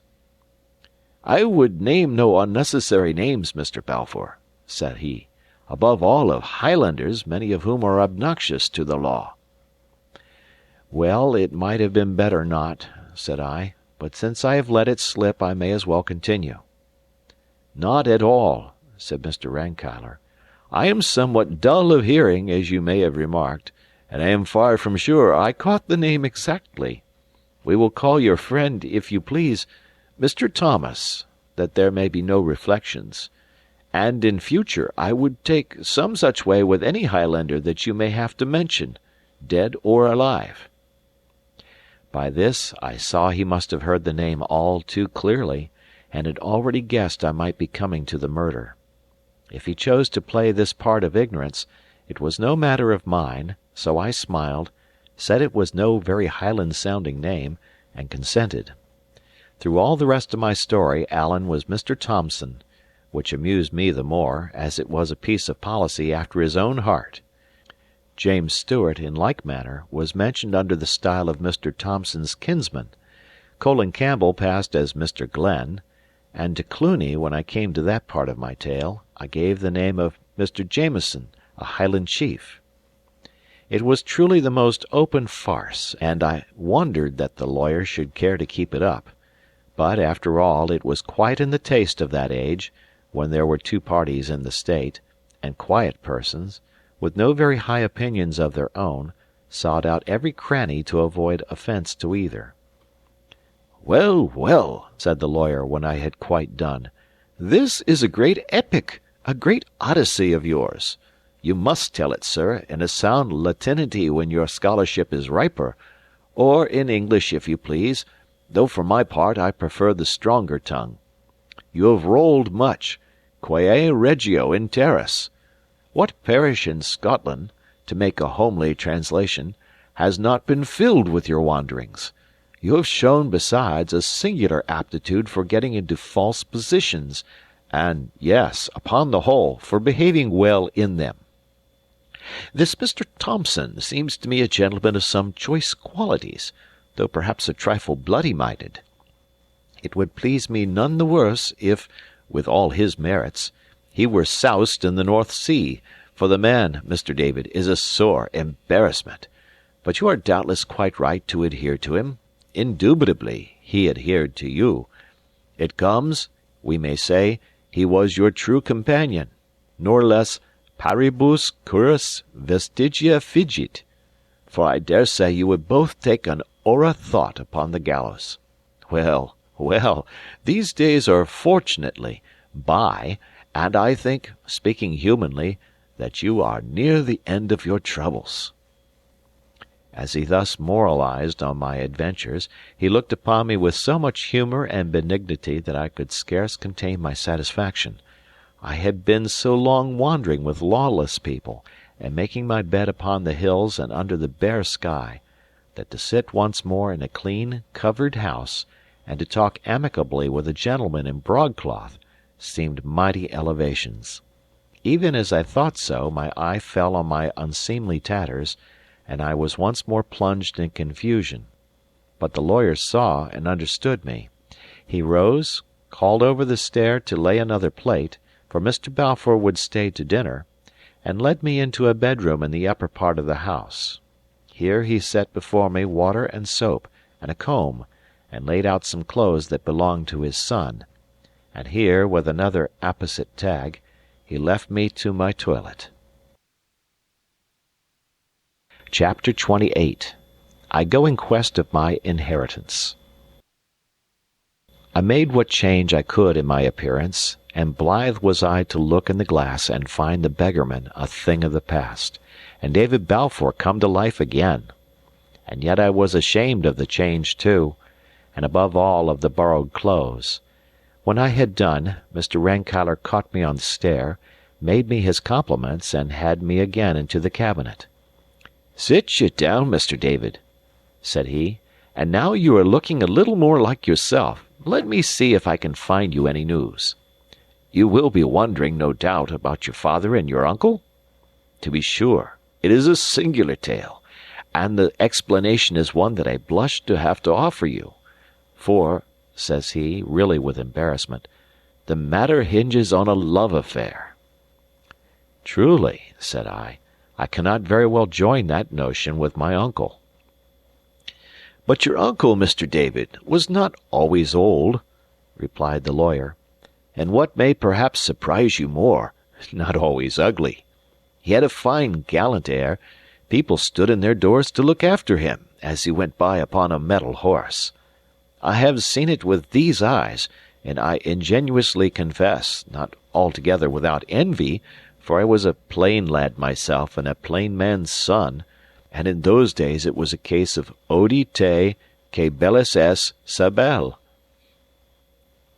"It sounds like a dream," said I. "Ay, ay," said the lawyer.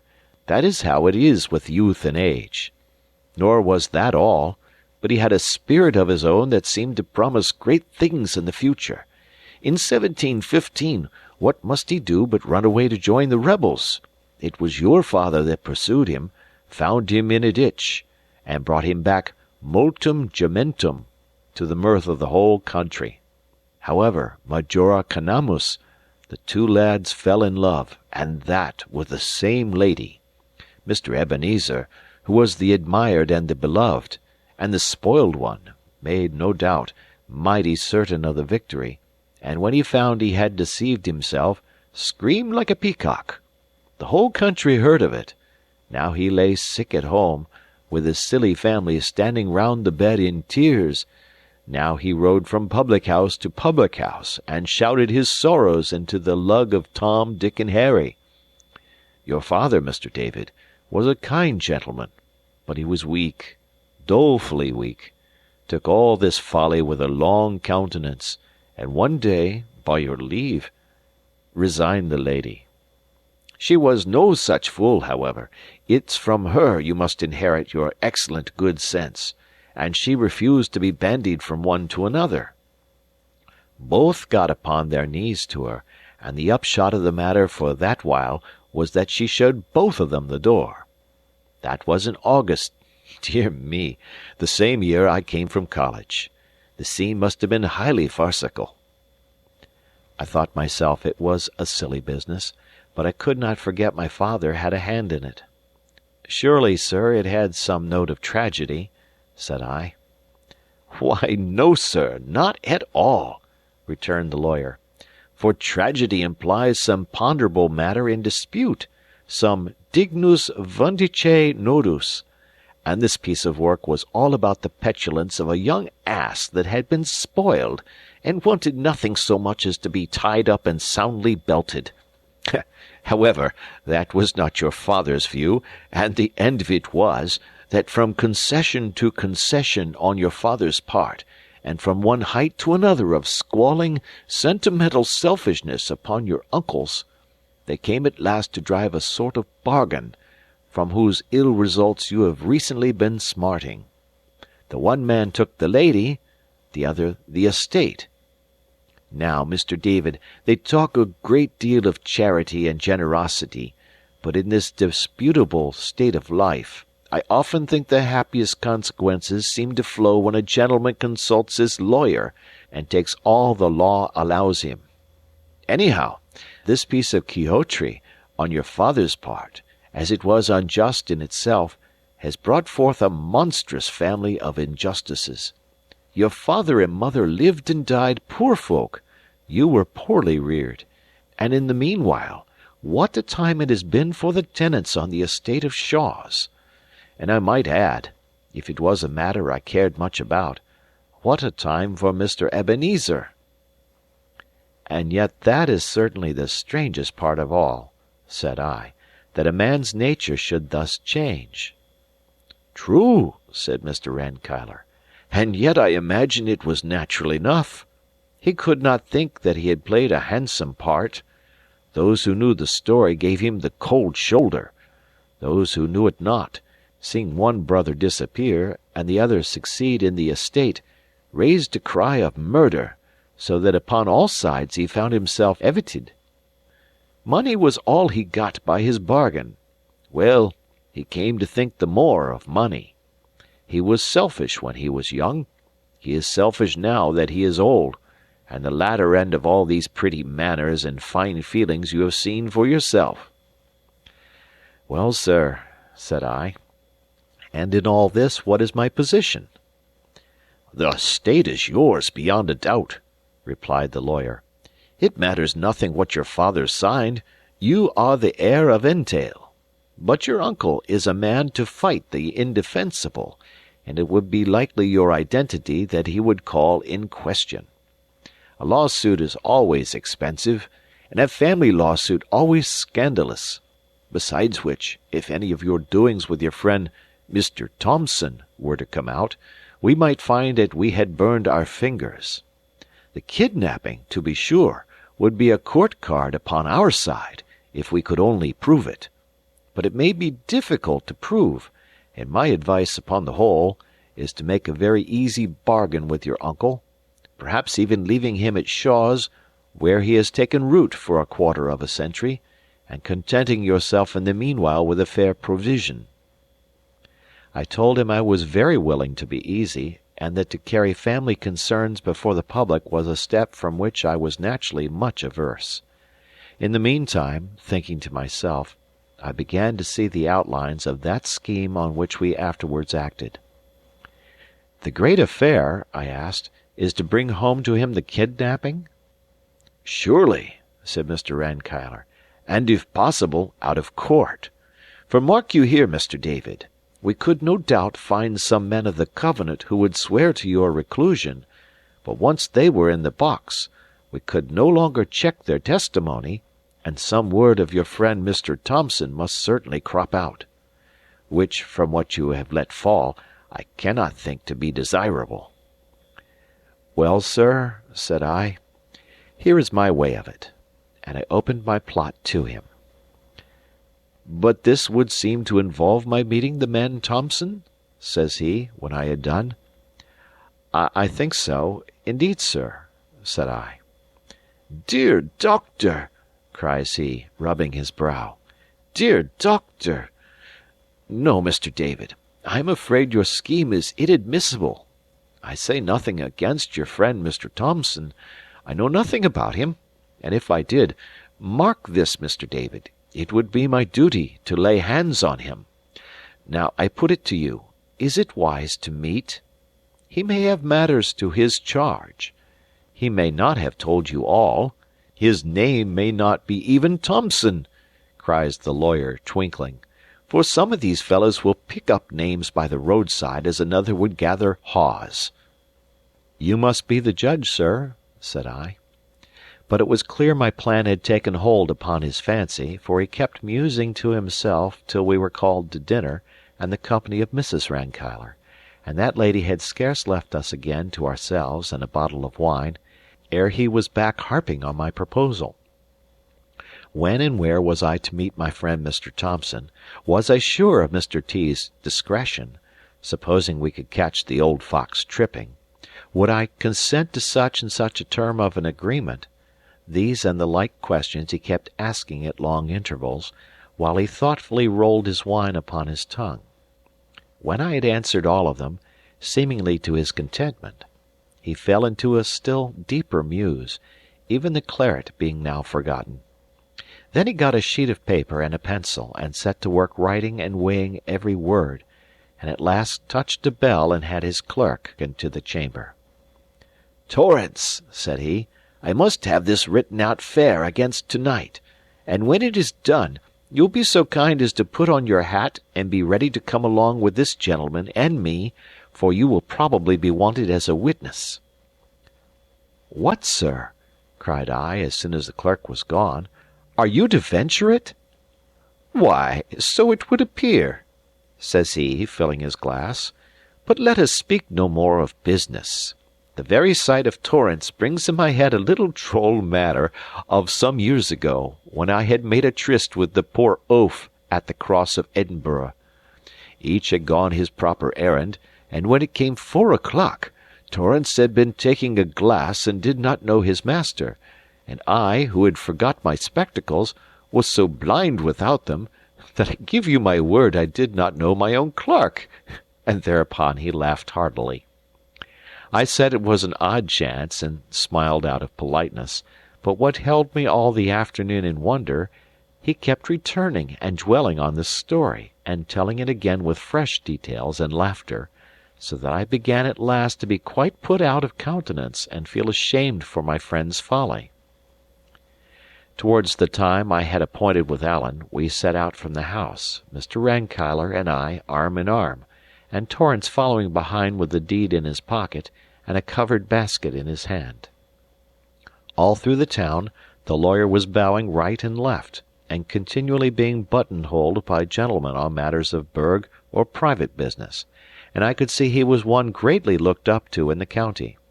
At last we were clear of the houses, and began to go along the side of the haven and towards the Hawes Inn and the Ferry pier, the scene of my misfortune. I could not look upon the place without emotion, recalling how many that had been there with me that day were now no more. Ransom taken, I could hope, from the evil to come. Shuan passed where I dared not follow him. And the poor souls that had gone down with the brig in her last plunge. All these, and the brig herself, I had outlived, and come through these hardships and fearful perils without scathe. My only thought should have been of gratitude, and yet I could not behold the place without sorrow for others and a chill of recollected fear. I was so thinking when, upon a sudden, Mr. Rankeillor cried out, clapped his hand to his pockets, and began to laugh. "Why," he cries, "if this be not a farcical adventure! After all that I said, I have forgot my glasses." At that, of course, I understood the purpose of his anecdote, and knew that if he had left his spectacles at home, it had been done on purpose, so that he might have the benefit of Alan's help without the awkwardness of recognizing him. And indeed it was well thought upon, for now, suppose things to go the very worst, how could Rankeillor swear to my friend's identity, or how be made to bear damaging evidence against myself? For all that, he had been a long while of finding out his want, and had spoken to and recognized a good few persons as we came through the town, and I had little doubt myself that he saw reasonably well. As soon as we were past the Hawes, where I recognized the landlord smoking his pipe at the door, and was amazed to see him look no older, Mr. Rankeillor changed the order of march, walking behind with Torrance and sending me forward in the manner of a scout. I went up the hill, whistling from time to time my Gaelic air, and at length I had the pleasure to hear it answered, and to see Alan rise from behind a bush.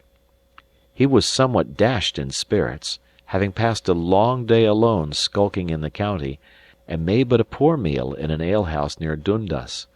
But at the mere sight of my clothes he began to brighten up, and as soon as I had told him in what a forward state our matters were, and the part I looked to him to play in what remained, he sprang into a new man. "And this is a very good notion of yours," said he, "and I dare to say that you could lay your hands upon no better man to put it through than Alan Breck. It is not a thing, mark ye, that any one could do, but takes a gentleman of penetration. But it sticks in my head your lawyer man will be somewhat wearying to see me," says Alan. Accordingly I cried and waved on Mr. Rankeillor, who came up alone and was presented to my friend, Mr. Thomson. "Mr. Thomson, I am pleased to meet you," said he, "but I have forgotten my glasses, and our friend, Mr. David here," clapping me on the shoulder, "will tell you that I am little better than blind, and that you must not be surprised if I pass you by tomorrow." This he said, thinking that Alan would be pleased, but the Highlandman's vanity was ready to startle at a less manner than that. "Why, sir," says he, stiffly, "I would say it mattered the less as we are met here for a particular end, to see justice done to Mr. Balfour, and by what I can see, not very likely to have much else in common. But I accept your apology, which was a very proper one to make." "And that is more than I could look for, Mr. Thomson," said Rankeillor heartily. "And now, as you and I are the chief actors in this enterprise, I think we should come into a nice agreement, to which end I propose that you should lend me your arm, for what with the dusk and the want of my glasses, I am not very clear as to the path. And as for you, Mr. David, you will find Torrance a pleasant kind of body to speak with. Only let me remind you, it's quite needless he should hear more of your adventures or those of Mr. Thomson." Accordingly, these two went on ahead in very close talk, and Torrance and I brought up the rear. Night was quite come when we came in view of the house of Shaws. 10 had been gone some time. It was dark and mild, with a pleasant rustling wind in the southwest that covered the sound of our approach, and as we drew near we saw no glimmer of light in any portion of the building. It seemed my uncle was already in bed, which was indeed the best thing for our arrangements. We made our last whispered consultation some 50 yards away, and then the lawyer and Torrance and I crept quietly up and crouched down beside the corner of the house, and as soon as we were in our places, Alan strode to the door without concealment and began to knock. Chapter 29. I Come into My Kingdom. For some time Alan volleyed upon the door, and his knocking only roused the echoes of the house and neighbourhood. At last, however, I could hear the noise of a window gently thrust up, and knew that my uncle had come to his observatory. By what light there was, he could see Alan standing like a dark shadow on the steps. The 3 witnesses were hidden quite out of his view, so that there was nothing to alarm an honest man in his own house. For all that, he studied his visitor a while in silence, and when he spoke his voice had a quaver of misgiving. "What's this?" says he. "This is no kind of time of night for decent folk, and I have no troukings with nighthawks. What brings ye here? I have a blunderbush." "Is that yourself, Mr. Balfour?" returned Alan, stepping back and looking up into the darkness. "Have a care of that blunderbuss. They're nasty things to burst." "What brings ye here, and what are ye?" says my uncle angrily. "I have no manner of inclination to rout out my name to the countryside," said Alan, "but what brings me here is another story, being more of your affair than mine, and if you're sure it's what you would like, I'll set it to a tune and sing it to you." "And what is it?" asked my uncle.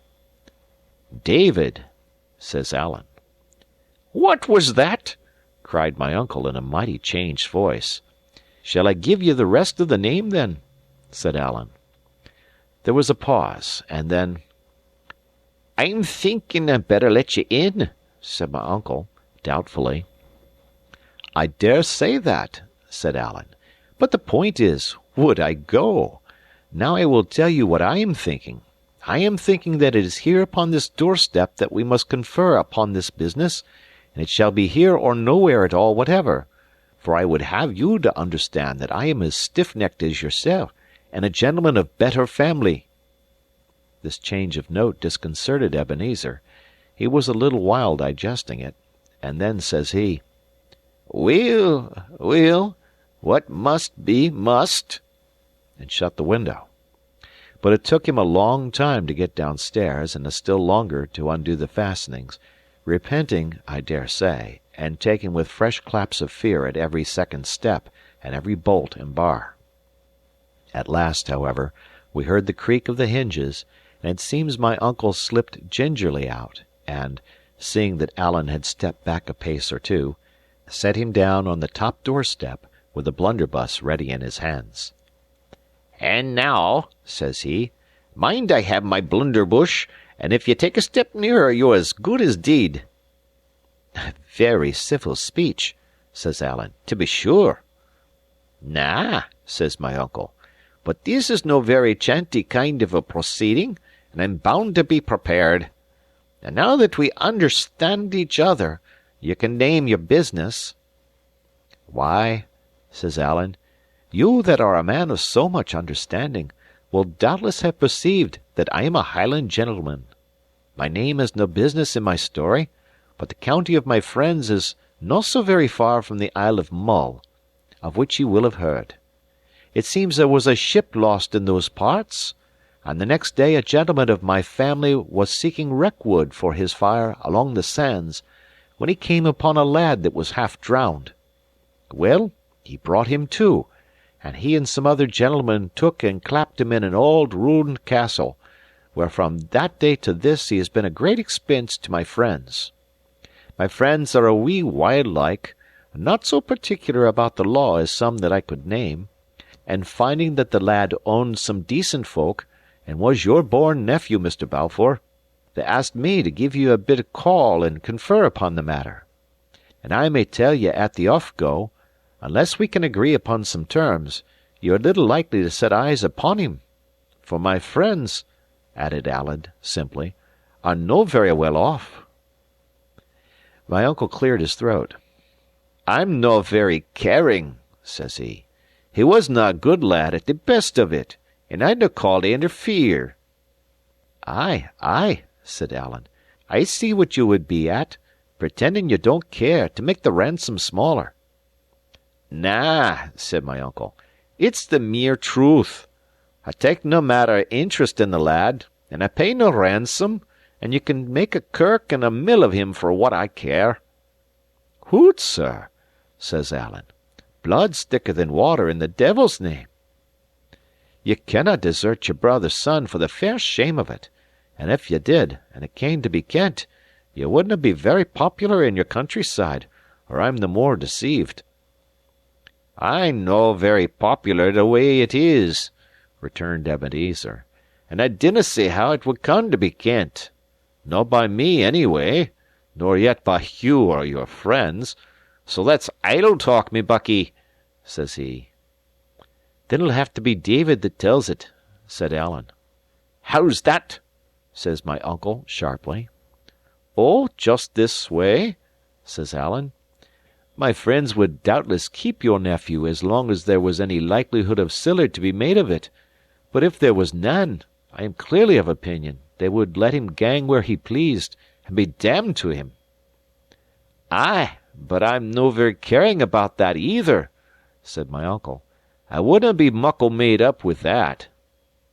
I was thinking that, said Alan. And what for, why? asked Ebenezer. Why, Mr. Balfour, replied Alan, by all that I could hear, there were two ways of it. Either ye liked David and would pay to get him back, or else ye had very good reasons for not wanting him, and would pay for us to keep him. It seems it's not the first. Well, then, it's the second, and blithe am I to ken it, for it should be a pretty penny in my pocket and the pocket of my friends. I dinna follow ye there, said my uncle. No, said Alan. Well, see here, ye dinna want the lad back. Well, what do you want done with him, and how much will ye pay? My uncle made no answer, but shifted uneasily on his seat.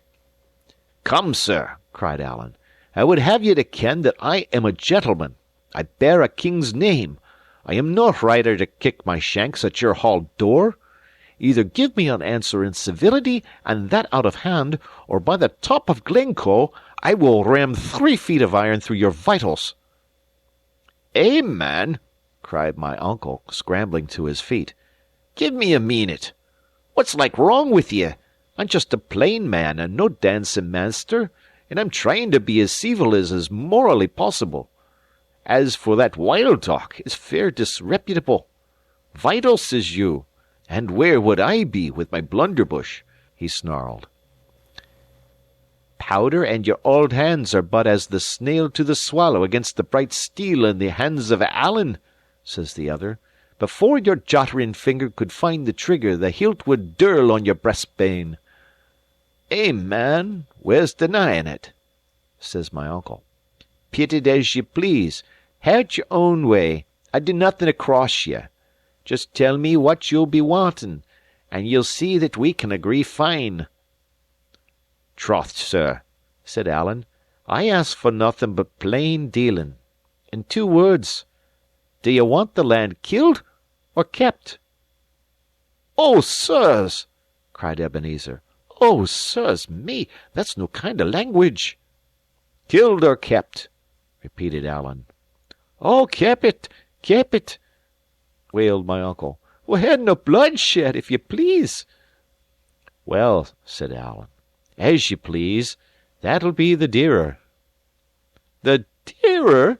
cries Ebenezer. Would ye file your hands with crime? Hoot, said Alan. They're both crime whatever, and the killing's easier and quicker and surer. Keeping the lad'll be a fascist job, a fascist kittle business. I'll have him keeped it, though, returned my uncle. I never had nothing to do with anything morally wrong, and I'm no going to begin to pleasure a wild Highlandman. You're unco scrupulous, sneered Alan. I'm a man of principle, said Ebenezer simply, and if I have to pay for it, I'll have to pay for it. And besides," says he, "ye forgot the lad's my brother's son." "Well, well," said Alan. "And now about the price. It's no very easy for me to set a name upon it. I would first have to ken some small matters. I would have to ken, for instance, what ye gave Hoseason at the first off go." "Hoseason!" cries my uncle, struck aback. "What for?" "For kidnapping, David," says Alan. "It's a lie! It's a black lie!" cried my uncle. "He was never kidnapped. He lied in his throat that he told you that. Kidnapped! He never was." "That's no fault of mine nor yet of yours," said Alan, "nor yet of Hoseason's if he's a man that can be trusted." "What do you mean?" cried Ebenezer. "Did Hoseason tell ye?" "Why, you donnered old runt, how else would I ken?" cried Alan. "Hoseason and me are partners. We gang shares.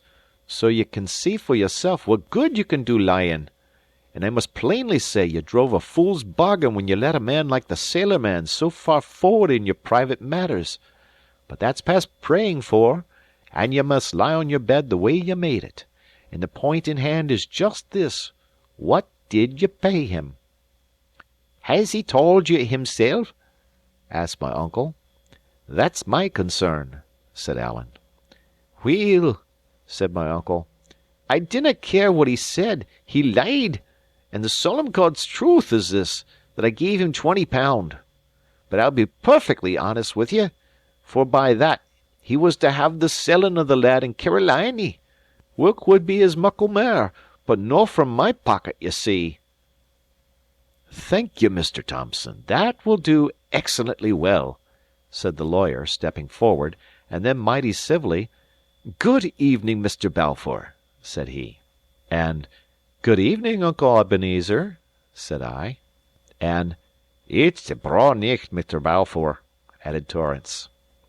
Never a word said my uncle, neither black nor white, but just sat where he was on the top doorstep and stared upon us like a man turned to stone. Alan filched away his blunderbuss, and the lawyer, taking him by the arm, plucked him up from the doorstep, led him into the kitchen, whither we all followed, and set him down in a chair beside the hearth, where the fire was out and only a rushlight burning. There we all looked upon him for a while, exulting greatly in our success, but yet with a sort of pity for the man's shame. "Come, come, Mr. Ebenezer," said the lawyer, "you must not be downhearted, for I promise you we shall make easy terms. In the meanwhile give us the cellar key, and Torrance shall draw us a bottle of your father's wine in honour of the event." Then turning to me and taking me by the hand, "Mr. David," says he, "I wish you all joy in your good fortune, which I believe to be deserved." And then to Alan with a spice of drollery, "Mr. Thomson, I pay you my compliment. It was most artfully conducted. But in one point you somewhat outran my comprehension. Do I understand your name to be James? Or Charles? Or is it George, perhaps?" "And why should it be any of the three, sir?" quoth Alan, drawing himself up like one who smelt an offence. "Only, sir, that you mentioned a king's name," replied Rankeillor, "and as there has never yet been a King Thomson, or his fame at least has never come my way, I judged you must refer to that you had in baptism." This was just the stab that Alan would feel keenest, and I am free to confess he took it very ill. Not a word would he answer, but stepped off to the far end of the kitchen and sat down and sulked, and it was not till I stepped after him and gave him my hand and thanked him by title as the chief spring of my success that he began to smile a bit, and was at last prevailed upon to join our party. By that time we had the fire lighted and a bottle of wine uncorked. A good supper came out of the basket, to which Torrance and I and Alan set ourselves down, while the lawyer and my uncle passed into the next chamber to consult. They stayed there closeted about an hour, at the end of which period they had come to a good understanding, and my uncle and I set our hands to the agreement in a formal manner. By the terms of this, my uncle bound himself to satisfy Rankeillor as to his intromissions, and to pay me 2 clear thirds of the yearly income of Shaw's. So the beggar in the ballad had come home, and when I lay down that night on the kitchen chests, I was a man of means and had a name in the country. Alan and Torrance and Rankeillor slept and snored on their hard beds, but for me, who had lain out under heaven and upon dirt and stones so many days and nights, and often with an empty belly and in fear of death, this good change in my case unmanned me more than any of the former evil ones, and I lay till dawn looking at the fire on the roof and planning the future. Chapter 30, the final chapter. Goodbye. As far as I was concerned myself, I had come to port, but I still had Alan, to whom I was so much beholden, on my hands, and I felt besides a heavy charge in the matter of the murder and James of the Glens. On both these heads I unbosomed to Rankeillor the next morning, walking to and fro about 6 o'clock before the house of Shaw's, and with nothing in view but the fields and woods that had been my ancestors' and were now mine. Even as I spoke on these grave subjects, my eye would take a glad bit of a run over the prospect, and my heart jump with pride. About my clear duty to my friend, the lawyer had no doubt. I must help him out of the county, at whatever risk, but in the case of James he was of a different mind. "Mr. Thomson," says he, "is one thing, Mr. Thomson's kinsman quite another. I know little of the facts, but I gather that a great noble, whom we will call, if you like, the D of A, has some concern and is even supposed to feel some animosity in the matter. The D of A is doubtless an excellent nobleman, but, Mr. David, timeo qui nocuere Dios, if you interfere to balk his vengeance, you should remember there is one way to shut your testimony out, and that is to put you in the dock. There, you would be in the same pickle as Mr. Thomson's kinsman. You will object that you are innocent. Well, but so is he. And to be tried for your life before a Highland jury, on a Highland quarrel, and with a Highland judge upon the bench, would be a brief transition to the gallows." Now I had made all these reasonings before, and found no very good reply to them, so I put on all the simplicity I could. "In that case, sir," said I would just have to be hanged, would I not?" "My dear boy," cries he, "go in God's name and do what you think is right. It is a poor thought that at my time of life I should be advising you to choose the safe and shameful, and I take it back with an apology. Go and do your duty, and be hanged if you must, like a gentleman. There are worse things in the world than to be hanged." "Not many, sir," said I, smiling. "Why, yes, sir," he cried, "very many. It would be 10 times better for your uncle, to go no further afield, if he were dangling decently upon a gibbet." Thereupon he turned into the house, still in a great fervour of mind, so that I saw I had pleased him heartily, and there he wrote me 2 letters, making his comments on them as he wrote. "This," says he, "is to my bankers, the British Lending Company, placing a credit to your name. Consult Mr. Thomas, he will know of ways, and you, with this credit, can supply the means. I trust you will be a good husband of your money, but in the affair of a friend like Mr. Thomson, I would be even prodigal. Then for his kinsman, there is no better way than that you should seek the advocate, tell him your tale, and offer testimony. Whether he may take it or not is quite another matter, and will turn on the D of A. Now, that you may reach the Lord Advocate well recommended, I give you here a letter to a namesake of your own, the learned Mr. Balfour of Brig, a man whom I esteem. It will look better that you should be presented by one of your own name, and the Laird of Brig is much looked up to in the faculty, and stands well with Lord Advocate Grant. I would not trouble him, if I were you, with any particulars, and, do you know, I think it would be needless to refer to Mr. Thomson. Form yourself upon the Laird. He is a good model. When you deal with the advocate, be discreet, and in all these matters May the Lord guide you, Mr. David." Thereupon he took his farewell and set out with Torrance for the ferry, while Alan and I turned our faces for the city of Edinburgh. As we went by the footpath and beside the gate posts and the unfinished lodge, we kept looking back at the house of my fathers. It stood there, bare and great and smokeless, like a place not lived in, only in one of the top windows there was the peak of a nightcap bobbing up and down and back and forward, like the head of a rabbit from a burrow. I had little welcome when I came, and less kindness while I stayed, but at least I was watched as I went away. Alan and I went slowly forward upon our way, having little heart either to walk or speak.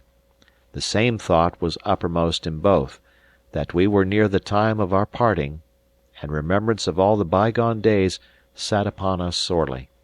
We talked indeed of what should be done, and it was resolved that Alan should keep to the county, biding now here, now there, but coming once in the day to a particular place where I might be able to communicate with him, either in my own person or by messenger. In the meanwhile I was to seek out a lawyer who was an Appin steward, and a man therefore to be wholly trusted, and it should be his part to find a ship and to arrange for Alan's safe embarkation. No sooner was this business done than the word seemed to leave us, and though I would seek to jest with Alan under the name of Mr. Thomson, and he with me on my new clothes and my estate, you could feel very well that we were nearer tears than laughter. We came the byway over the hill of Corstorphine, and when we got near to the place called Rest and Be Thankful, and looked down on Corstorphine bogs and over to the city and the castle on the hill, we both stopped, for we both knew without a word said that we had come to where our ways parted. Here he repeated to me once again what had been agreed upon between us, the address of the lawyer, the daily hour at which Alan might be found, and the signals that were to be made by any that came seeking him. Then I gave what money I had, a guinea or two of Rankeillor's, so that he should not starve in the meanwhile, and then we stood a space and looked over at Edinburgh in silence. "Well, good-bye," said Alan, and held out his left hand. "Good-bye," said I, and gave the hand a little grasp, and went off downhill. Neither one of us looked the other in the face, nor so long as he was in my view did I take one back glance at the friend I was leaving. But as I went on my way to the city I felt so lost and lonesome that I could have found it in my heart to sit down by the dyke and cry and weep like any baby. It was coming near noon when I passed in by the West Kirk and the Grass Market into the streets of the capital. The huge height of the buildings, running up to 10 and 15 stories, the narrow arched entries that continually vomited passengers, the wares of the merchants in their windows, the hubbub and endless stir, the foul smells and the fine clothes, and 100 other particulars too small to mention, struck me into a kind of stupor of surprise, so that I let the crowd carry me to and fro, and yet all the time what I was thinking of was Alan at Rest and Be Thankful, and all the time, although you would think I would not choose but be delighted with these brazen novelties, there was a cold gnawing in my inside like a remorse for something wrong. The hand of Providence brought me in my drifting to the very doors of the British Linen Company's Bank. Thanks for watching. If you enjoyed this, please subscribe here to get more books and support the channel. It really does help. Here are some ideas for what to read next.